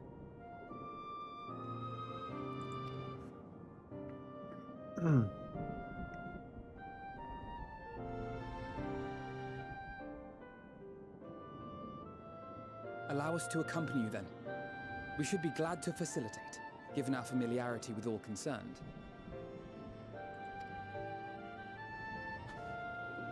If you would like to join as well, Eulus, we can speak of recent events on the way.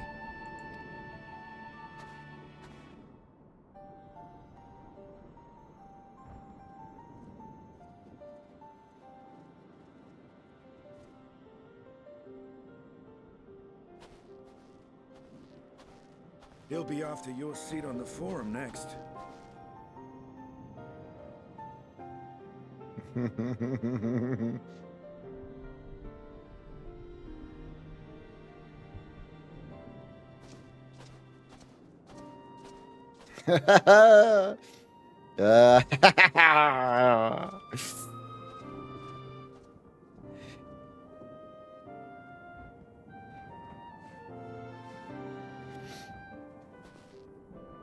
And well deserving of said seat he is.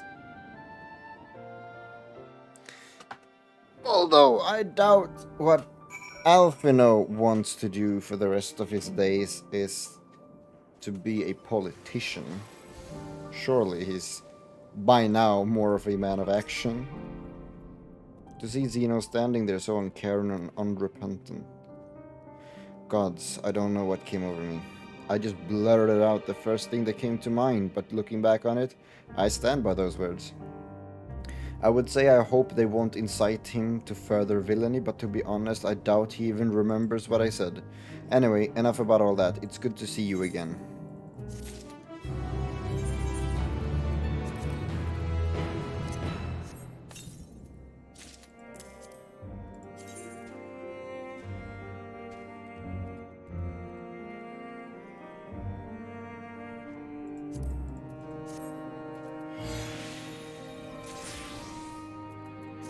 Integral Magitech Spear. Oh. It's like the previous one. Just gold. Let's see.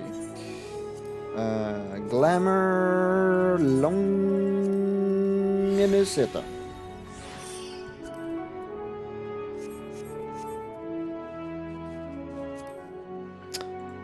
Yeah, I desynthesized that as well.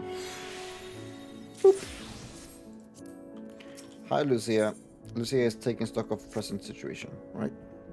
There's still one completely... No major injuries then. A complete area that we haven't even seen yet, though. I genuinely don't know what that could be. No major injuries then. Good. I briefed the recovered soldiers and sent them on their way as quickly as I could, but nevertheless feared they would not make it in time.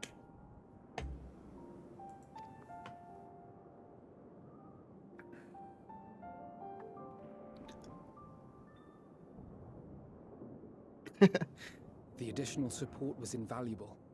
Your men saved more than a few lives. Hell yeah.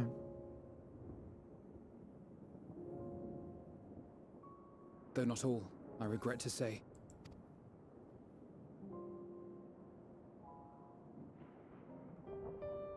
I take it that I'm addressing Lucia Junius. I'm the Forum's envoy, Fortuno Leveilleur. And you are owed an explanation for these most dire developments. What? What do you mean? Oh wait, you're owed an explanation. I thought he said the opposite, that you owe me an explanation. Another trial wrought by the final days. I was beginning to suspect as much. You doubtless feel some consternation having been forced to abandon your original plan. But trust me when I say you were right to send the refugees elsewhere. Beasts have been sighted within the capital. Perhaps it was a stroke of grim fortune that the population was decimated beforehand, as they've yet to appear in any great number, but in time. In any case, Maxima leads the remainder of the contingent in an effort to cull the creatures and evacuate the populace as we speak. Once the airships have taken to the skies, I pray your men can be persuaded to join him. You'll permit us to retain our weapons? I wouldn't have sent you after the Scions were I expecting you to stab them in the back. And I, for one, would not consider past transgressions more relevant than future contributions. Boom. Regardless of the circumstances that saw us at odds before. No! What is with my stroke-ridden hand? Regardless of the circumstances that saw us at odds before, we need men of courage now. More than ever. Okay. Dude. I don't know.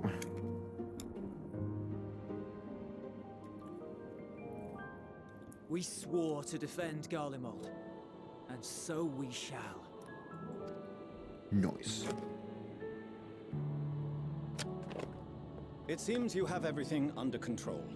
You will excuse me then, for mine own duties await. A moment, Master Fortuno. You did desire to express your appreciation for services rendered, did you not?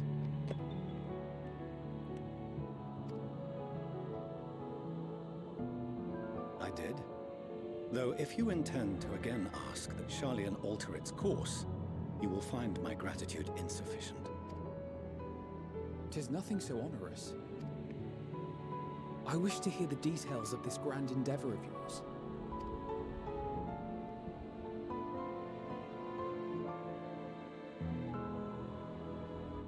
Do you swear to listen and to learn, and not to embark upon some scheme to impede us? I swear.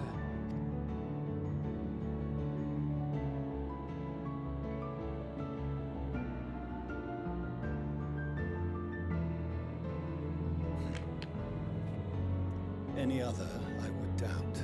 But you, I trust to keep your word. For not once have you broken it. Very well. I will request that the Forum make you privy to our plans. You may await our summons at the Baldessian Annex, assuming the decision is in your favor. Does that suffice?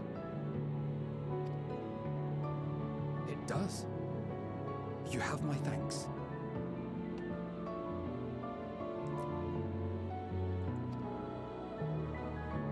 Excellent.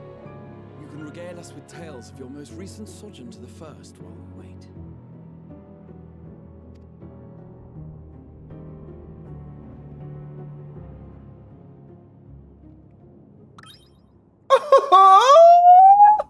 Did you hear something just now? Oh, you can't do that! Oh my god. That is by far the cutest thing in the entire world. And when it's you, girl.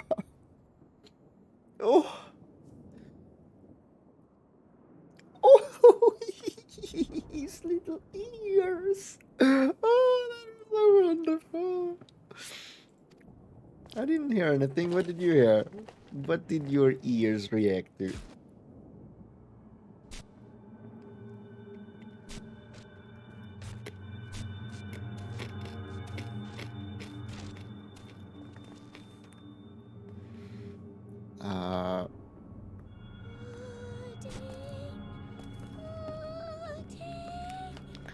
Pudding way?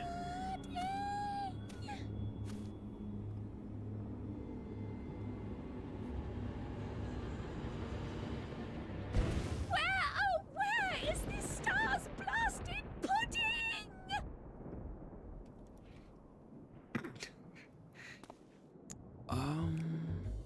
It is pudding way indeed. Yep.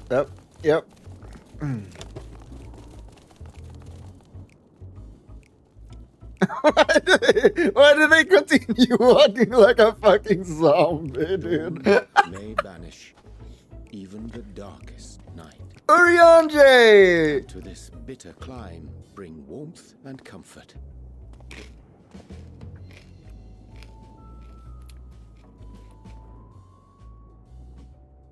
'Tis heartening to see such an assembly upon my return. I thought often of you whilst I looked down upon our star's brilliance from the moon above. Yes, but what are you doing here? And dressed like that? Aren't you cold? I didn't even think about that. Holy fuck, he should be cold. Verily, I fear for my health should I proceed to expand upon our purpose ere I procure more suitable garments. Allow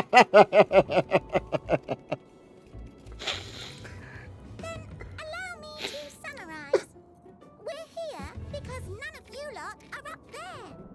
Nor has anyone deigned to send word about any changes in the plans.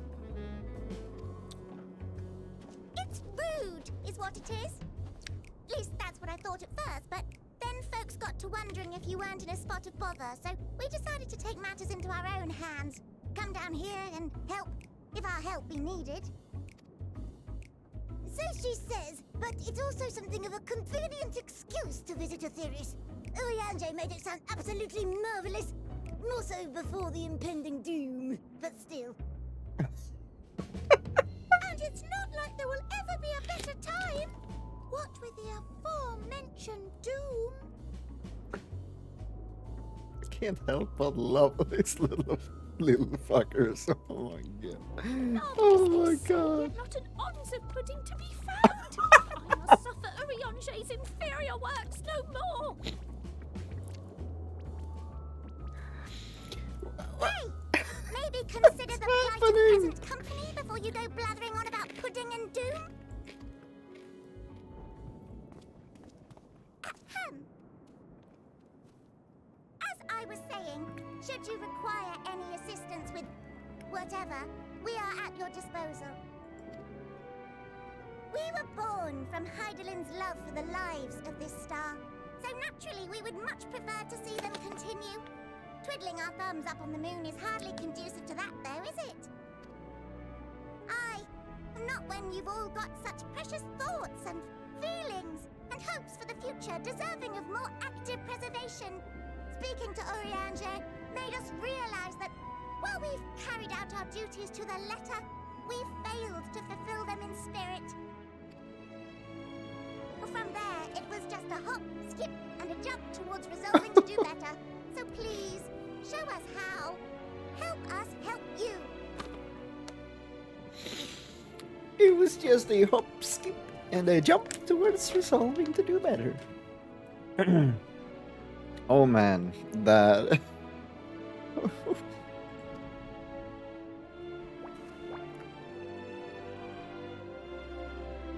Forgive me, but are they... Thy distant collaborators, indeed. Hail, fellow, well met. You'd be a member of the Forum, would you? It's an honor and a pleasure to meet you at last. I'm Livingway, Heidelin's right paw. That last bit is very important. As am I, if I may humbly say so myself. Oj, jag orkar inte. I can't. They are so fucking adorable. Oh my god. I bid you welcome to our star, Livingway. On behalf of the Forum, I thank you for traveling such a distance to meet us. As you have surmised, preparations for the Exodus have not proceeded as smoothly as we had hoped. I should be happy to personally escort you to our headquarters in Charlian, where you may advise us as you deem fit. Fucking pudding It was right. with reluctance that I set aside the great work of readying the moon's habitation. Be assured that I did so only after the Loporrits made plain their earnest desire to come hither, and I myself felt a growing certainty that their contributions here would prove invaluable. 'Tis trite, perhaps, but I followed my heart. Fuck yes, dude. Good to have you back. May thy disciples banish this darkest of nights. Oh, of course. I have to say that. May thy may thy disciples banish this darkest of nights.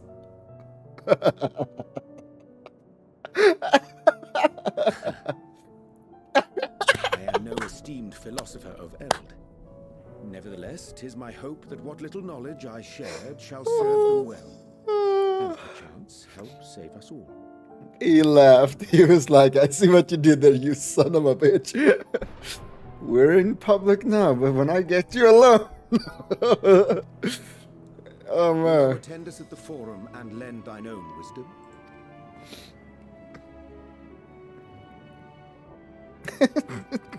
If that's all quite settled, can we start moving before Fucking Urianger catches his freeway. death? Even I'm freezing out here. Oh, I dare say you'll warm up quickly once you're aboard the airship. Sat shoulder to shoulder with our fur-covered friends. That sounds lovely.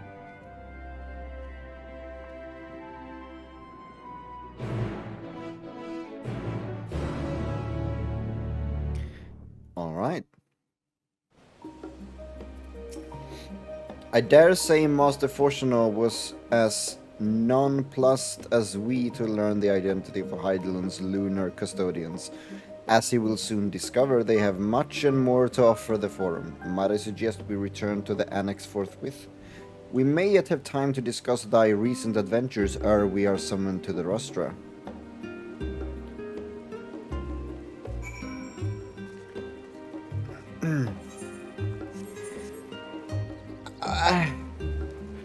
I can't even imagine what my Warrior of Light will say, because once again, I feel so dumb for not properly understanding everything. Even when it feels like, once again, they have written the answer right there in front of me.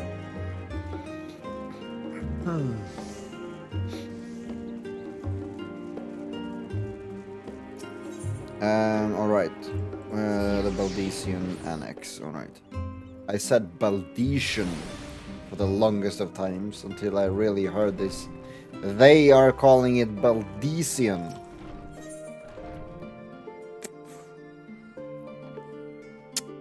Oops.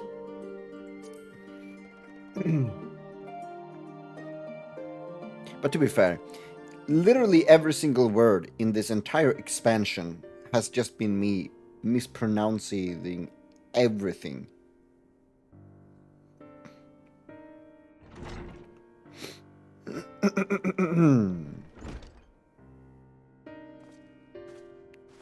Oi. What's up? Not that I'm complaining, Urianger, but I wasn't expecting to see you quite so soon. Nor I thee. In extolling the virtues of Aetheris, I did inadvertently awaken in the Loporites a desire to avert our beloved star's demise. Kryl tells us you have obtained new knowledge that may aid us in our ongoing efforts. I have news to share regarding our study of the ethereal sea, but your findings are certain to be of greater interest, and so I would rather hear them first. To what revelations did Heidelin's Elpis flower lead? Oh boy. Y'all need to sit down for this one.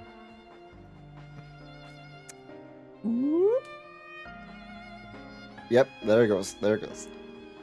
This, by the way, is the camera tilting upwards in case, you know. Okay.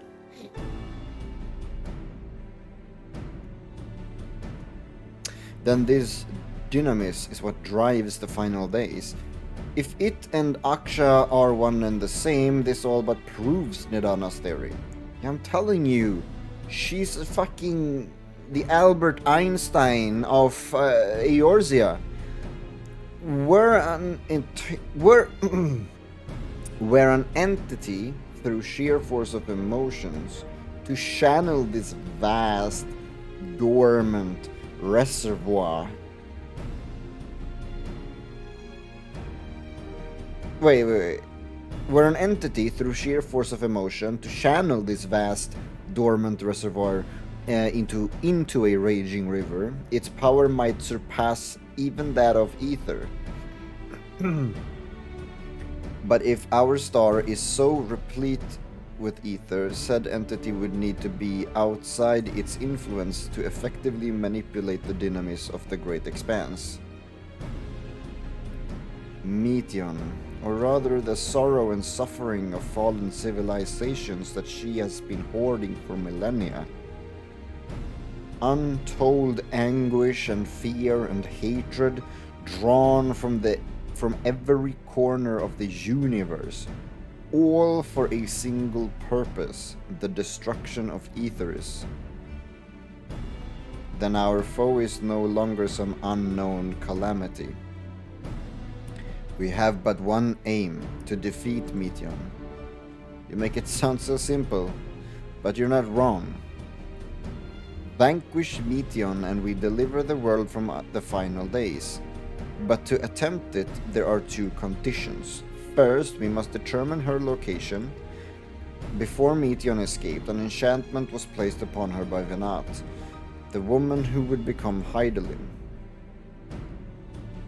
The implications of temporal magics are not entirely understood, and so we cannot assume that our Heidelin and the Vena you met in Elpis are one and the same. Nevertheless, due to her intrinsic qualities as an all-powerful being, I'd wager that Heidelin possesses the knowledge we seek. Whether she would share the knowledge with us, however, remains to be seen.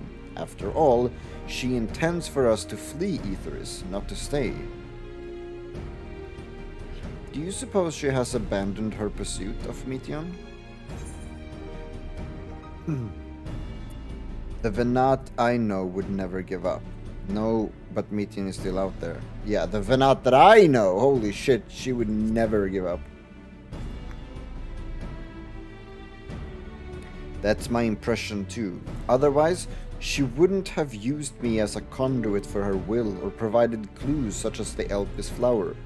I believe she has been waiting for mankind's answer to Hermes' question. So, what's the second condition?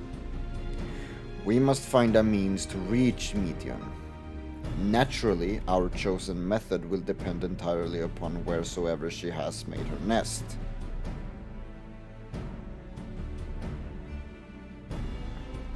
Then communing with Heidelin must by necessity come first. Did you and Master Matoya have any luck with your investigation into the ethereal sea? Sadly not. Though we enlisted the help of Arenvald and other echo-blessed allies, we couldn't detect so much as a whisper from Heidelin, even from within the anti-tower. Master Matoya is of the opinion that in the years since abandoning it, The forum has found some other method of receiving instructions from Hydaelyn. If so, it would most likely be some form of apparatus for observing the ethereal sea, built closer to home.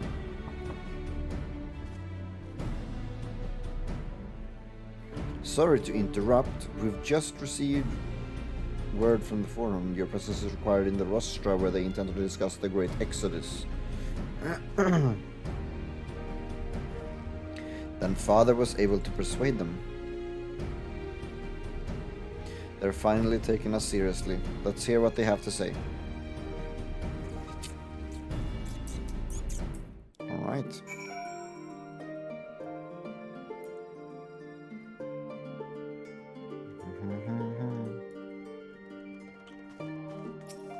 Speak with the rostra steward. Alright. Shit's going down.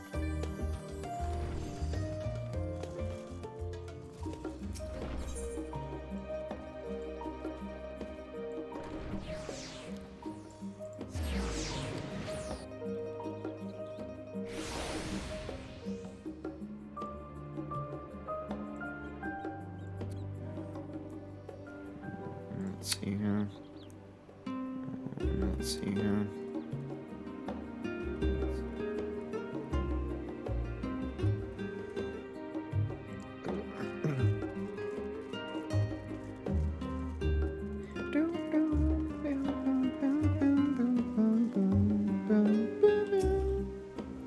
The forum is in session, and as such, the rostra is closed to visitors.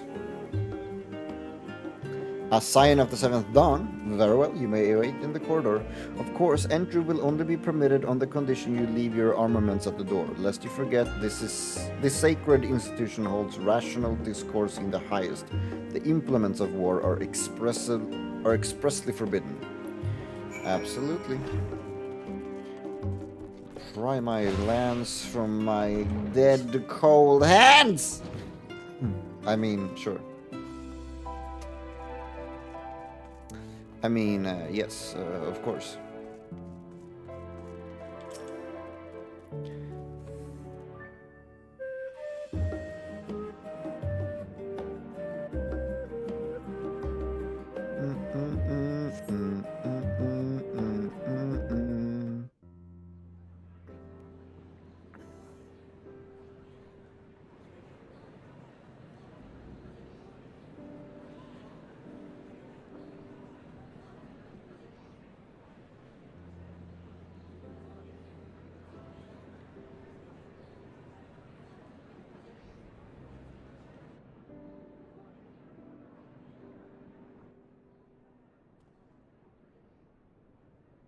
There is a matter I wish to raise with you before we enter. We are here to listen and to learn. But if the forum's plans are more or less what I expect, then I should like to make a proposal that will serve our ends. All right.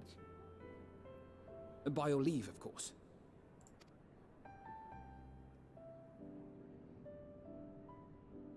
I don't see why not. Your words and wits have gotten us this far. Agreed. I will present our queries so that you may consider the most advantageous way to advance your proposal without distraction. Well, thank you, everyone. What is the proposal?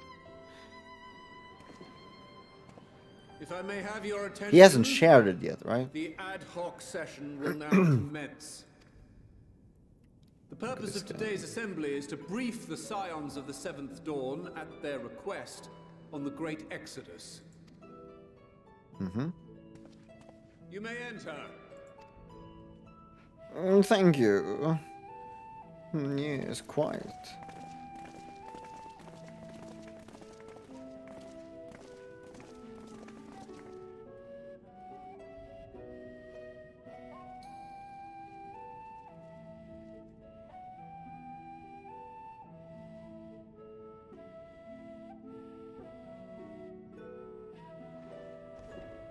On behalf of the Forum, I commend your heroic actions on the Magna Glacies.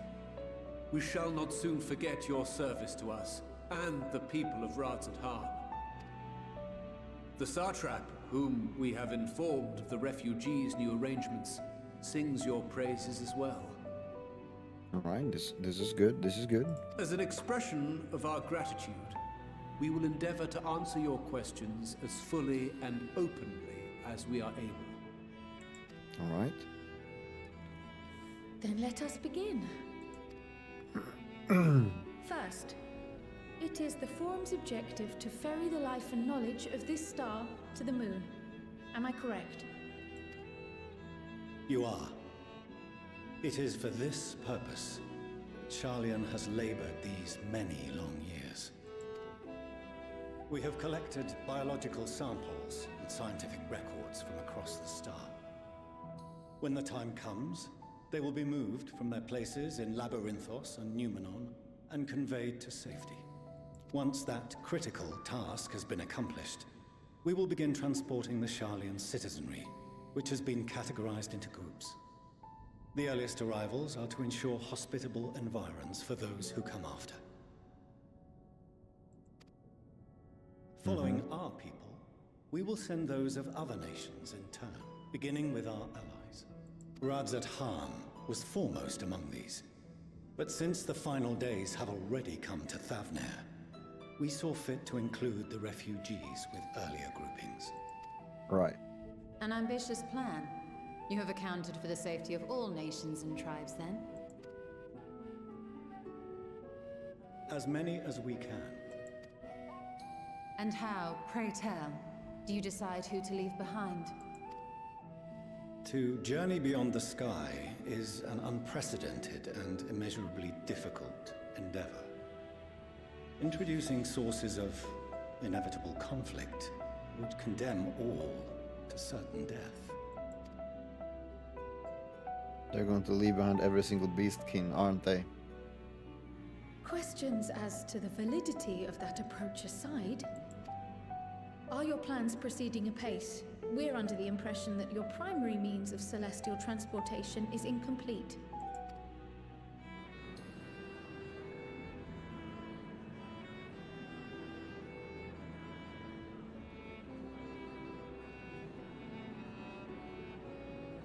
If only in that it does not meet our optimal parameters, that is correct.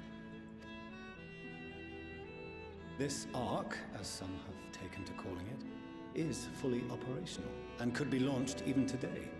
However, the final days have progressed more quickly than we anticipated.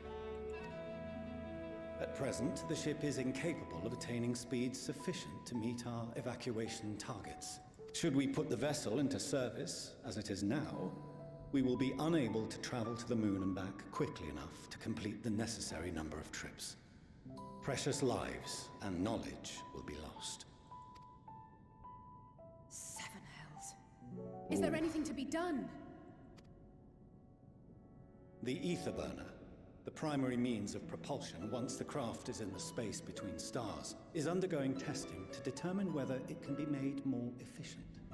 Though cargo is being loaded for the initial phase of the Exodus, we are prepared to continue our experimentation up to the day before launch, should it prove necessary.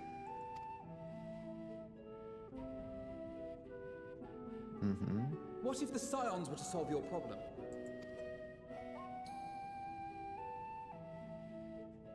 We shall help devise a means to improve the ether burner's efficiency, on 2 conditions.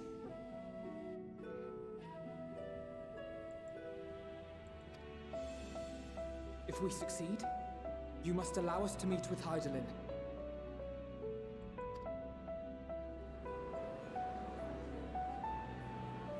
'Twas simple enough to deduce. You have a Concord, and so you would never have abandoned the Anti-Tower had you no other means of communication. One far more convenient, I suspect. Oh snap. The second condition, also to be met upon our success, is that we be permitted to propose another use for your Ark.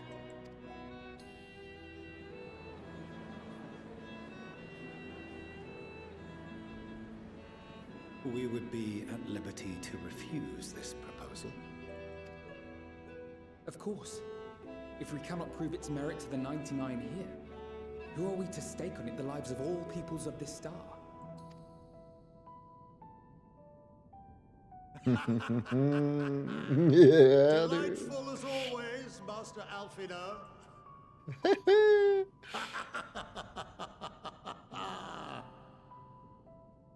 Oh, we couldn't have asked for a finer plan. Allow us to solve this complex engineering problem of which we were entirely unaware until moments ago. What could possibly go wrong? The satire writes itself.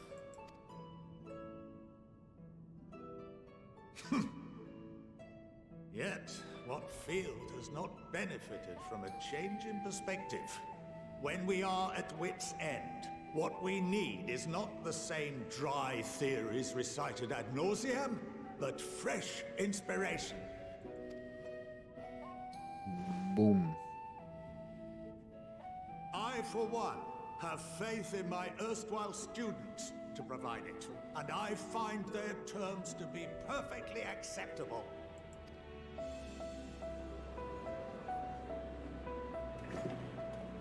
Order! Order! We have no time to waste on debate. I call a vote. All in favor of agreeing to the Scion's terms?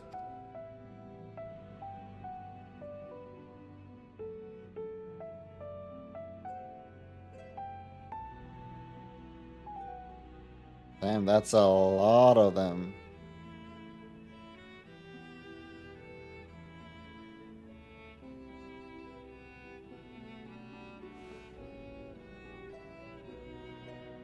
"71 in favor, 28 Boom! against. The ayes have it.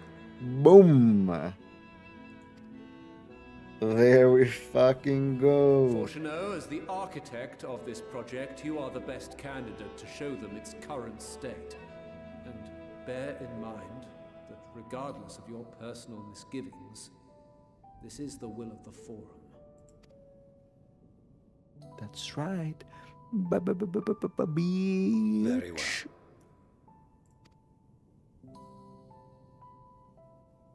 I call this session to a close. Return to your tasks with urgency. The final days wait for none.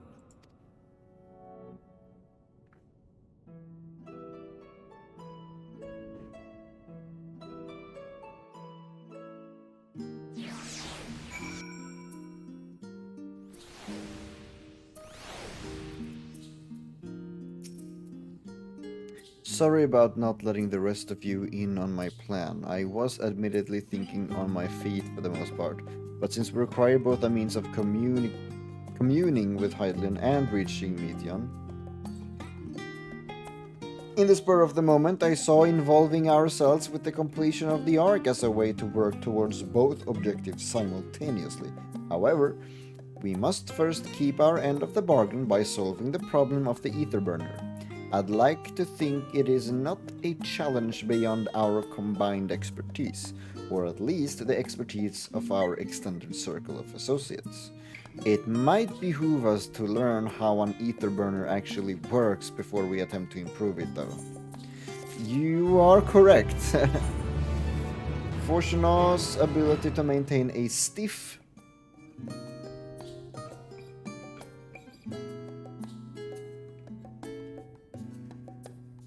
upper lip is being sorely tested. As instructed, I shall take you to see the ether burner. Meet me outside the Archaeon. I trust you can make your own way there. So, the Ark is being built in Labyrinthos. Hardly surprising. Where else could they conceal such a massive undertaking?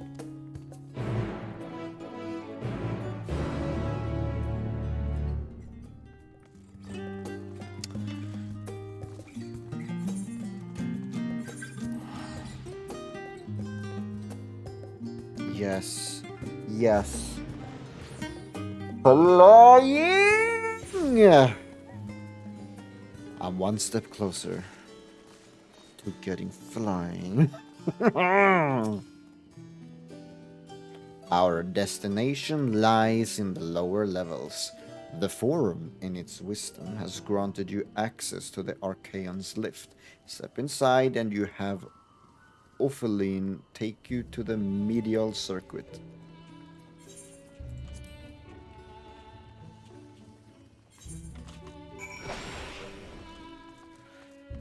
Let's fucking go. What's up? What's up? You wish to use the lift? Yes. I stroked up there, but yes. Proceed to the medial circuit. Yes, please. All right, Mr. Fashano.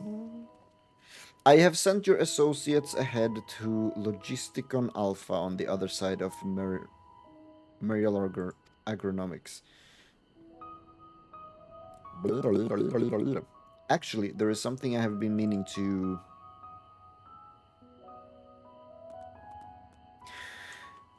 There are few things in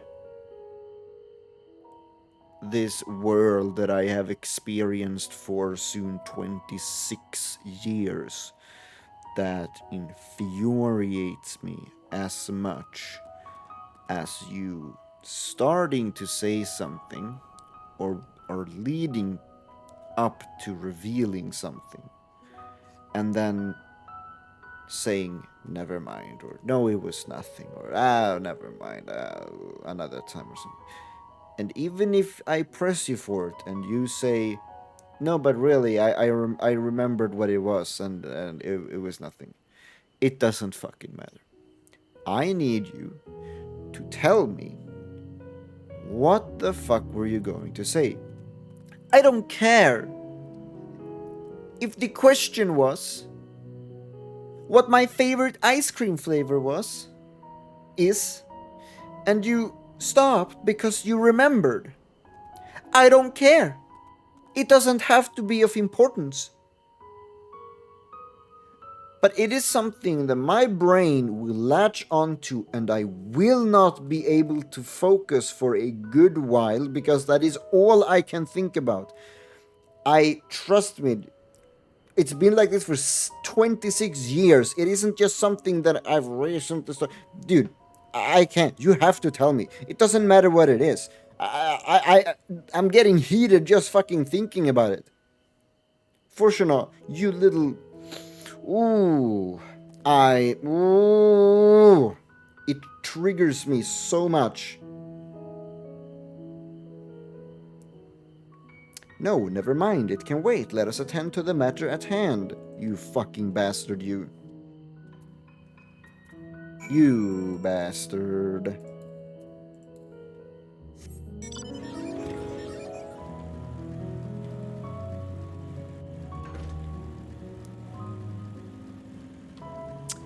It is,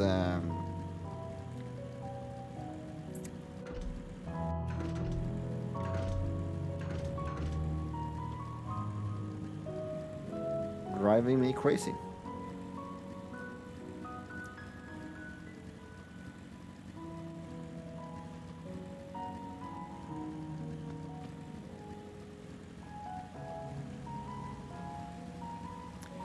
For the longest time, I've been meaning to say I'm sorry, to include you on this,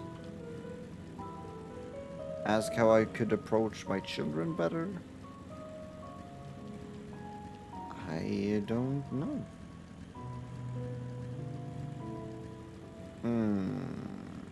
I fucking hate it when you do that.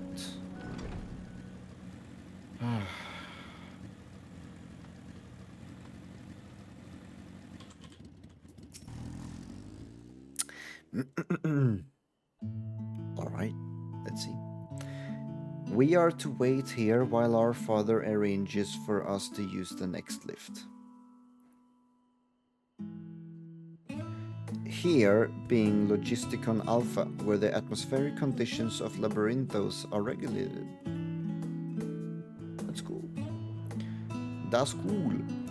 Water is drawn from underground and dispersed as vapor, stimulating the formation of artificial clouds and rain.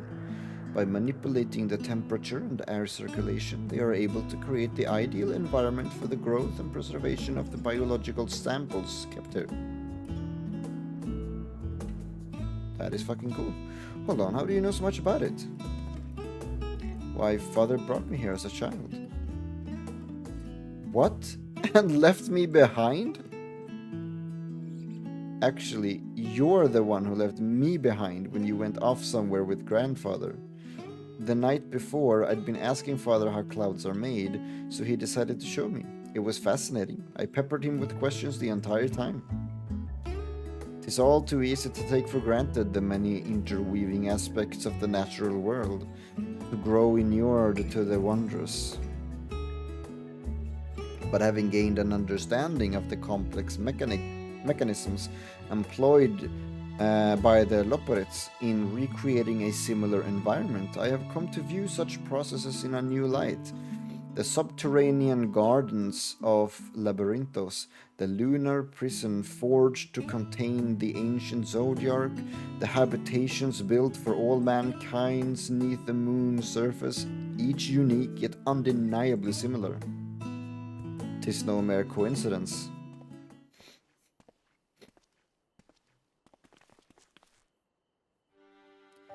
Ever since Hydaelyn unfolded to us the grim fate that awaits Etheris, every essential resource we could spare has been delivered to Labyrinthos in preparation for the Great Exodus. But that is not all. It is also a testing ground for the technologies that will allow us to settle on distant stars. Though the Loporits have endeavored to make the moon inhabitable, that is not our final destination. Mankind must learn to propagate life where there is none, to thrive where all is barren. Alas, time is not on our side. I have arranged for you all to enter the central circuit. It is there that most of our preparations for the Great Exodus are carried out, the construction of the Ark among them. Though our plans have not been made public, access remains highly restricted. You, however, will not be subject to said restrictions and will have free rein to come and go as you please. Such was the will of the Forum, after all. We will prove ourselves. We will prove ourselves worthy of their trust, your trust.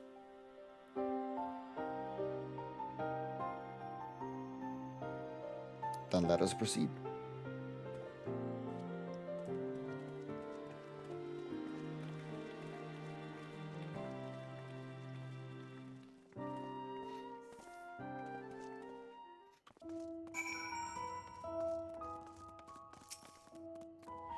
By decree of the Forum, the Signs of the Seventh Dawn are permitted to enter the central circuit. Bada bing, bada boom. Let's go.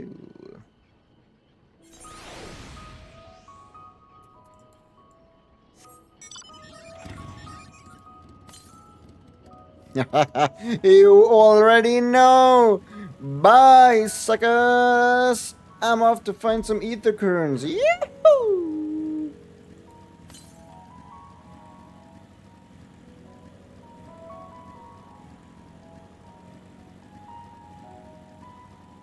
What the fuck is that? The fucking... We're turning it up in there, that's for sure. Holy shit. Yum, yum, yum, yum, yum, yum, yum, yum, yum, yum, yum. There we go.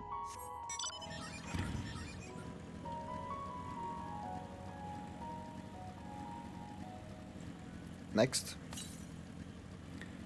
Still to the northwest. Alright, well that's perfect. Good.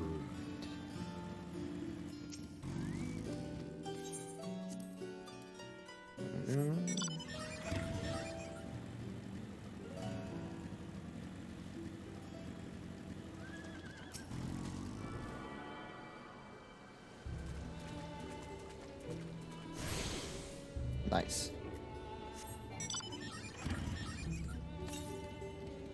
still to the northwest, alright? Northwest. Northwest, alright.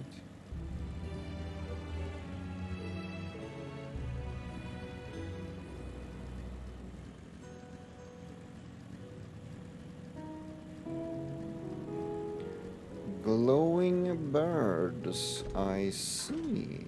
There it is.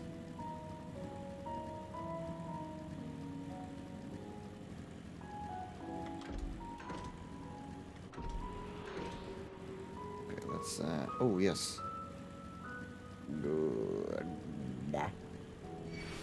No!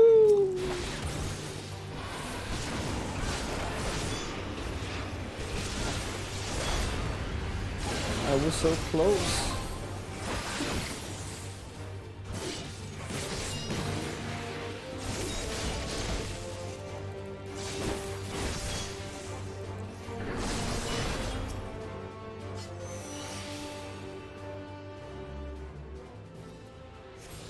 Got him. Straight west. All right. Sure can do. Sure can do. I'm assuming the spaceship is in the middle. That is a long ass fall.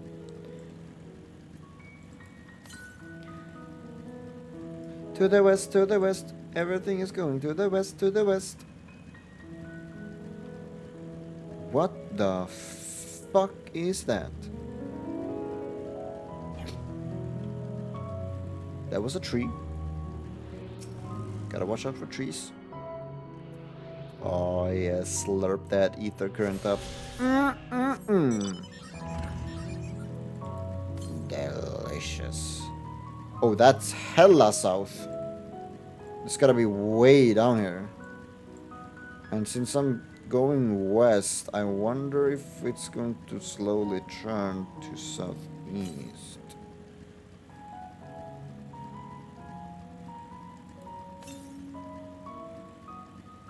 It keeps on telling me south, but I'm pretty sure it's going to tell me southeast. There we go. Yep.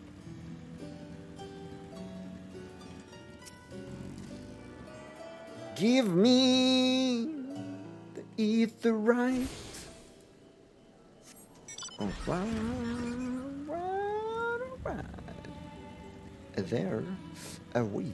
There we go.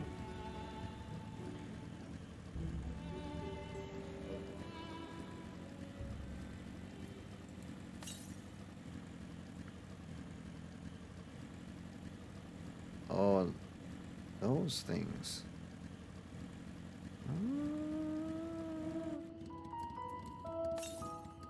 Still southeast, alright. I see it. What the fuck is that over there? In the Fate.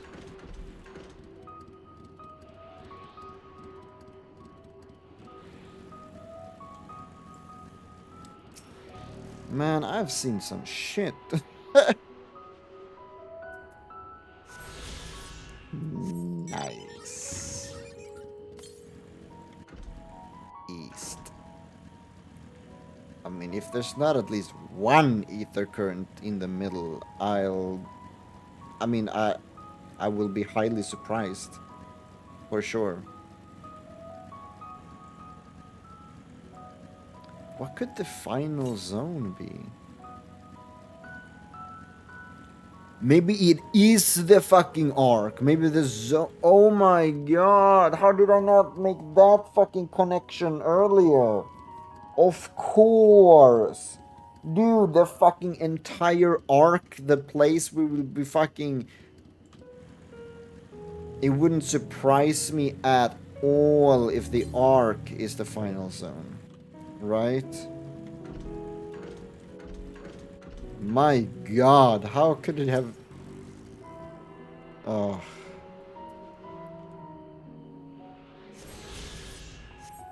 How could I not have seen that before? I mean, it doesn't necessarily have to be true, but how could I not have come to that guess sooner? And I'm assuming it's gonna take... No, that was all.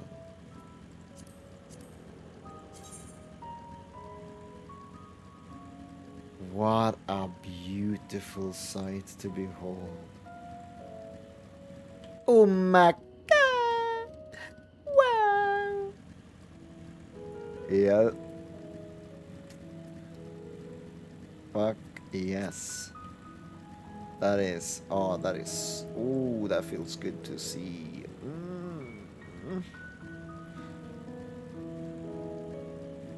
Alright. I'm coming skirting here. Skirt, skirt.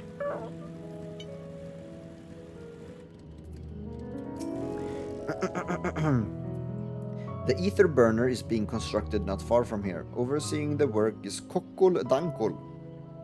Kokol Dankol, after whom the forge is named. I'm assuming they're Lala. That's kind of how they're names. Once the necessary introductions have been made, I shall leave you with him to discuss the particulars. This way.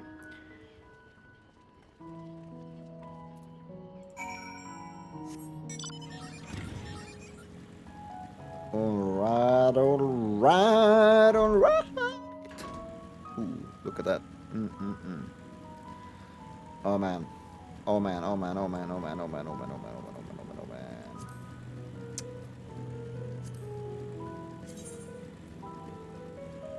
So 3 quests before the main quests give me an ether current.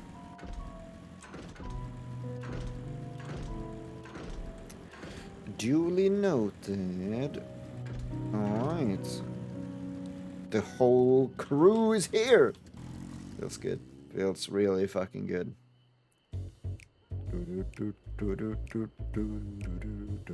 Could swap them out. Lala.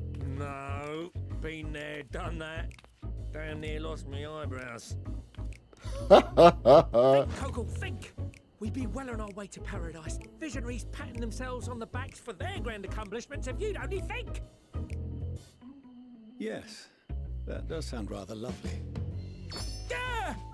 I mean, Master Force, you know, what a pleasant surprise. We're not blasting off already, are we? The schedule remains unchanged, for better or worse. Which is why the Forum has elected to accept assistance in resolving the ether burner conundrum.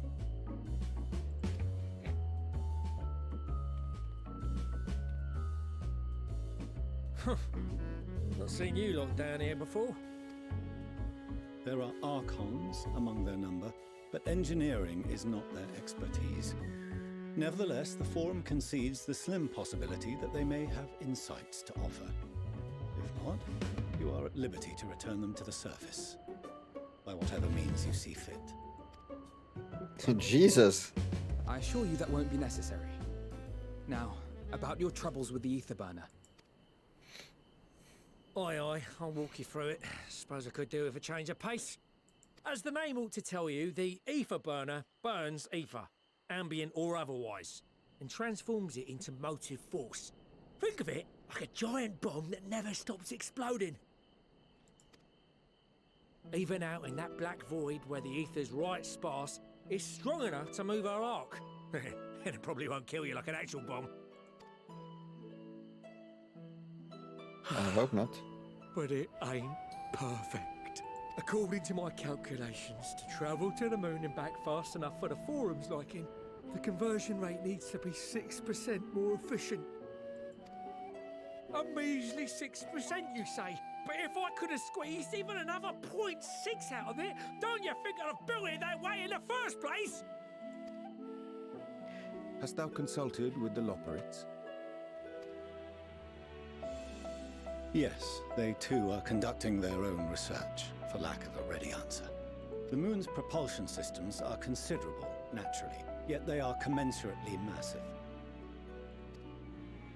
It is no easy feat to convert their technology into an efficient means of propulsion for a teeny tiny toy boat, as they say, and as I most certainly do not.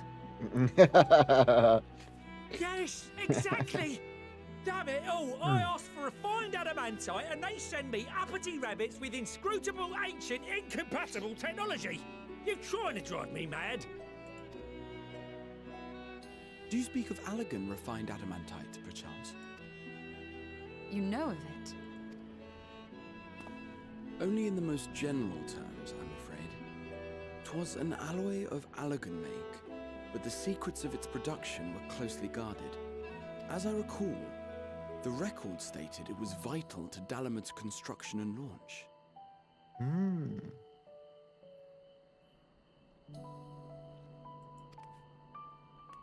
Oi, that's the stuff. No material more conductive far as I know. Slotting some ins like blowing up a dam and watching the river of ether come rushing through. Ain't a living soul that knows how to make it though. We were fortunate enough to salvage some for the ether burner, just a wee bit, mind, from a chunk of Dalamud that came hurtling into the northern empty during the calamity. With more, well, that extra 6% efficiency would be child's play. It's a crying shame that we've no other sources. Surely the many shards of Dalamud scattered throughout Eorzea would suffice. Why not get the refined adamantite from them? Oh, we tried, believe you me. But only a few specialised pieces would have had any in them to begin with. Drive calls from Ragnarok-class internment hulks. Those are the prize bits we really need. According to the Gleaners, getting to them means delving deep into the shards. And the defences are still very operational and very eager to blow them up. It's rough going in there, even for the Cream. Not sure they'd make it out alive.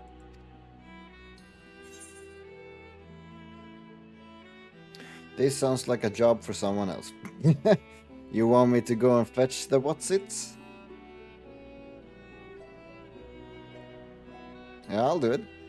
That may be for the best, though you doubtless find the task too dull for your liking. Nonsense. Not with all the defenses active. There are multiple hulks in Eorzea alone, so handling this ourselves may not be the most efficient option. Rather, if we could salvage adamantite from the shards simultaneously... We split up. Thancred, is the link shell we established before you went to Garlemald still active? Of course. The floor is yours.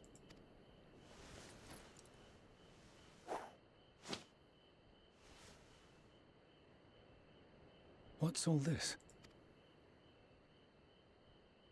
Gathering firewood, so to speak. Ooh. We alone can accomplish little, but joined by others, we may yet build a bonfire to carry us heavensward. To carry us heavensward. Oh, I love that. This is Alphino. The Scions have need of you.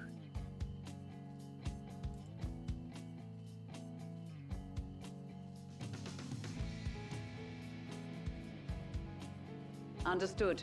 I will contact the Lord Commander and dispatch our finest at once. My sisters are somewhat preoccupied with the final days, so I will lead the 12-Sword expedition myself. Are you aware of any other sources of refined adamantite? Logically, such an invaluable alloy would have been utilized solely where absolutely necessary, in components intended to conduct or collect surpassing amounts of ether. As is law. Any extant instrumentation or devices would have likely found their way into the hands of etherologists or enthusiasts.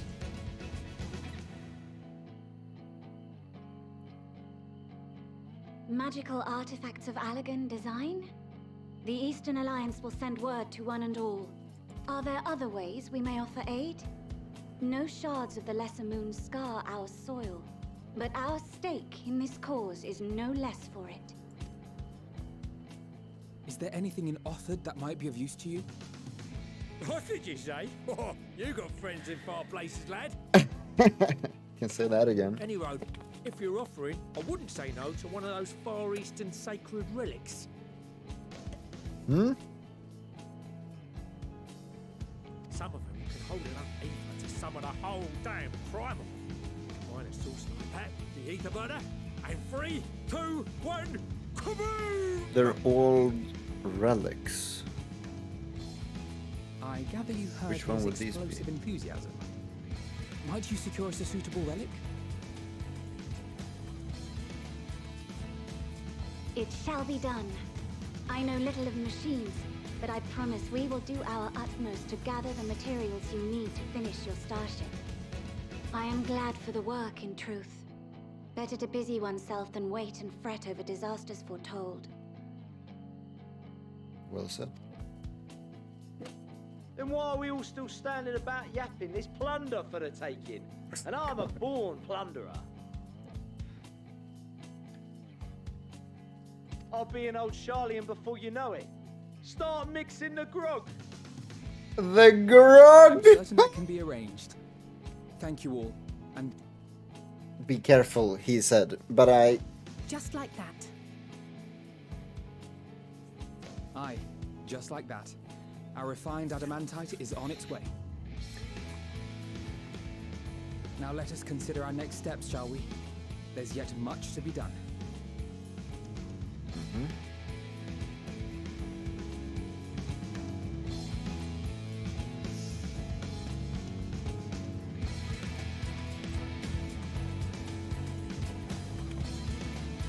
Come on, give a little smile.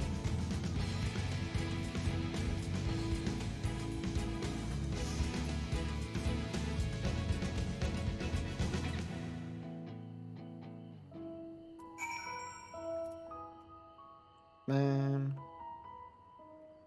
Yo, what the fuck is that barding? Holy fucking shit.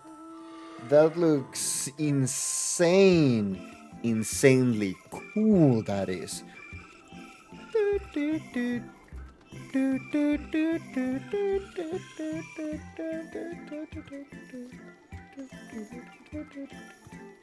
I love this thing. I think it's great.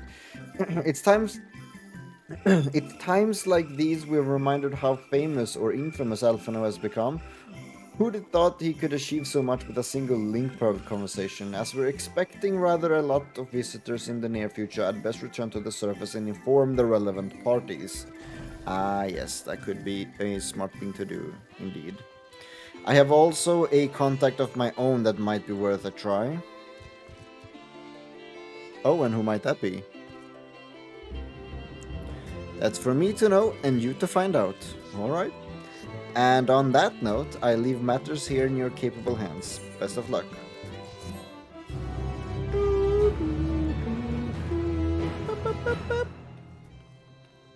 Oh, okay. Meanwhile, in Ul'dah.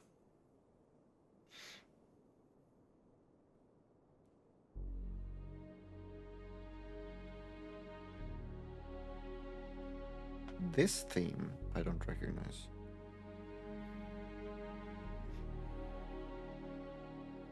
Our course of action is clear. We must harvest refined adamantite from the shards of Dalamud and procure arcane relics of Allagan make. Summon the best and brightest of our immortal flames and form an expeditionary party at once. Call upon the Sultan Sworn and Brass Blades for support as you must. Papashan, send word to the guilds. We will require the expertise of master artisans if we are to have any hope of identifying and recovering these elusive materials.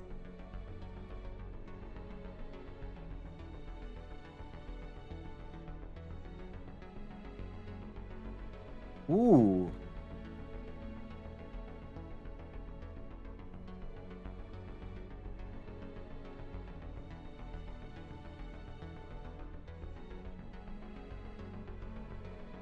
What is this theme? It's fucking great. There, guys. We have need of your stone torches. This is new, isn't it? I don't recognize this at all. They are to assist the immortal flames in scouring the ruins and to help secure the surrounding areas. I trust I can count on your support. As commander of the Stone Torches, my son Zimberg will personally see it done.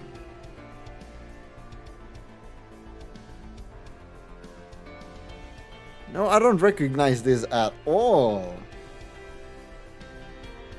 But it is answers.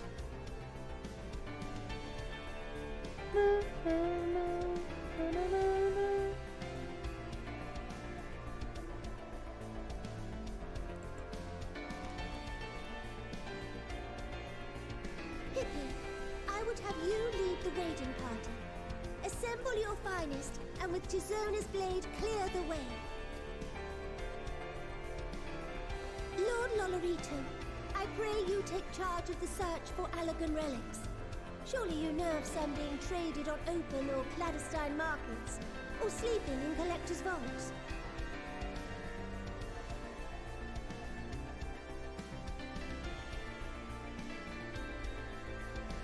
Of course, I ask not that you do this out of the kindness of your heart. By all means, profit on the transactions. I wish you the joy of it. The final days descend upon our world. If circumstances are truly as dire as they say, Uldar's best efforts may be for naught.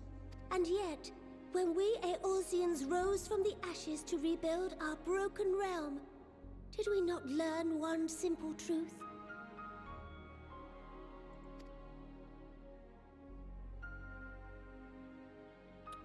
Yes. That which seems all but impossible to overcome alone may yet be possible if we stand together. It was the Scions who united us then, and it is the Scions who call upon us now. Uldar will answer that call.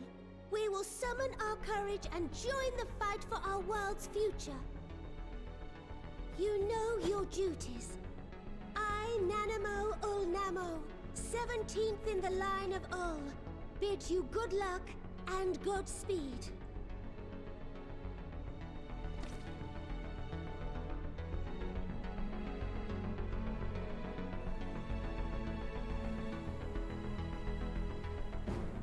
Meanwhile, in the Black Shroud, my place.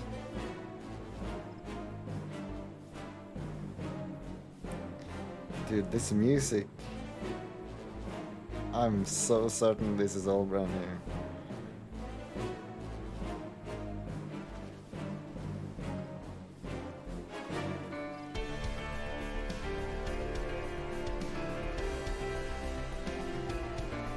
Dude, it's fucking awesome.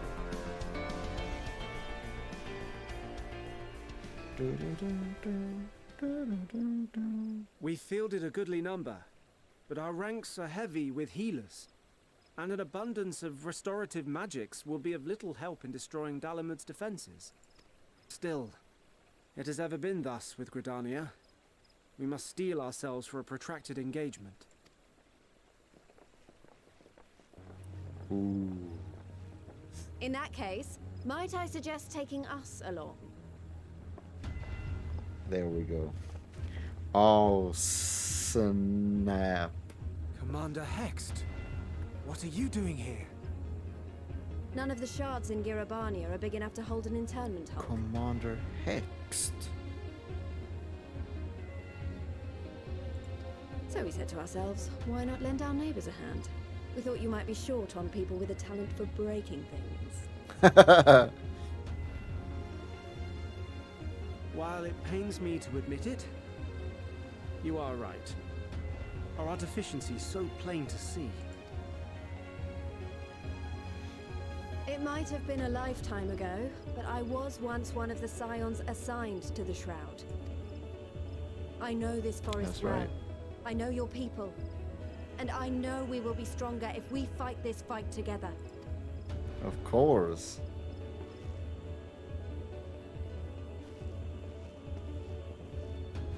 Then I will impose upon you with a clear conscience. Come, Let us speak of how to integrate our forces.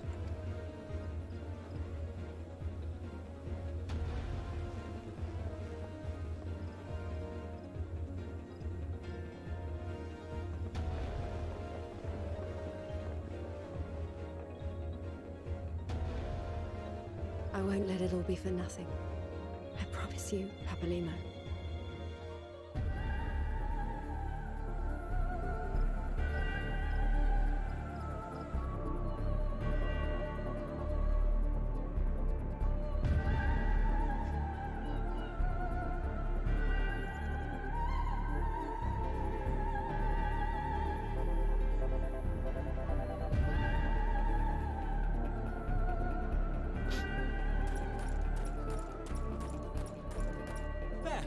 There you are! We've no time to waste, brother. Everyone has already...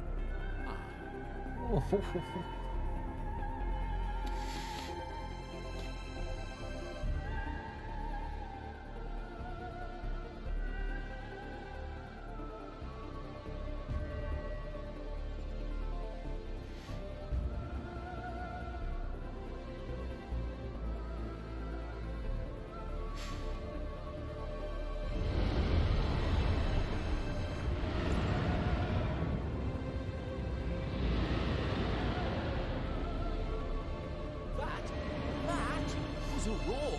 A dragon's roar!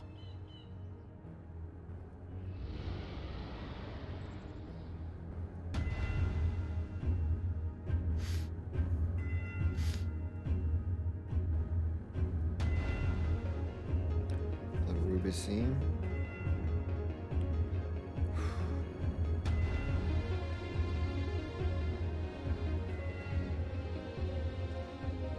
And so, in summation, the Eastern Alliance, as well as the Honorable Lord Lolorito himself, reached out to me for assistance in procuring these treasures of the divine, and I, in turn, do beseech the Confederacy for aid.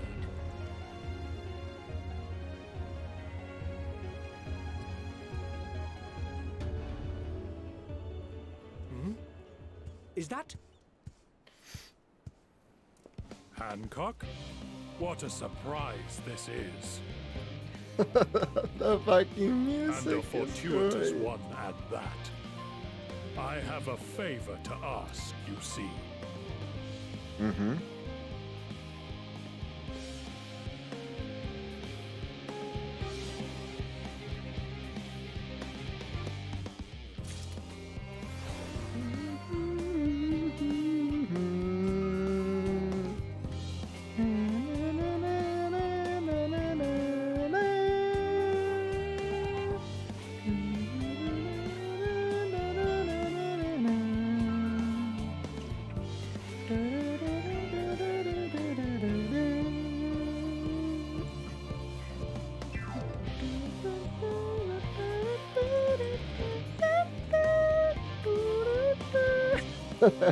I can't see this shit. Alphano is resisting the urge to pat himself on the back.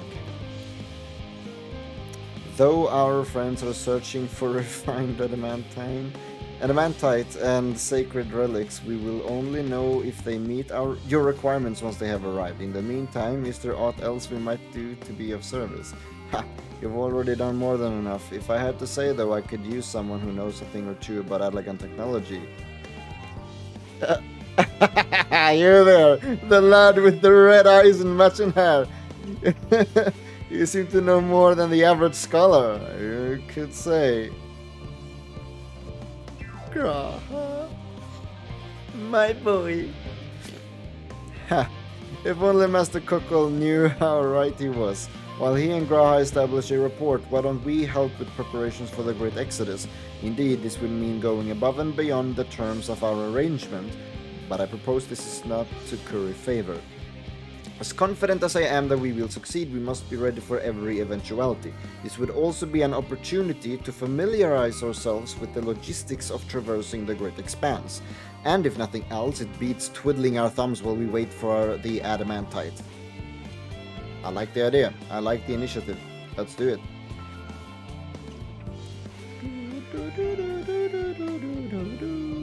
Well, ain't you a bunch of helpful buggers? If you've a mind to lend a hand, I know where you ought to go. Charlie and Hamlet is lousy with researchers and scholarly types, busy in themselves preparing for the Exodus. That lot need all the help they can get.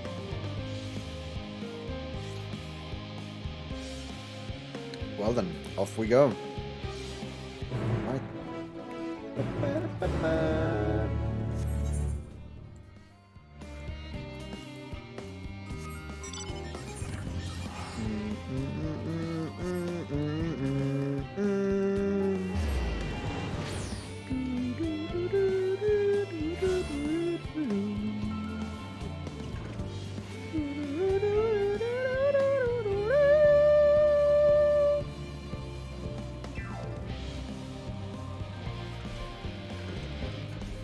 Don't do it. No! Oh, yes. Yes. From what I can tell, a lot of people actually live down here. I don't know how much help we can offer, but I dare say they will benefit from some sort of, from some of that fresh inspiration Scholar Montichon mentioned. Let's start by asking around, ideally without getting in anyone's way. Let's meet by the Aetheryte once our work is done. Right? Oh, would you look at that?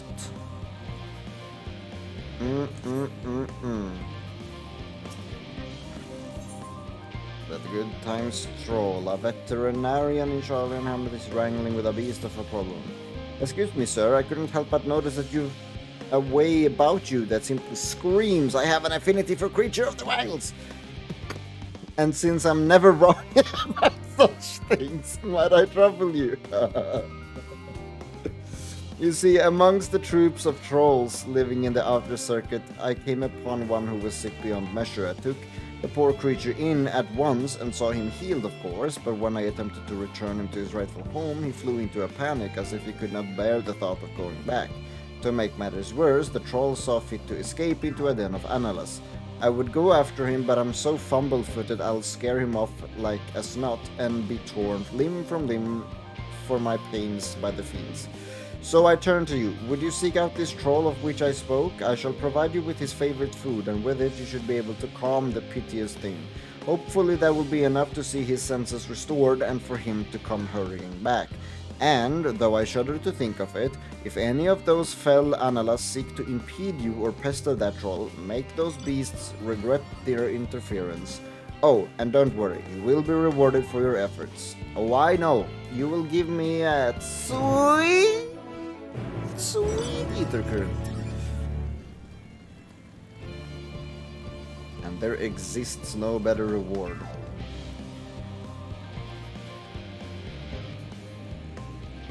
In a world without flying, ether currents is man's best friend. Stay away from me, you fucking Ragnaros looking ass.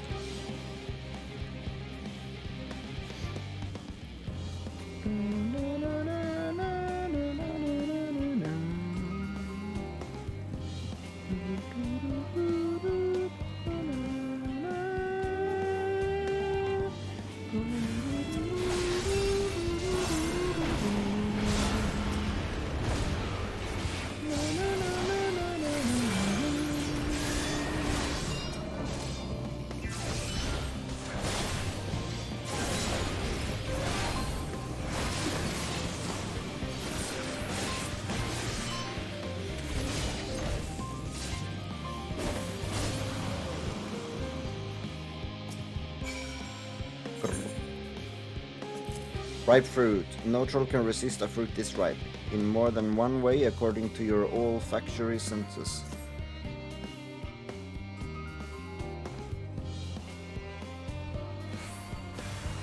What?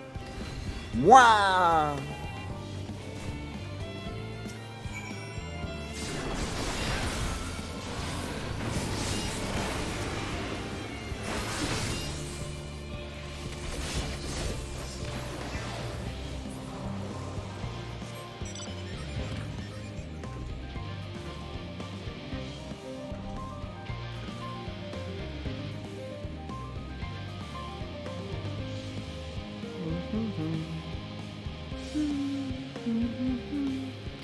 could actually have entered up there, I saw.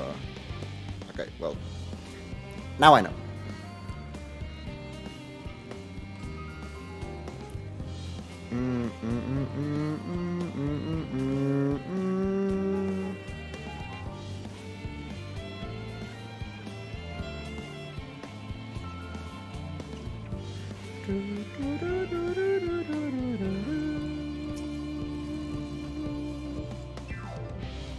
Oh, look, he's returned. I can't thank you enough. I know they may not look it, but trolls are really quite intelligent. Indeed, they are an intrinsic part of the woodlands of Labyrinthos and keep it healthy and thriving. Though, with a responsibility to put down the more violent and unruly ones, most trolls, such as this one, are kind and docile things. In fact, my friend here has a real chance of becoming leader of his tribe, perhaps even guardian of the forest someday. It is we who saw these creatures removed from their natural habitats and relocated them within Labyrinthos. Thus, we've a responsibility to watch over them, to ensure they are well, and it would be too cruel to dispose of one simply because they're under the weather. Ah yes, your reward. Here, as promised. Now then, it's high time I saw this fellow return to the outer circuit. Farewell, adventurer. Give me the ether current! Delicious ether current. So, I'm looking for information. Yeah, I'm just looking for information. Yeah, okay. What is on? Offering to help, that's very kind, but I should be able to organize the rest of the documents by myself. It's mostly lists of things we'll need once we arrive on the moon, and then whichever star we choose as our new home. My duties largely concern the maintenance of living conditions. Why do I speak? My duties largely concern the maintenance of living conditions, so I'll be a lot busier after we depart. I hear that our lunar collaborators have come to assist in our efforts. I'm looking forward to finally meeting them in person after having communicated with them in such a limited capacity thus far. To be perfectly honest, I've not even the slightest idea what they look like. I do hope they're not enormous looming giants. Why, I would much prefer something small and fluffy, like that behatted rabbit, that ran by. Oh, that is oddly specific to what is actually happening. Helping with the arc? Helping with the arc? Even with all the power Master Cockles managed to squeeze out of the ether burner, it's still not enough apparently, and now I hear the final days have arrived. Horrible creatures running rampant all over. If only we'd begun the exodus sooner. People are dying and there'll be no end to it if we don't fulfill our duties. But we will. We've spent years preparing for this moment. Believe in the plan and all will be well.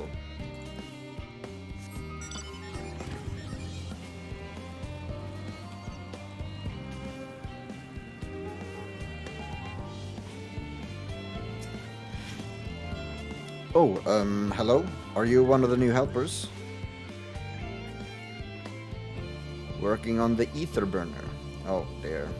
I hear things have come to a standstill on that front. Even so, I'd choose that over my current duties. Checking and loading samples day in, day out. It's tiring, thankless work. Still, no one will be cross if I misplace a few legumes or what have you. The forum's got enough on their plate as it is. What with deciding who gets to board the Ark and when. Lot of powerful people have opinions about that. My heart goes out to Master Fortunaw and the others. Hardly get a moment's rest, I expect. Do they even have time to sleep?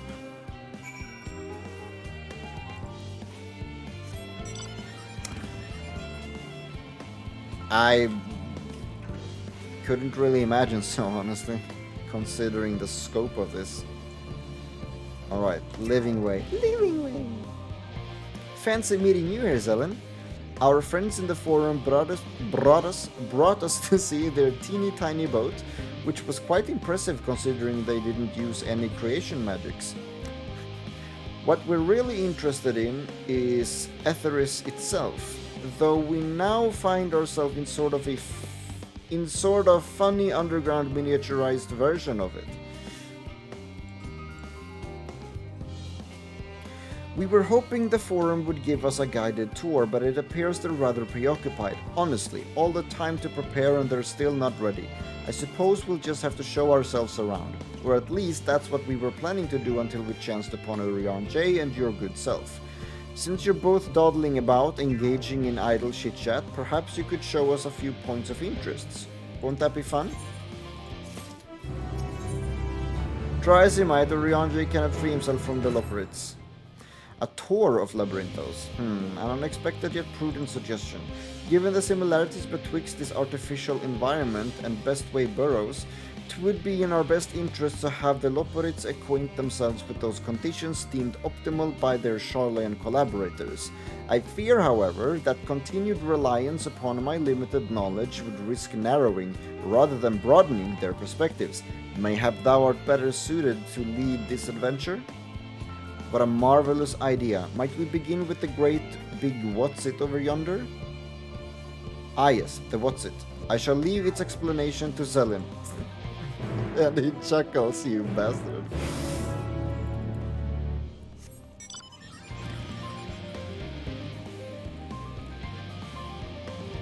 Really? We're giving out tours in the middle of this? I don't... Alright. Goodness me, to build something so large without creation magics is positively stupendous. Perhaps you could direct our attention to its most important features. Search the apparatus for points of potential interest. Oh, come on.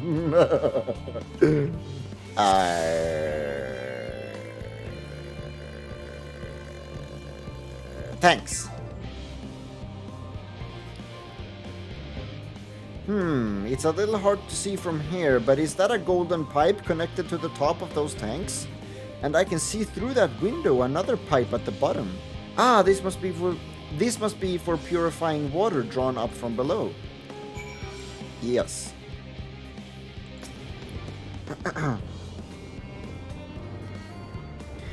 Is that water I hear from inside the great big tube? It must be because of those cogs and that gigantic wheel at the top. Oh, I see. That's how they draw up the water. There's probably some sort of spiral-shaped mechanism inside it too. Mushroom-like thing! That looks like the trees in the Greatest Endsvale. Hold on, that's a bit of a strange shape. It's thin at the bottom but big and round at the top. Quite tall for something so unbalanced too.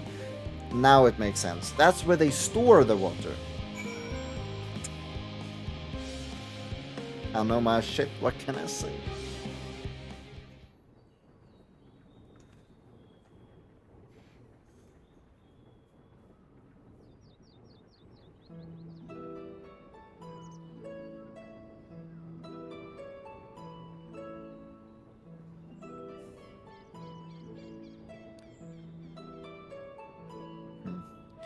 Well, if I were to hazard a guess, water drawn from underground, presumably with some other mechanism, is purified here and stored in that tower before being distributed elsewhere. I'm right, aren't I? I knew it. A design brilliant in its simplicity. I dare say it would take only a moment to install it even in the harshest environments, for us Loporits, that is. Indeed, securing a reliable source of water is of the utmost importance for any fledgling settlement.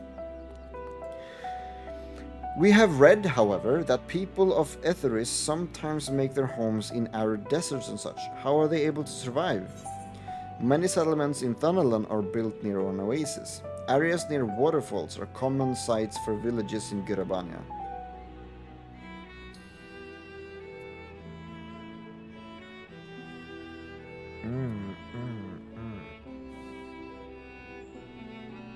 I mean, both are correct.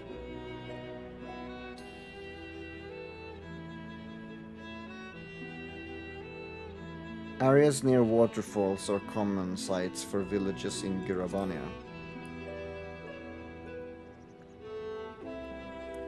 So wherever you choose to live, you're never far from water. Oh dear, I worry we won't be able to procure the necessary amount. We can provide enough water to keep them from drying out completely, but it would appear they rely on it far more than we'd anticipated. Yeah, water is kind of,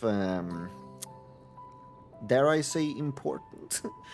A few adjustments may be in order. Once we've calculated the average rate of consumption per individual, it may also be worth learning more about how exactly they obtain their water in the first place. If we just skip the entire process in between, we basically drink our own pee. And every single animal's pee ever. Master Alphino spoke of the machinery responsible for that feat during our journey through Logisticon Alpha, did he not? Mayhap the Loporits will share his appreciation for the engineering marvel. Oh yes, that sounds absolutely splendid. I remember that was like one of the coolest thing ever when we were learning about, you know, the circle of life, if you will, when it comes to water. And the teacher, you know, kind of hyped it up and basically ended with them saying, so basically, we're drinking dinosaur pee. And I was like, oh my fucking god! We must journey beyond the sanctuary of Charlian Hamlet. I shall lead the way. You mean we'll have to brave the untamed wilderness? A valid concern indeed. We could not help but notice the many dangerous-looking creatures with big nasty teeth lurking beyond the safe confines of this settlement. Were we not escorted here by burly custodians, I dread to think what would have become of us.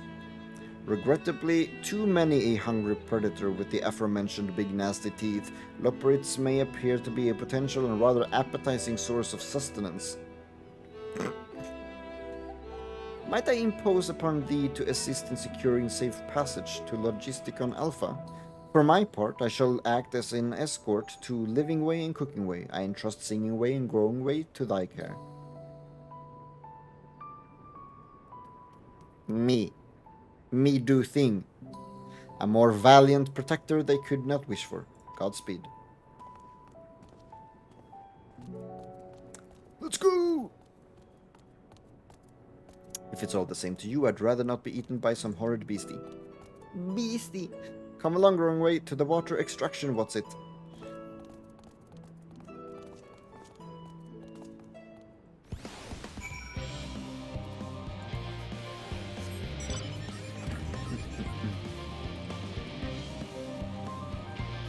Right.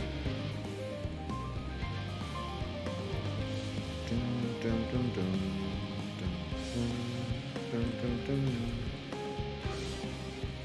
Purple means enemies.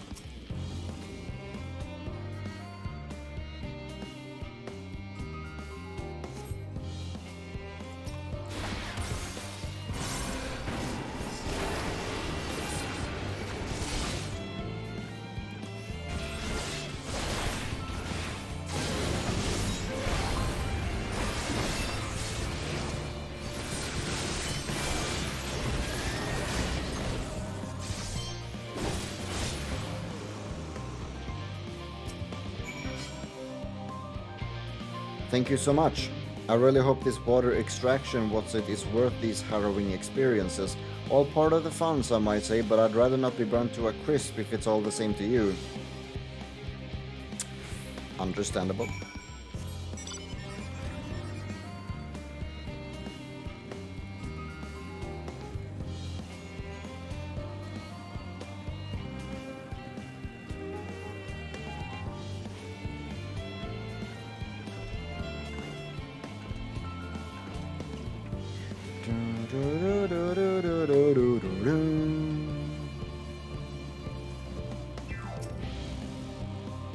My friends, I bid you welcome to Logisticon Alpha. Our destination doth lie at the lift stop. Pray follow me.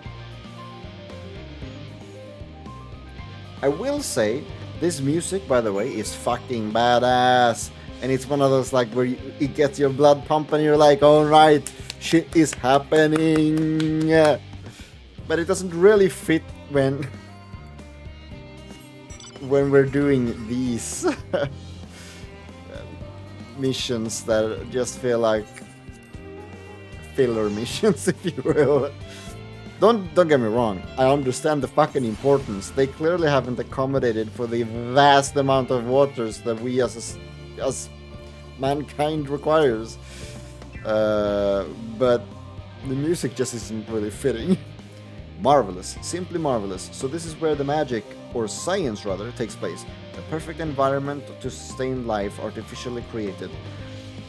The knowledge we'll gain here will be essential when we start looking for new stars for your kind to inhabit. Apparently, most of them don't even have air for you to breathe.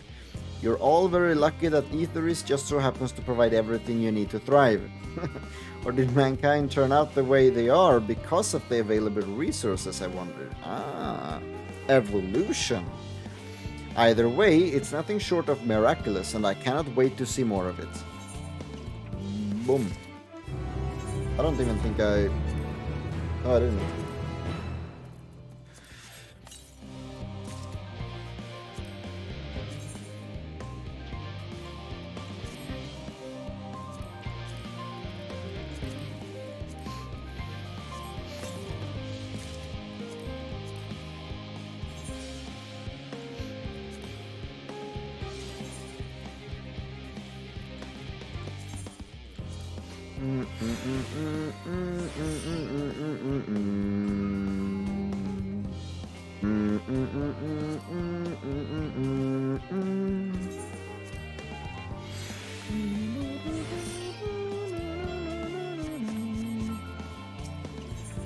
Cooking Away is eager for a change of venue, or at the very least a change of what's it.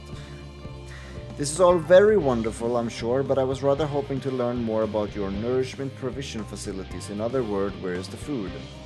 I believe both the knowledge and consumables you seek may be found at Muriel Agronomics. As I imagine Singing Way and the others intend to study every conceivable facet of this apparatus, wouldst thou be so kind as to escort our visiting culinarian? Yes, that sounds much more interesting. Hopefully, I'll be able to see firsthand some of the delicacies Urianger was telling me about. Even his incredibly vivid, if a bit too verbose, descriptions cannot compare to sampling them myself. Not to mention Aetheris will soon be no more, so I must learn all I can while there is still time. Let us brook no further delay.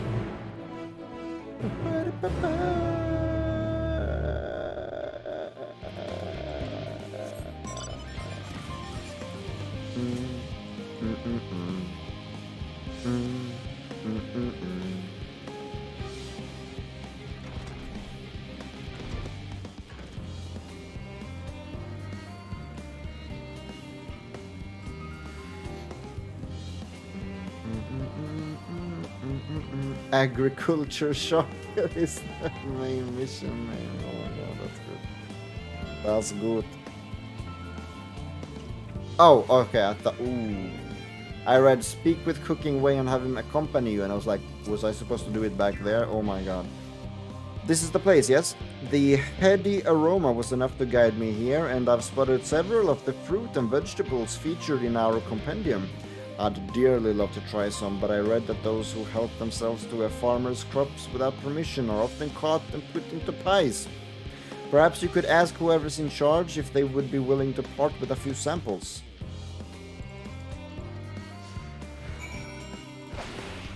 Sure. We're just gonna walk around and ask for samples, free samples. Chipkit. What a fine mess this is. Give me some pie. Ah, it's you, the one who climbed down the mineshaft. I'd show you around if I could, but I'm rushed off my feet preparing for the exodus, and I'm not the only one. We've all got to find ways to do what we do down here up there, first on the moon, then on whichever star the Forum decides will become our new home. It's all so sudden, so unreal. Don't you want to go to the moon? Well, it's better than waiting for the final days to claim us. But no matter how carefully it is planned, we'll never be able to take every variety of flora and fauna with us. Even the ones we can't take may not survive in their new environment. So many species doomed to extinction. Sorry, that's not what you came to talk about, is it? nothing quite so dire, I assure you. We merely wish to sample a little of your produce, if we may. By all means, help yourselves. Much appreciated, my good fellow. So, where to begin?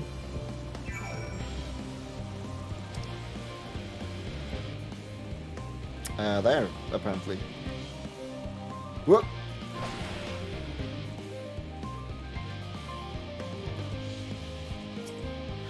Ooh, I know what these are. Grapes, yes? Let's see if they are as delicious as they look. They are, I can promise you that. Oh, so sweet, so sour. The taste is much like a ripe philosopher's carrot, and yet the texture is entirely different. The contrast between the outer skin and the fruit within is most peculiar, though far from unpleasant. Yes, I think I'll try another.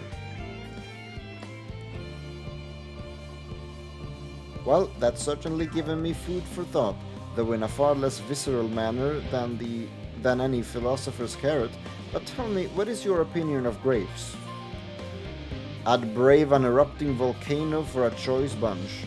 Meh, ghastly things. I'd rather eat rancid gigantoad eyeballs. No, I'd brave an erupting volcano for a choice bunch for sure, dude. Mwah. Yes, they are rather Moorish, aren't they? And from what I've read, quite versatile too. Something about people stepping on them to make intoxicating beverages, as I recall. Anyway, that's enough about grapes for the time being. On to the next. When you say it like that, it sounds so stupid. Orange by the name, orange by nature. What came first, the fruit or the color? Who cares? Let's eat. Yes, that's equal parts sweet and sour as with the grapes, yet nothing alike. I may have to consult Oriange about expanding my vocabulary. I simply cannot find the words to describe it. Perhaps what I'm looking for is bitter. This is all very complicated, you know. So many flavors, so many choices, and each individual with their own personal preferences. Now I see why you all turned your noses up at the idea of eating nothing but carrots. Marvelous though they still are in my estimation. Let no one say I said otherwise. But speaking of carrots, I've yet to sample any of the vegetables. Let's see what's in the field over there.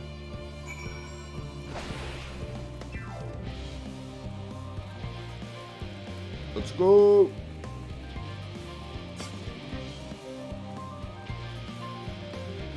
What?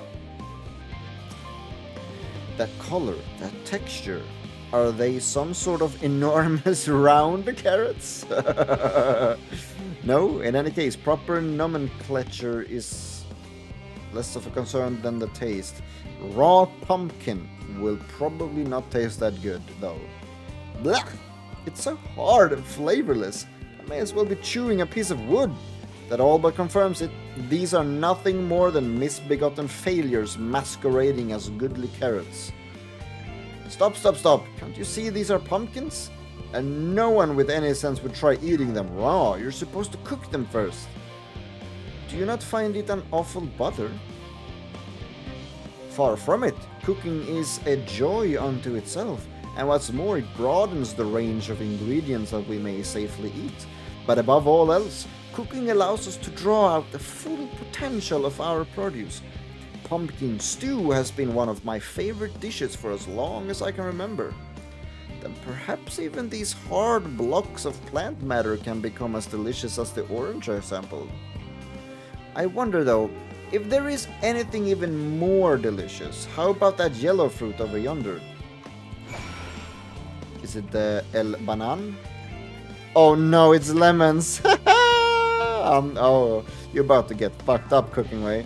What a wondrous fragrance. With luck, it'll have a flavor to match. As I've no idea how these are eaten, I'll just bite into it. Yeah, my tongue! Is this poison?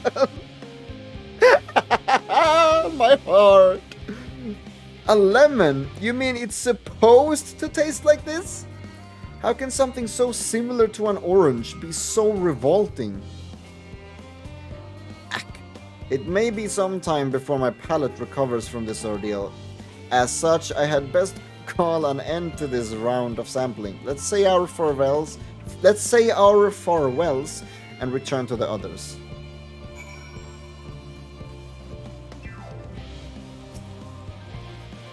Finish, have you? I trust you found something to your liking.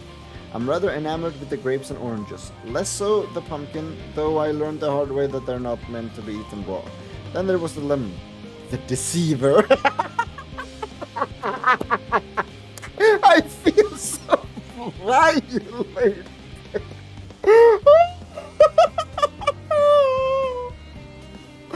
Dude, I need to. Yo! I'm going to send.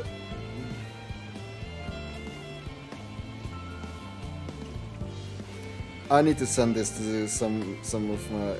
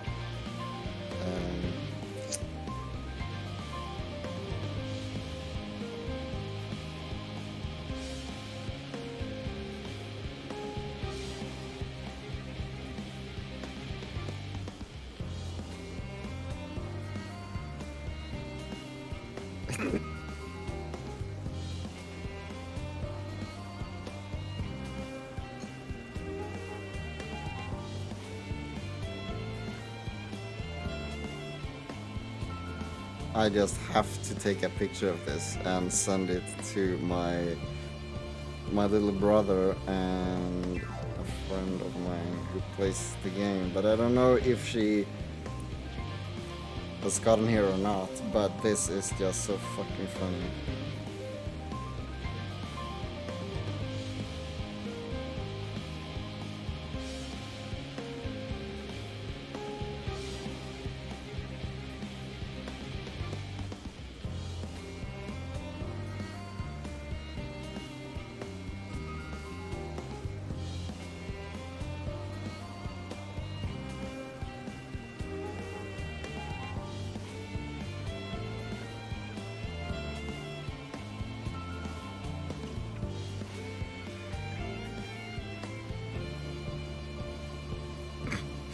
Then there was the lemon, the deceiver. I still feel so violated. Dude, what the fuck? That's so fucking... Oh my god. First time, was it? I'd hate for you to leave with a bad taste in your mouth, in more ways than one, so I'll give you this lemon muffin I baked. If this doesn't change your opinion, nothing will. More lemon? Have I not suffered enough? Nevertheless, it would be remiss of me to spurn this opportunity to... Oof, bit of sikkim up there. Learn more of your inscrutable ways. Very well, lemon muffin, do your... Very well, lemon muffin, do your worst. Uh-huh. Uh-huh. This is delicious! Exactly. Although I still detect a hint of lemon, it complements the sweetness of the dough to create a perfect harmony. I never would have guessed its vile bitterness could be utilized so elegantly. My good chap, this is simply breathtaking. See? We rarely use lemon in its natural state, but it has a starring role in all sorts of recipes, and the same is true for many other ingredients. It comes down to making the most of the resources at our disposal, and sometimes that can even be the difference between life and death.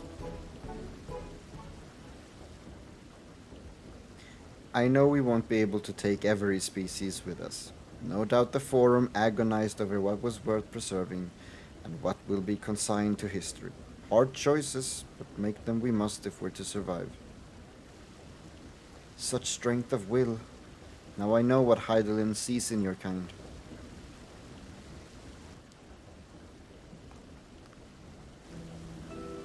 Mankind, the Loperids, we were both born from the accumulated knowledge of the ancients. They learned all there is to learn about the nature of sentient life and the fates of the stars themselves.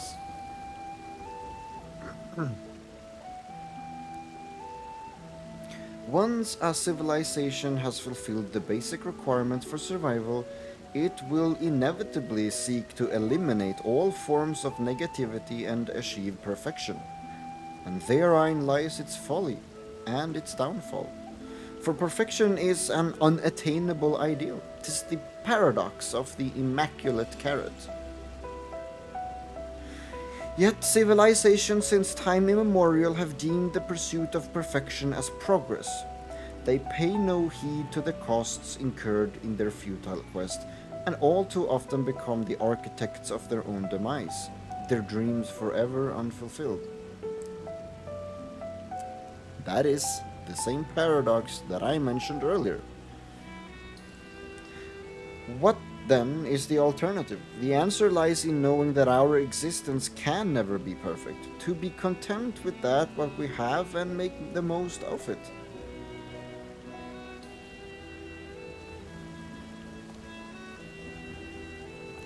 When life gives you lemons, make lemon muffins. Sure. Pardon my Eorzean, but what in the seven hells are you on about? And who are you anyway? Cooking way at your service. I'm here to help prepare for the trip to the moon. And once you get there, you'll be able to try my carrots. I've been growing all different kinds. But don't worry, there'll be room for your crops too. We'll work together to preserve as many of Etheris species as possible, if you're up to the challenge. Yes, of course. I look forward to it. Oh. Well, this has all been highly productive, probably. Let's go and see if Urianger and the others have run out of machinery to inspect, shall we? Let's do it.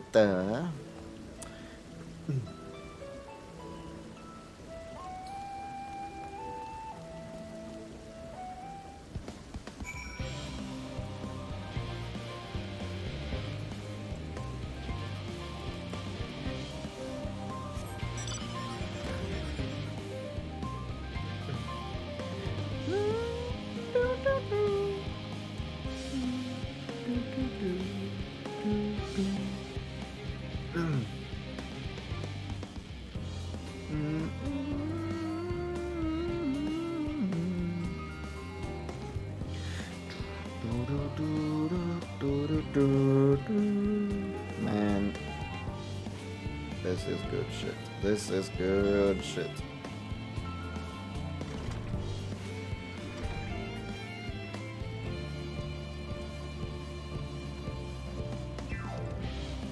Cooking away.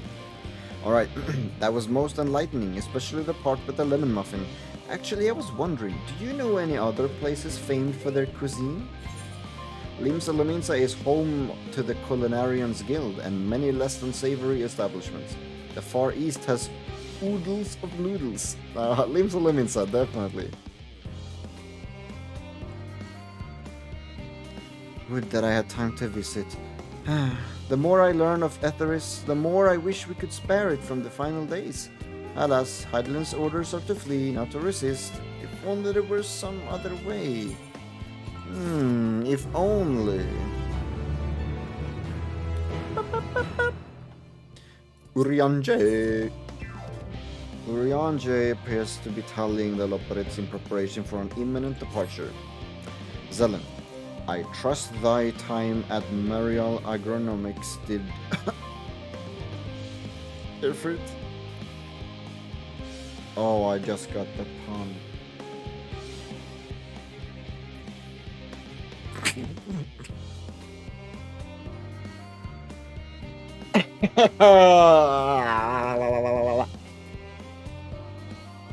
You. Our own efforts too were rewarded. We now possess an embarrassment of educational riches. No doubt our guests' relentless pursuit of knowledge could occupy them and us for a fortnight. Alas, time is of the essence. Let us return to Charlie and Hamlet forthwith.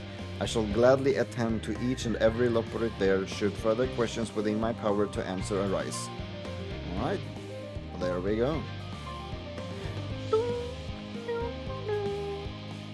Oh, oh, baby, don't be sad.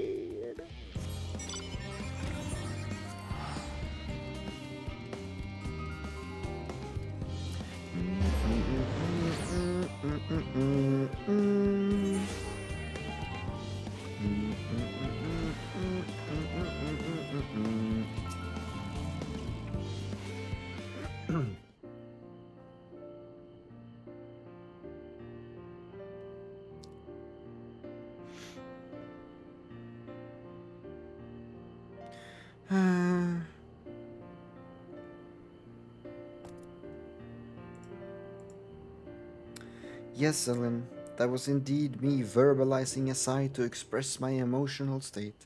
Do you want to know why? Oh my god. Yes, because I saw the reconstructed environmental data for Etheris at Logisticon Alpha, that's why. A forest so lovely and so leafy. Are all of your forests like that? The Black Shroud is quite leafy indeed, and a place of utmost tranquility. They're verdant, at least. The trees of Dravania stand particularly proud. You should see the forest of the first. One was purple.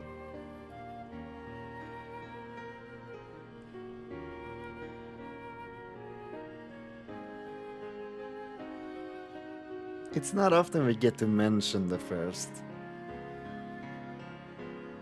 You should see the forests of the first. One was purple.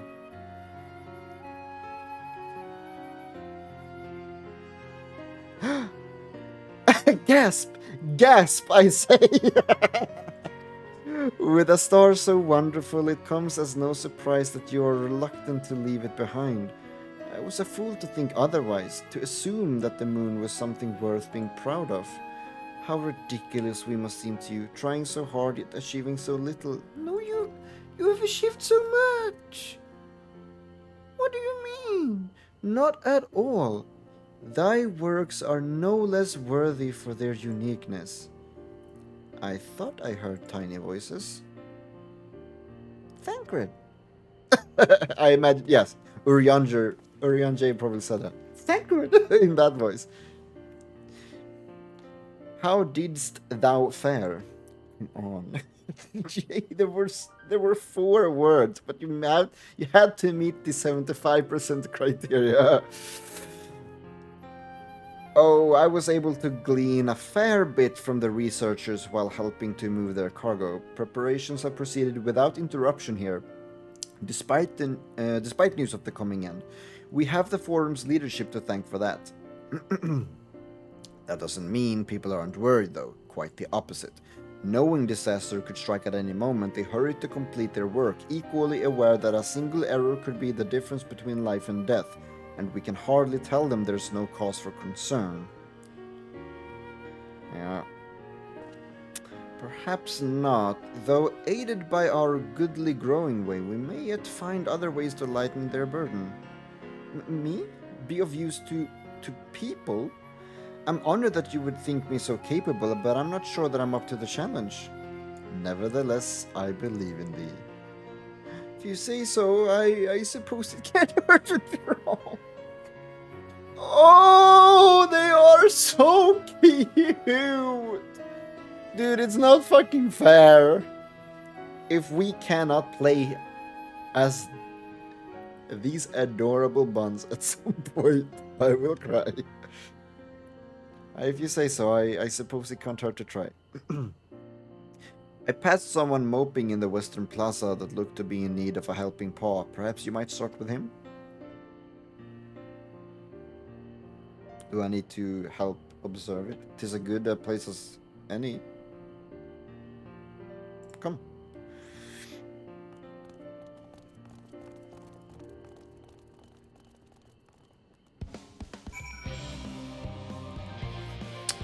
Man, I thought we were gonna get like a dungeon where we went down into these elegant remnants and their defenses that are active and woo!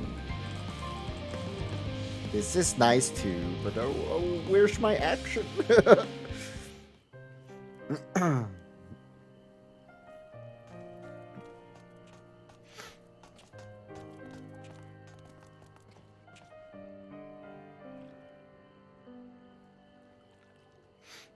Oh, can I help you?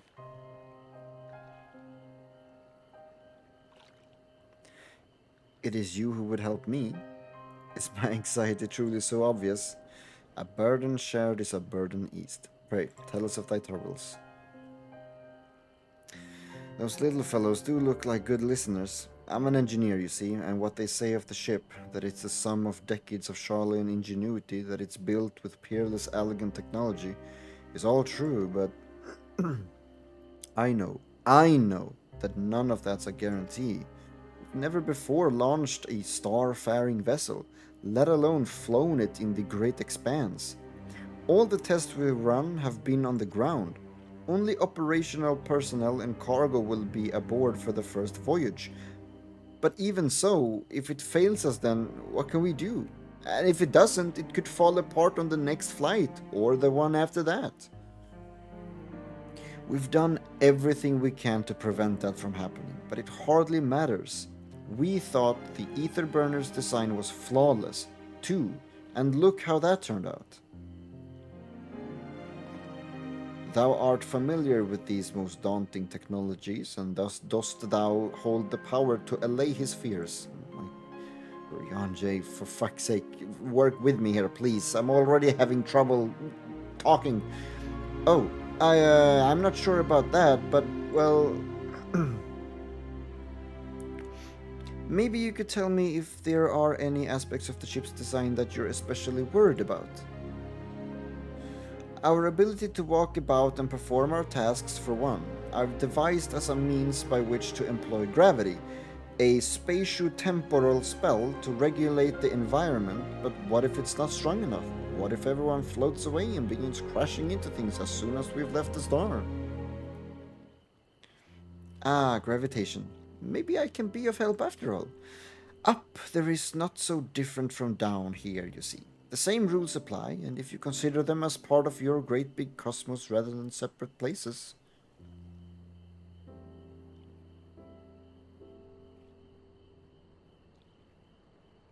I suspect both parties shall find comfort in this conversation.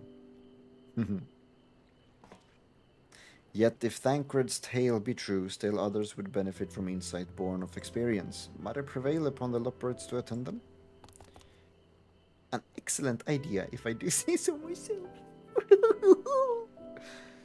There is naught we'd like more than to ease the hearts of the fine people of Ethers, and learn more about them while we're at it. Full glad am I to hear it. Gather thy companions and bring them hither.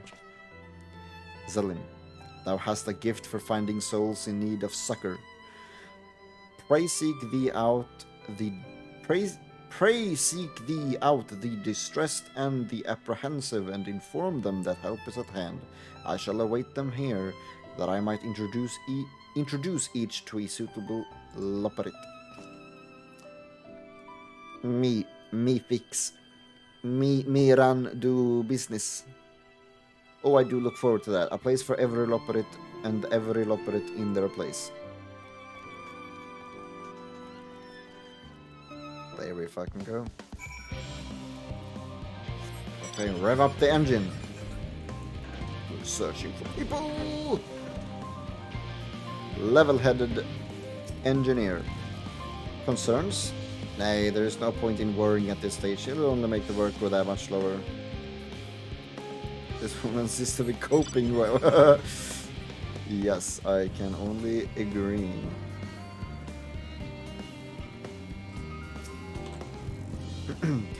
"56 bunches of weeds in the ground, 56 bunches of weed, rip one out, add one to the mound, 55 bunches of weeds in the..." Beep! I'm not neglecting my duties, I swear. I was in need of a little break, you see, but then I found myself unable to relax at all, so I went on a walk and then I noticed these weeds and... pleasant conversation partners and oh so fussy. Goodness me, that does sound like a much better way to relax. Yeah. They're therapy bunnies. Oh, they're therapy bunnies. Oh, I love it. I love it. Nope.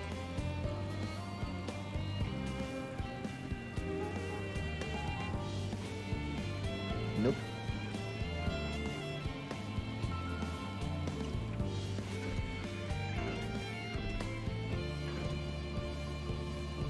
Occupied administrator. How might I help you? My, what a lovely idea. I too noticed people becoming rather tense, so I rushed out to pluck some fresh and fragrant tea leaves. Now I need only track down 100 or so cups. But don't you worry, I can manage. I hope your plan to cheer everyone up goes well. This woman is doing better than you are!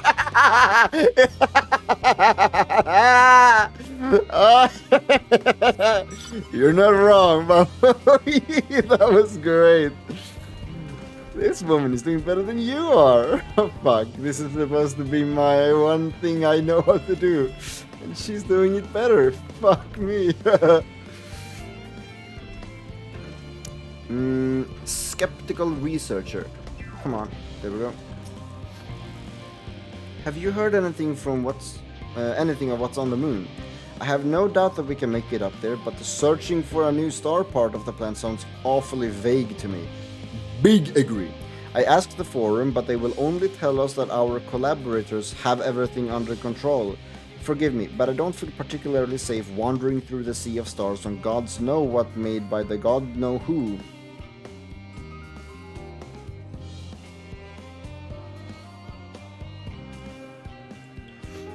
You mean to say that I can speak with them directly? Amazing! I hope they like questions.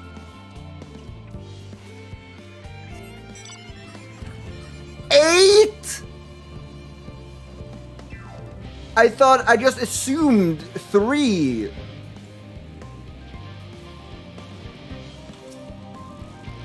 Apologies, but I'm awaiting a delivery. Whatever it is, we'll have to wait. It seems this guy is too busy to chat for his benefit or otherwise.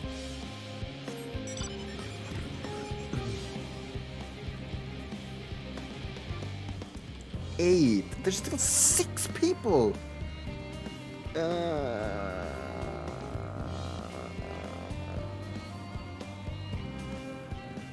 Hyperventilating engineer. Yep, this is one. Why the gods, my chest is tight. Am I dying? Is this what dying feels like? Oh, boy. I hope not. Ooh, do pardon me, I didn't see you there. There is no cause for concern, I assure you. No cause for concern, even though we may need to depart at any moment, and if the hull I designed buckles under the strain, the entire vessel may explode on launch, claiming countless lives and dooming all mankind. But that is highly unlikely. Yes, highly unlikely. Highly... Yep, I know that type of thinking. Brrr, and you get an anxiety attack. Our visitors can help me triple check for structural... Our visitors can help me triple check for structural flaws, you say? That would be wonderful. I'm breathing more easily already. Go get him, champ.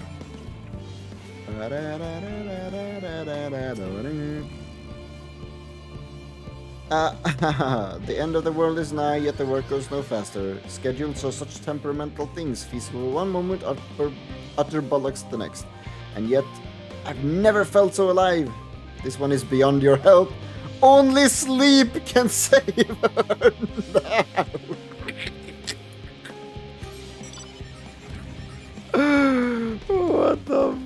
dude. Anxious engineer. What am I thinking about? The medical facilities on the ship, of course. I designed them with the assistance of our sages and chirurgeons, but to imagine every illness or injury that one might face in the great expanse is beyond any of us, to say nothing of the effects that living out there indefinitely might have on the body. The crew from the moon. Why did I not think of that? Skirt, skirt.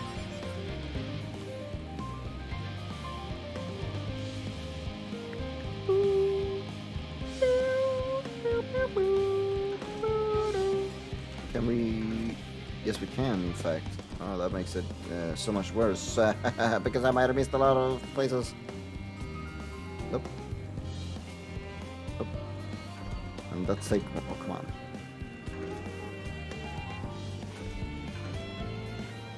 Desperate engineer. Just leave me to my misery. The forum can appoint someone else.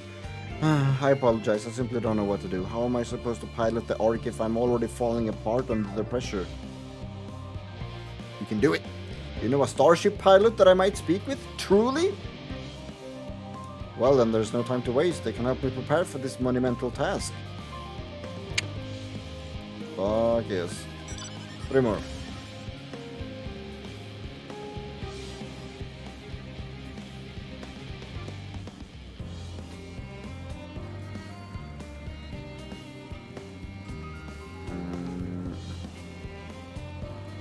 Just cover. I already know we have one, but this must be the surrounding areas.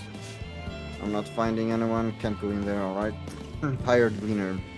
Is anything bothering me? Well, I've been loading cargo belts for now.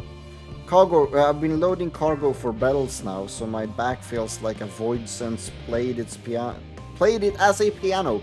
My feet and knees as drums and cymbals too. This cleaner seems fine, if in need of a break.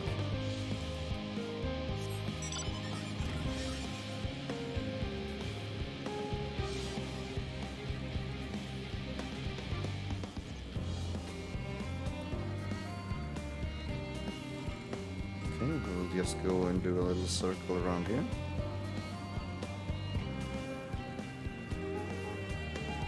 We can't step inside, okay, well then.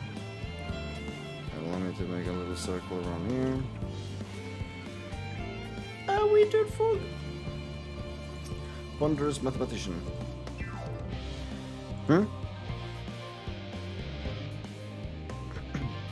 Consult our collaborators. I suppose that would be more effective than sitting here brooding. I'm attempting to calculate how much cargo we can consolidate into fewer trips. Should the ether burner make our original estimates unfeasible? But there are simply too many variables. I feel as if my brow will turn inside out. But perhaps our lunar associates will have more insight into how much weight constitutes too much weight for our purposes. Thank you for letting me know. Got it. Got you. Gotcha.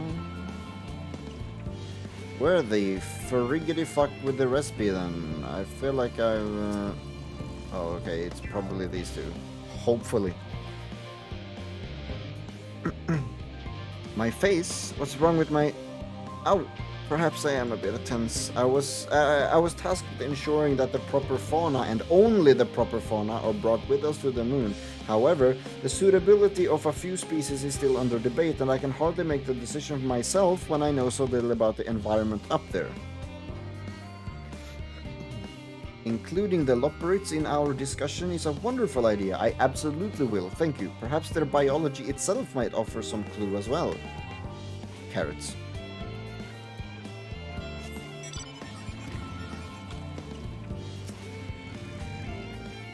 You! Yes, you idiot! Have you seen an envelope lying about?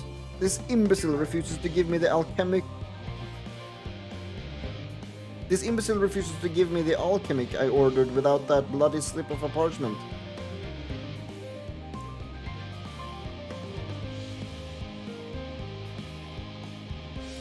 Unless your friends have a spell to make me remember where I dropped my damned envelope, I doubt they'll be more help than you, and you've wasted enough of my time already. It would be unfortunate for all involved to inflict this man upon the Loporits. Yeah, clearly. Holy shit. Rude much? So there is one person somewhere.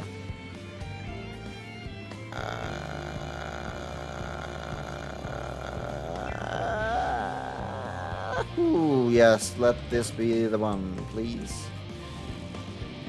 Blasted assistants, where have they gone off to at a time like this? Beg pardon, but I have not the time for idle chit-chat. I need to reconfirm that ether levels are consistent throughout the vessel's machinery, and it seems I shall have to do so single-handedly, I swear, when I find those assistants of mine. I know where you can find some assistants. The Loporits are willing to help. Well, why didn't you say so?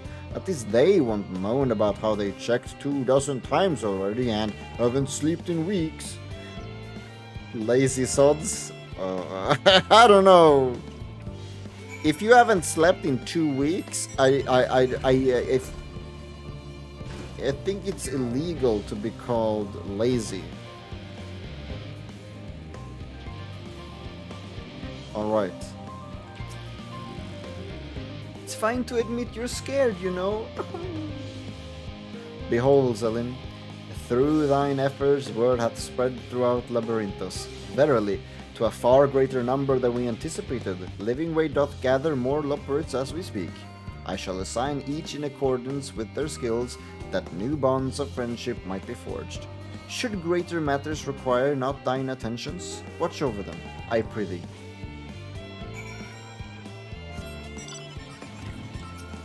I mean, I feel like there are more important things, but sure. Sure.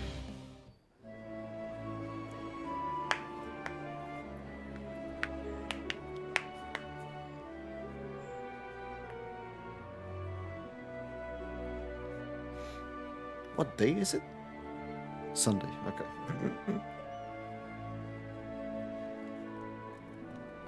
Look at you. Phew! Oh, finally some rest. Why, I haven't spoken so much in, well, in forever. I love them so much. Lively, isn't it? The town is abuzz. Everyone eager to meet with our friends from the moon.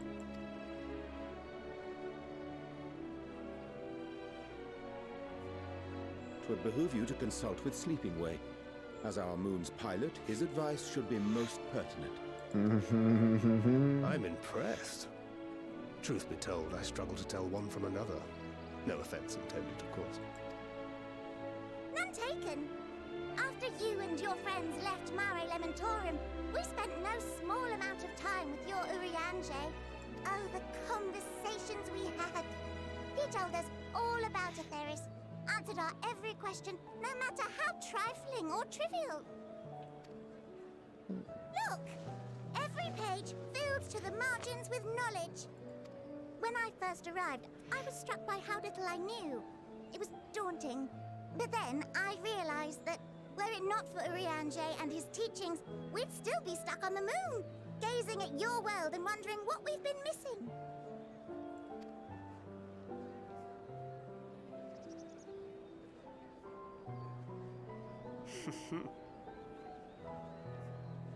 What would they think if they could see Urianger now? I dare say they'd be more than a bit surprised. And impressed, no doubt.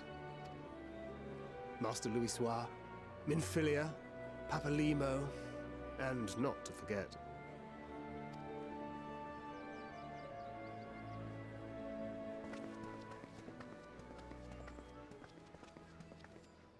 Oh there. Heard there was a visiting expert who we might bother with a few questions. I take it you'd be the one.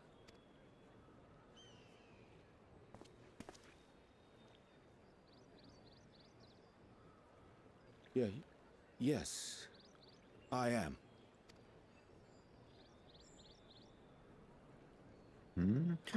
No. Wilson and Blovida, Charlian's foremost researchers in the field of teleportation magic, and Moonbreeder's parents.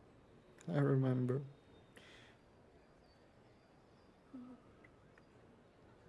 Oh no. I mean, I don't mean to say oh no, but oh, look, I am sensitive.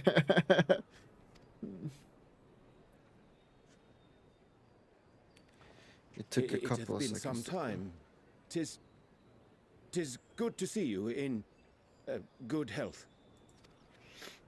Likewise, old friend. Blavida and I were most honored to answer the call. Never expected this reunion, though, did we, dear?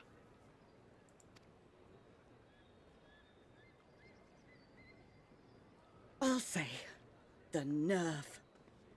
Sending that letter, then running off to the gods know where.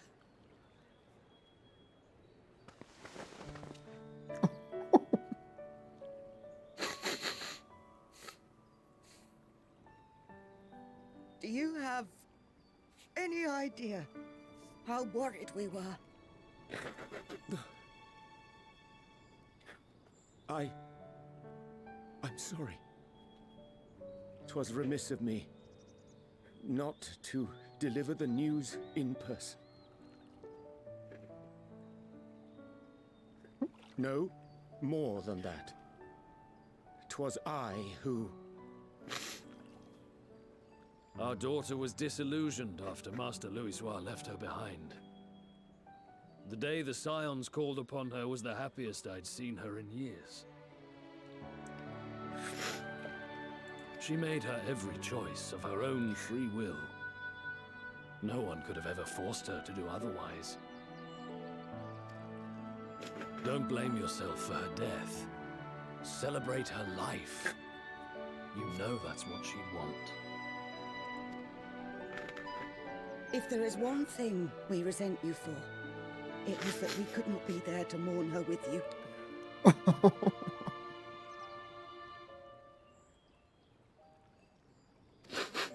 Reading the words you penned in that shaky hand, we must have cried as much for you as we did for her.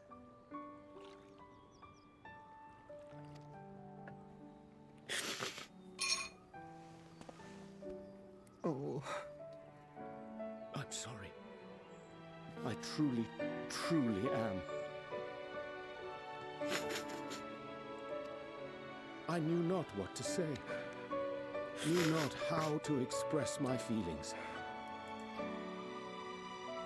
The poems and platitudes of wiser men, musings on sadness and loss, studied and memorized, and meaningless in the moment.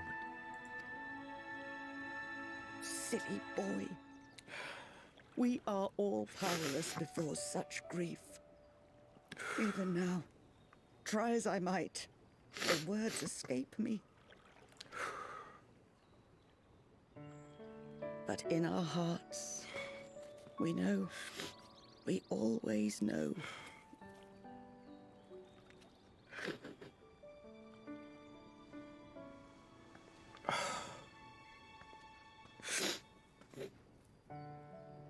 I remember when you were young, how the lads teased you for choosing the company of books over others. Our moon didn't take kindly to that. Be nice to Urianger, she'd shout, and give them a walloping. No matter how many times we scolded her. So we offered a suggestion. Rather than starting fights, why don't you be the bridge between Urianger and the others? She had to mull it over for a while, arms crossed, brow furrowed in intense thought. But from that day on, she never let you be alone. She'd drag you outside to play, pepper you with endless questions, read the same books you read, all to try and understand you that much better. I'm sure it was annoying and exhausting at the time, but she only ever had the best of intentions. And look at you now, at the center of the crowd. The reason there even is a crowd, having brought these people together. You've no idea how proud we are. To see the boy, Our daughter trusted and believed in more than anyone. Grow into the man she always knew he could be. I can see her in you too. Feel her. She walks with you wheresoever you go. So thank you, Urianger, for being who you are.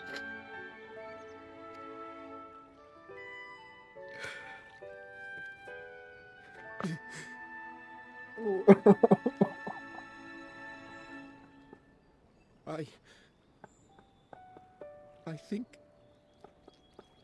I can feel her too.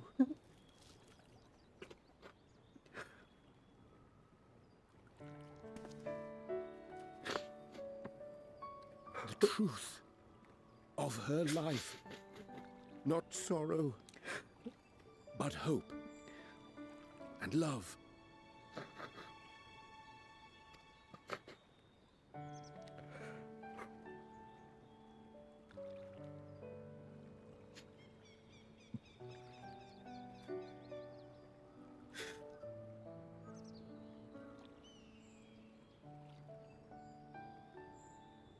This moon breeder.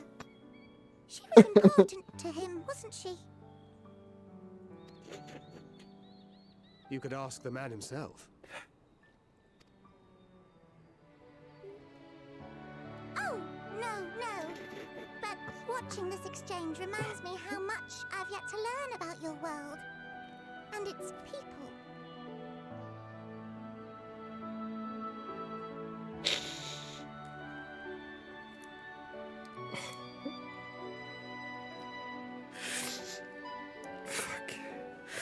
This cuts a little too close to home.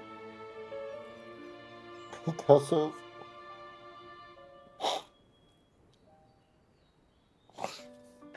things in my life right now.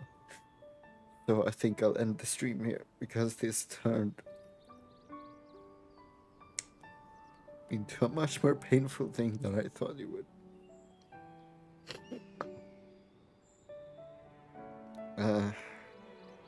Yeah. I'm just gonna have to call it quits here for tonight. Bye.